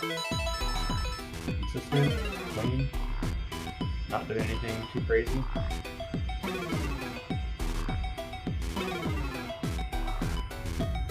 It's a very solid 18 game.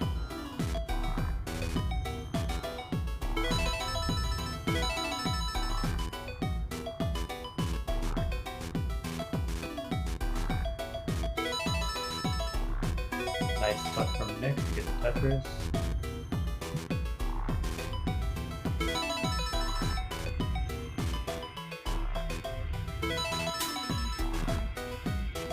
Really good efficiency from both players. And with the last second spin on that Jade. Yeah, that adjustment was nice.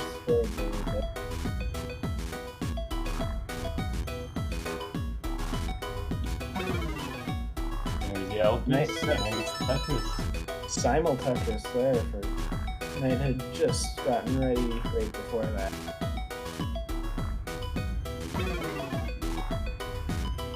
Oh, Yeah, bit of an awkward board through these sequences for both players. yeah, here's where Nick's aggressive against is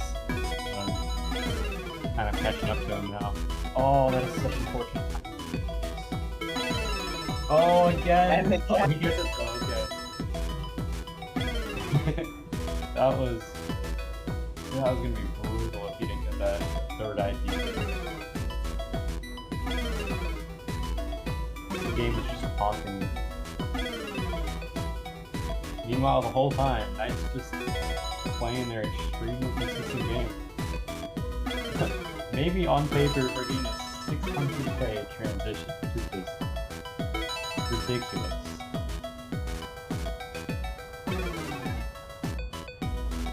Yeah, Knight seems to be really good at knowing when to burn and when to keep going for those Tetrises.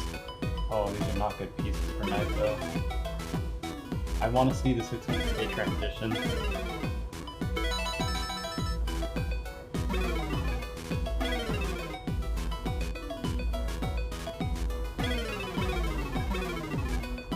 Doesn't look like it's going to happen. It's a lot of burning that has to happen.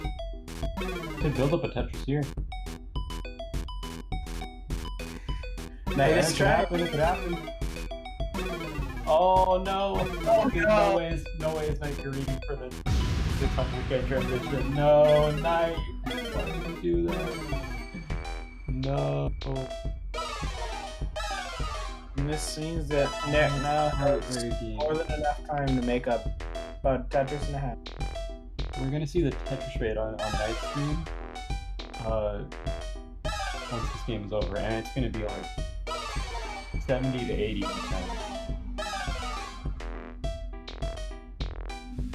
That was a crazy game from Knight.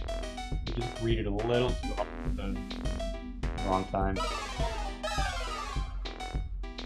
Nick only needs one more Tetris. Oh, the J piece covers it up though.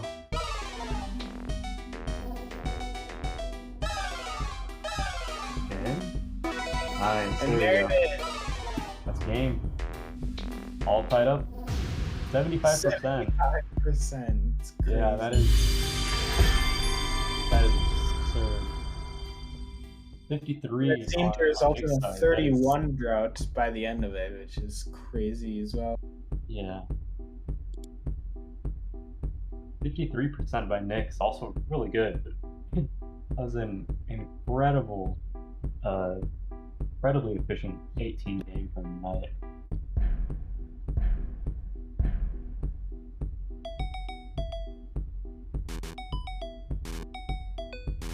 Well, it looked like Knight got off there on the wrong footing. Now it's to start off the game with a few lines of burns. Oh, they don't take the Z's one. Oh, they're going for the Tetris thing. Going for a little well action.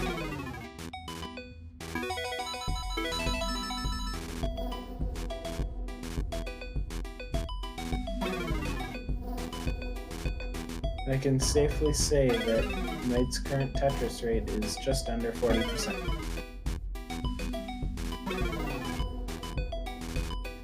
That's because it's so early in the game.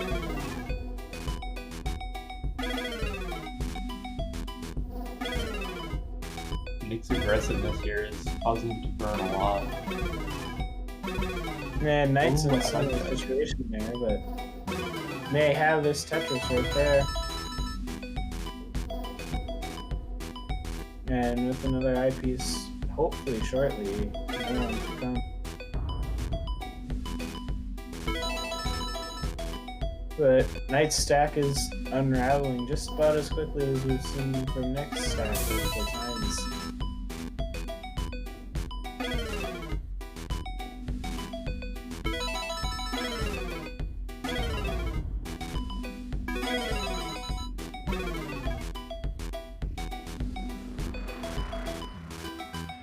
Nick's getting a lot of Tetrises in a row without any burning. This is huge for his efficiency. Oh, beautiful cuts.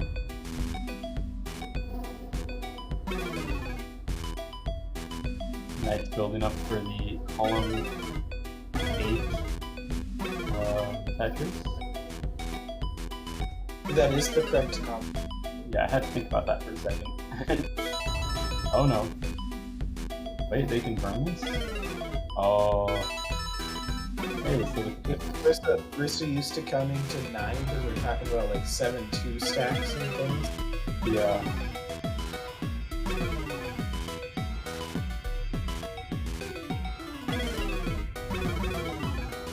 Rough stack for 9. Nick is keeping a very nice stack on his side, so with 100,000 points as a lead and a very clean stack, Nick may come away with the second win of this match in the bracket reset. Yeah, Nick seems to be doing a lot better in this bracket reset.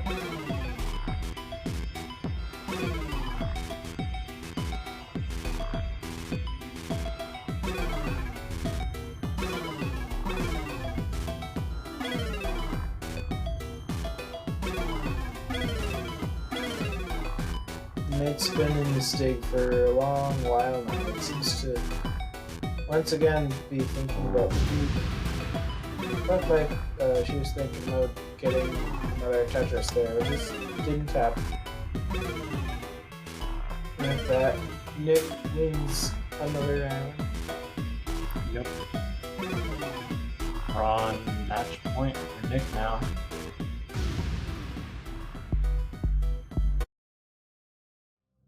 Oh. Oh no. Oh no, we hold got a little on. BC. Well, the game at least finished. That's the good part. Yeah. All right, yeah. So, either they can choose to top out and reset to those scores, or they can just play it out from where they were at. I'm gonna give another room code in a second here. Give me 1 second. Sorry.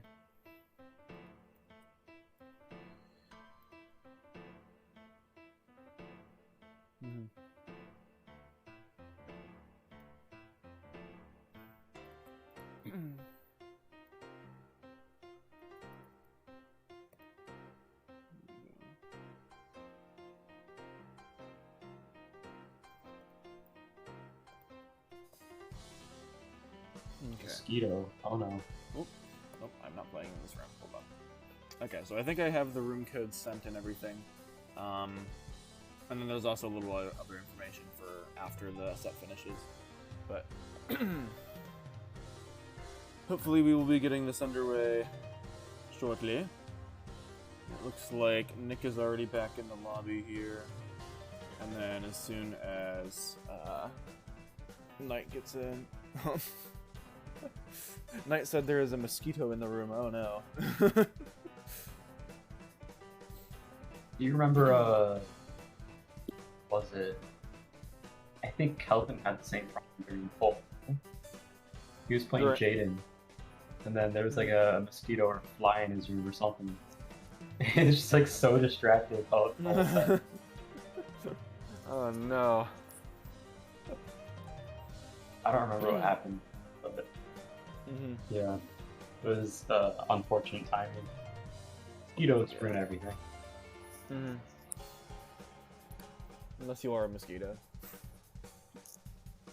Actually, no. Does a mosquito ruin another mosquito? Is that a thing? Yeah, I'm looking back at the messages Calvin said. Literally going in my face. No joke. It's so bad. I'm frustrated. There's a mosquito. Oh. So bad. Fucking interning it. Yep. If you need time to kill the mosquito, go for it. They said they've already got it and such. Oh, okay, good. I believe, at least. But, yep. I'm just checking a couple other things at the moment, but I believe, Knight should be hopping in shortly. Again, fighting the valiant war against Le Mosquito.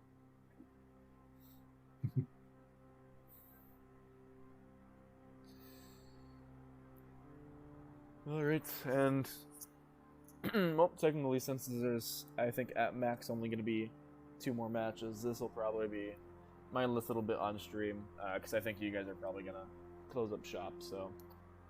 Again, for those of you tuning in, if I can't say this enough, thank you so much for tuning in and supporting all of these wonderful players here in this seasonal tournament. Again, if you want to keep up with more of the seasonal tournaments, all the information will be on the Enhanced Discord. Again, I think discord.gg/enhance.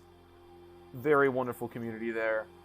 For us from, again, actually, Taco and Chris, I think you guys are involved a little bit in Stacking Arena. Or am I wrong? Are you guys just working with seasonal? Or, Yeah, I haven't done a whole lot of Stacking Arena. I'm just in the seasonals. Honestly, if you drop a Discord link down to Stacking Arena, it should be on the. No, yeah, I could 100% get you in there. Yep. I assume Andy's probably gonna also post a link in chat, but that's because they have the permalink. Right. But yeah, Stacking Arena, again, also another organization run by wonderful Andy. If you're wondering who's the Stacking Arena member of Twitch chat, that is them.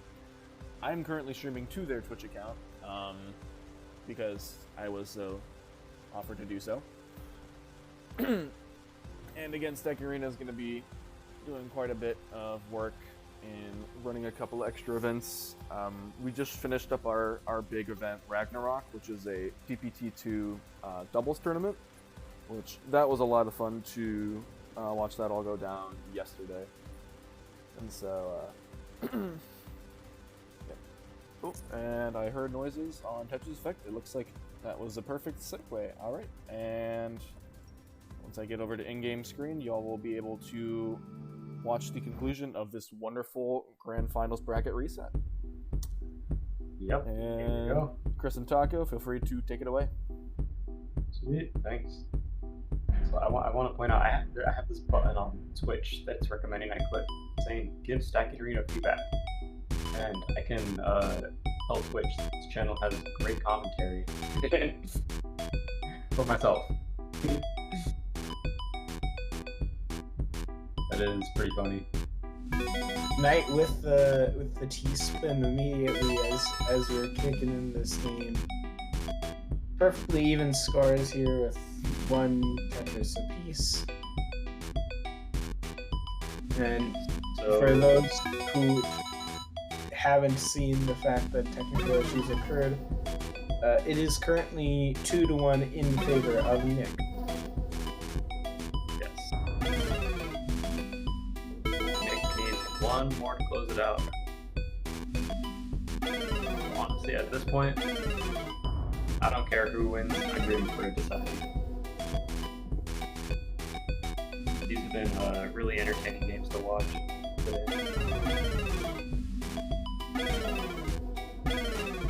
And the fun part is neither of us are classic Tetris mates. Yeah. You just showed up at the right time. Yeah. Like me, I absolutely despise playing PBC Classic, but they're also like my favorite two games to watch other people play. I don't know why.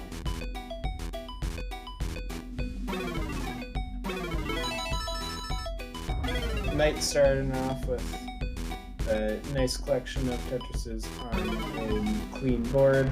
While Nick is working through a little bit of a misstack. Which probably will be out of it right here.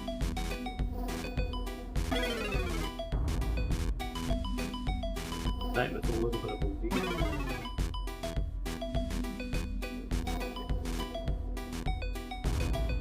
Getting pretty high up. The jack forward deals with it nicely. Knight's got a perfectly flat board here.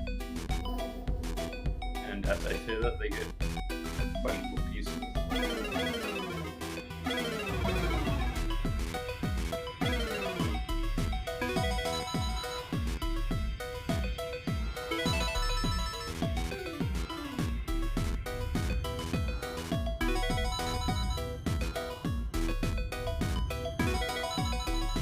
Look at that spire. Spire of eyepieces on the left for Nick. Nick's just trying to flex his tapping skills here. Oh goodness, what is this overhang? Not good. Knight's got a nice board. Whoa, Nick has... Ooh, I like that last second.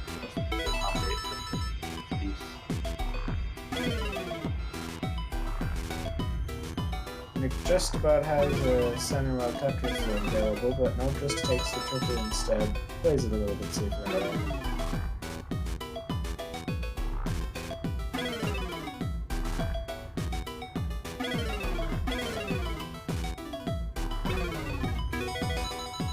Knight gets another Tetris and remains with a very nice board. Nick is getting dug down and he's nearly to the bottom of the stack for bigger scoring to happen shortly.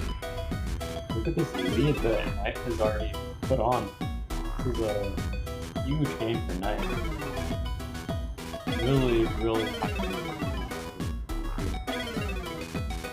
Knight's consistency really plays a large part in this. And their ability to stack cleanly is taking a long way in keeping the board in such a way where you can score, but then he also knows when to burn to remain in a good scoring position. Yeah, I've noticed that it plays pretty conservatively. Not making too many risks.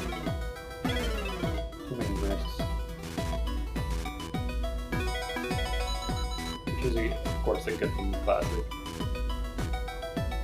With a 200,000 point lead right now, it will be challenging for Nick to get back, but it's not unheard of. Yep, we've seen it happen before in this tournament, so it happened. Our approaching transition, though, so Nick is definitely going to have to pretty deep into the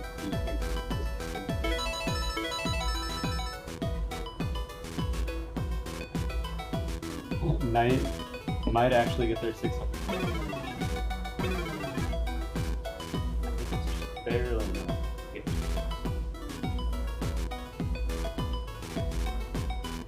We're not really getting good pieces. Oh, interesting.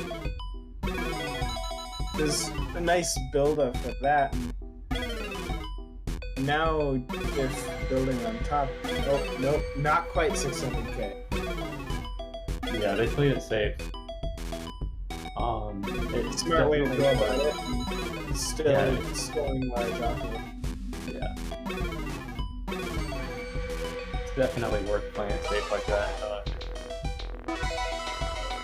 When you're on tournament life like this. And with more than 250,000 points for a league. Yeah, Nick needs one more, right? And Nick. This is really looking like tonight's game, though. This is huge depth. This might be at the point of insurmountable. Not quite, because they still have a fair bit to go until 28, but it's going to be challenging if Knight can keep playing for a good few more levels. Yeah. I remember when Corian was playing this, he said that at the point of anything past 200k is just like insanely good to make up. Oh yeah, this is their next game. And just like that, this set has gone to a decider. Yep. Let's see Knight get yet another max out. Yeah, this is a really good game.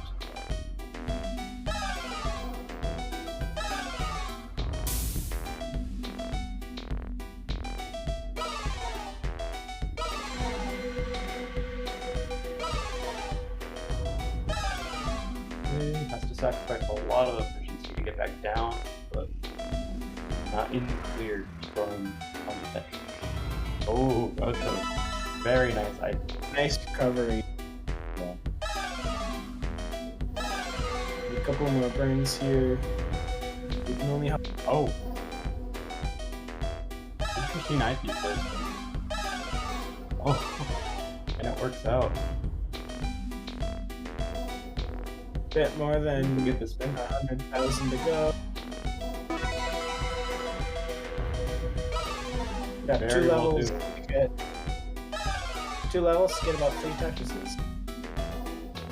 I think if they play this perfectly from here on out, they can get a 1.1. Maybe not. Maybe.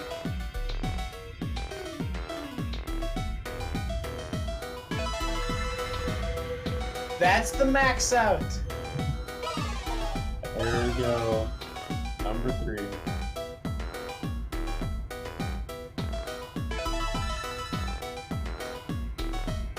They build up to 2 Tetris abilities. Oh, that spin! Wow, I didn't know that worked.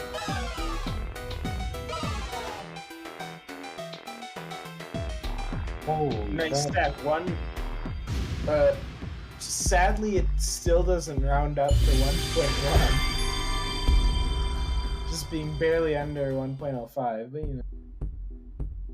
Alright, this is it. Final game of the entire tournament. I could reset The game 5 this time. Wouldn't have it any other way.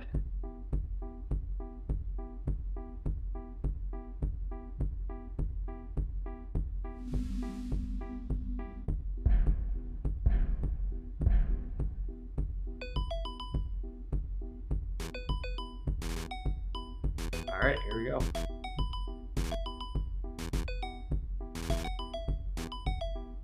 Interesting stack to start off the game, I'd say. Yeah, bit of a weird, with lots of O's. I'll say that one. Holy cow! That has There's so many O's. I can see that. Why are there so many O's?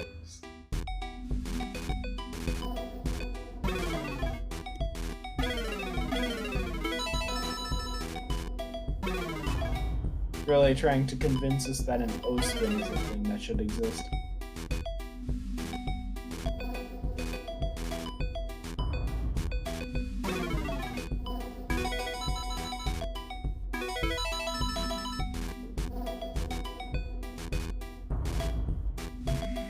And now they're just trading the lead between the two of them.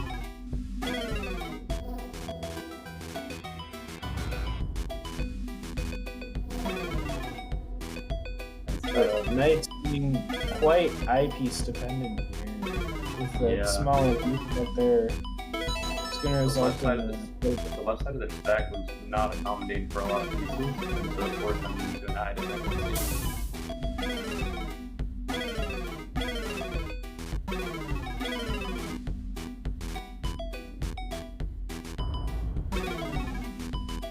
that here and ready to go.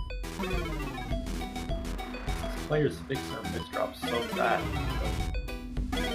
They have a crazy eye dependency, and then 20 seconds later, you wouldn't even know what happened. Misdrap what? It's completely clean.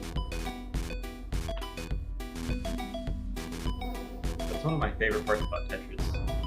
Seeing how people fix their misdrops, creative ways and stuff. That was fun.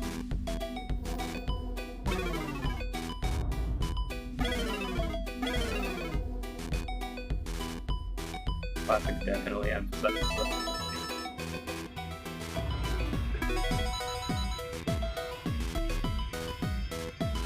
Pretty neck and neck game here. They're just trading the lead between the two of them.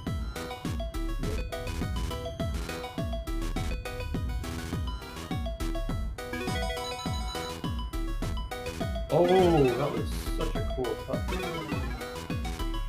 was like a two-part sunset or something. That was very smart. When Knight was trying to clean out everything and just kept getting more and more eye dependency. So that it's a small loss of efficiency. So now Nick has a very small lead.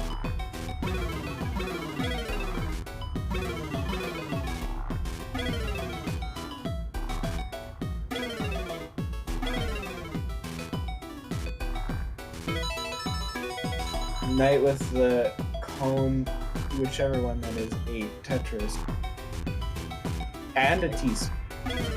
Nick's just gonna keep playing one off the ground.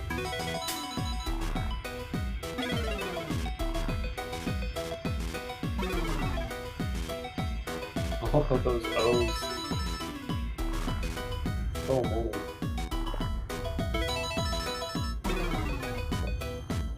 Oh, it doesn't use the eye stuff. So good at that.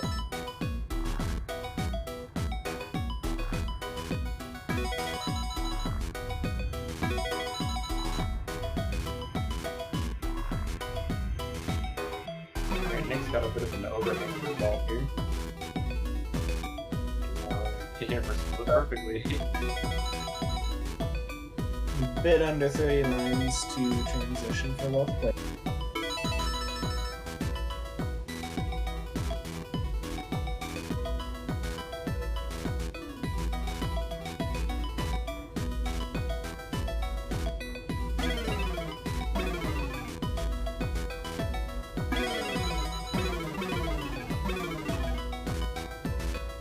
Nick really needs that.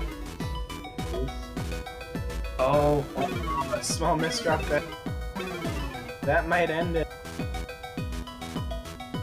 gotta see Nick's clutch survival skills. Can you do it one last time when it matters the most? Yes, he can. Oh my gosh. Every time. Not quite in the clear yet, but getting close.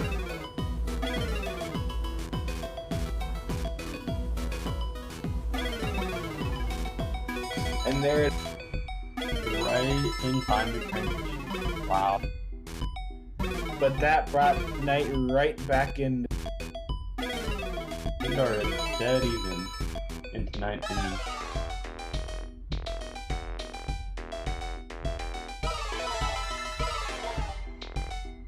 Knight is putting on the pressure. Up 50,000 now for 2 quick seconds.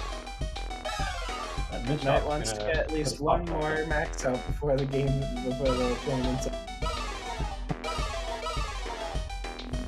Imagine if we get a double mix up for the decider here. That would be fantastic.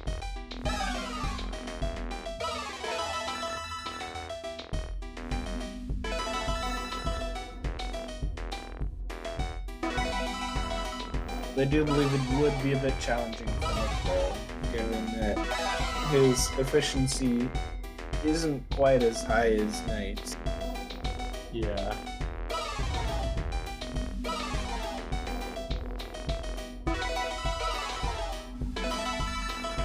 Nick is still holding up really well against Knight here, though. They're both very clean.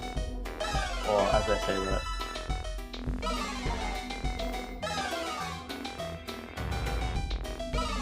Oh, misses the spin. Oh, these are bad pieces.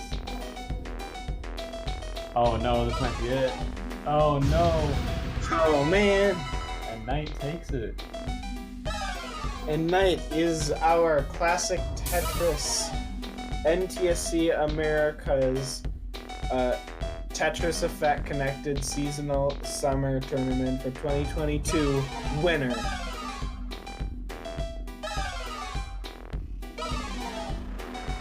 With about 12 words too many there.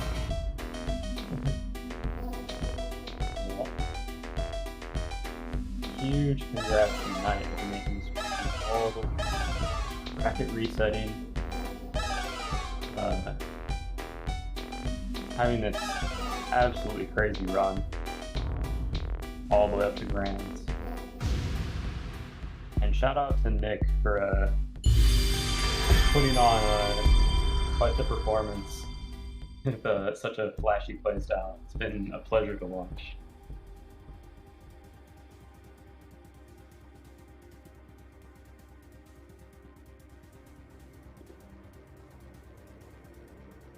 Alright, and there it is. Final standings. Congrats again tonight. And thank you to everyone that participated. This was a fun tournament. Lots of good games.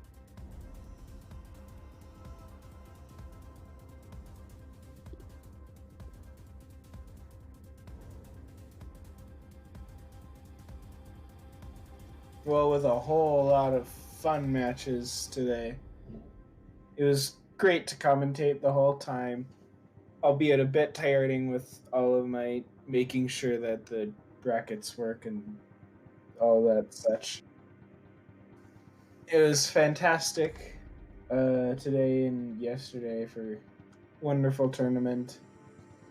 We still got one, maybe two more this year for the seasonal. Next week is the Zone Battle Americas, which is at the same time or an hour different if I remember how time zones work. That should be a pretty big event. I know a lot of people that are planning on signing up for that, so it should be a good one. Yeah, that's it.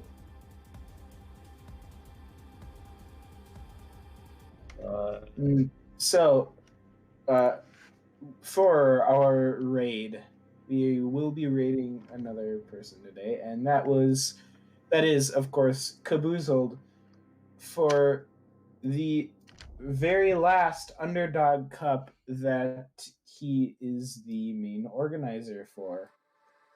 And so congratulations to Caboozled, but in our raid, we shall say, thank you, Caboozled.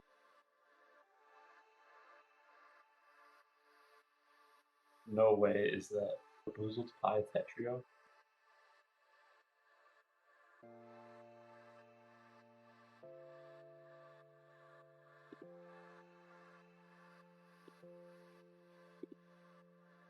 Sweet. Thank you, Davo. Yep. All right. I am back on live here, so everyone can hear me. Mainly so Chris and Taco know that I'm audible. But yeah, no, that was an absolutely wonderful event. Props there to Heyo Knight for completing the bracket reset and winning the event. It was absolutely wonderful to watch, along with the 3 max outs for the entire day.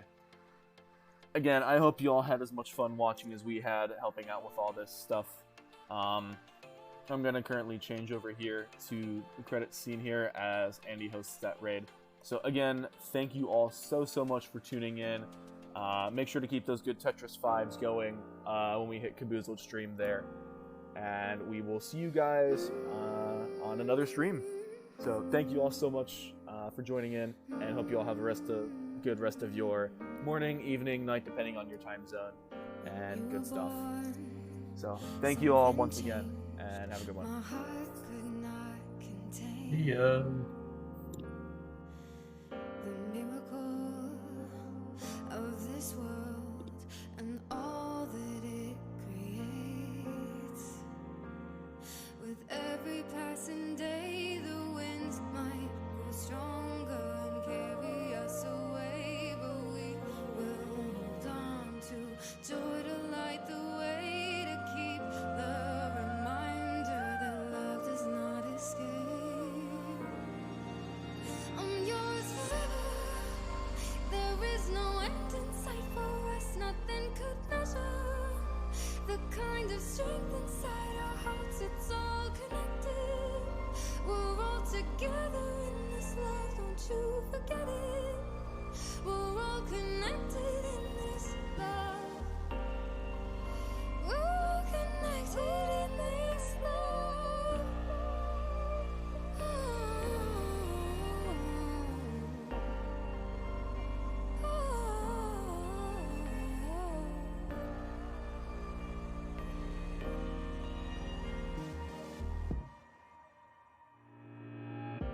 Even if each of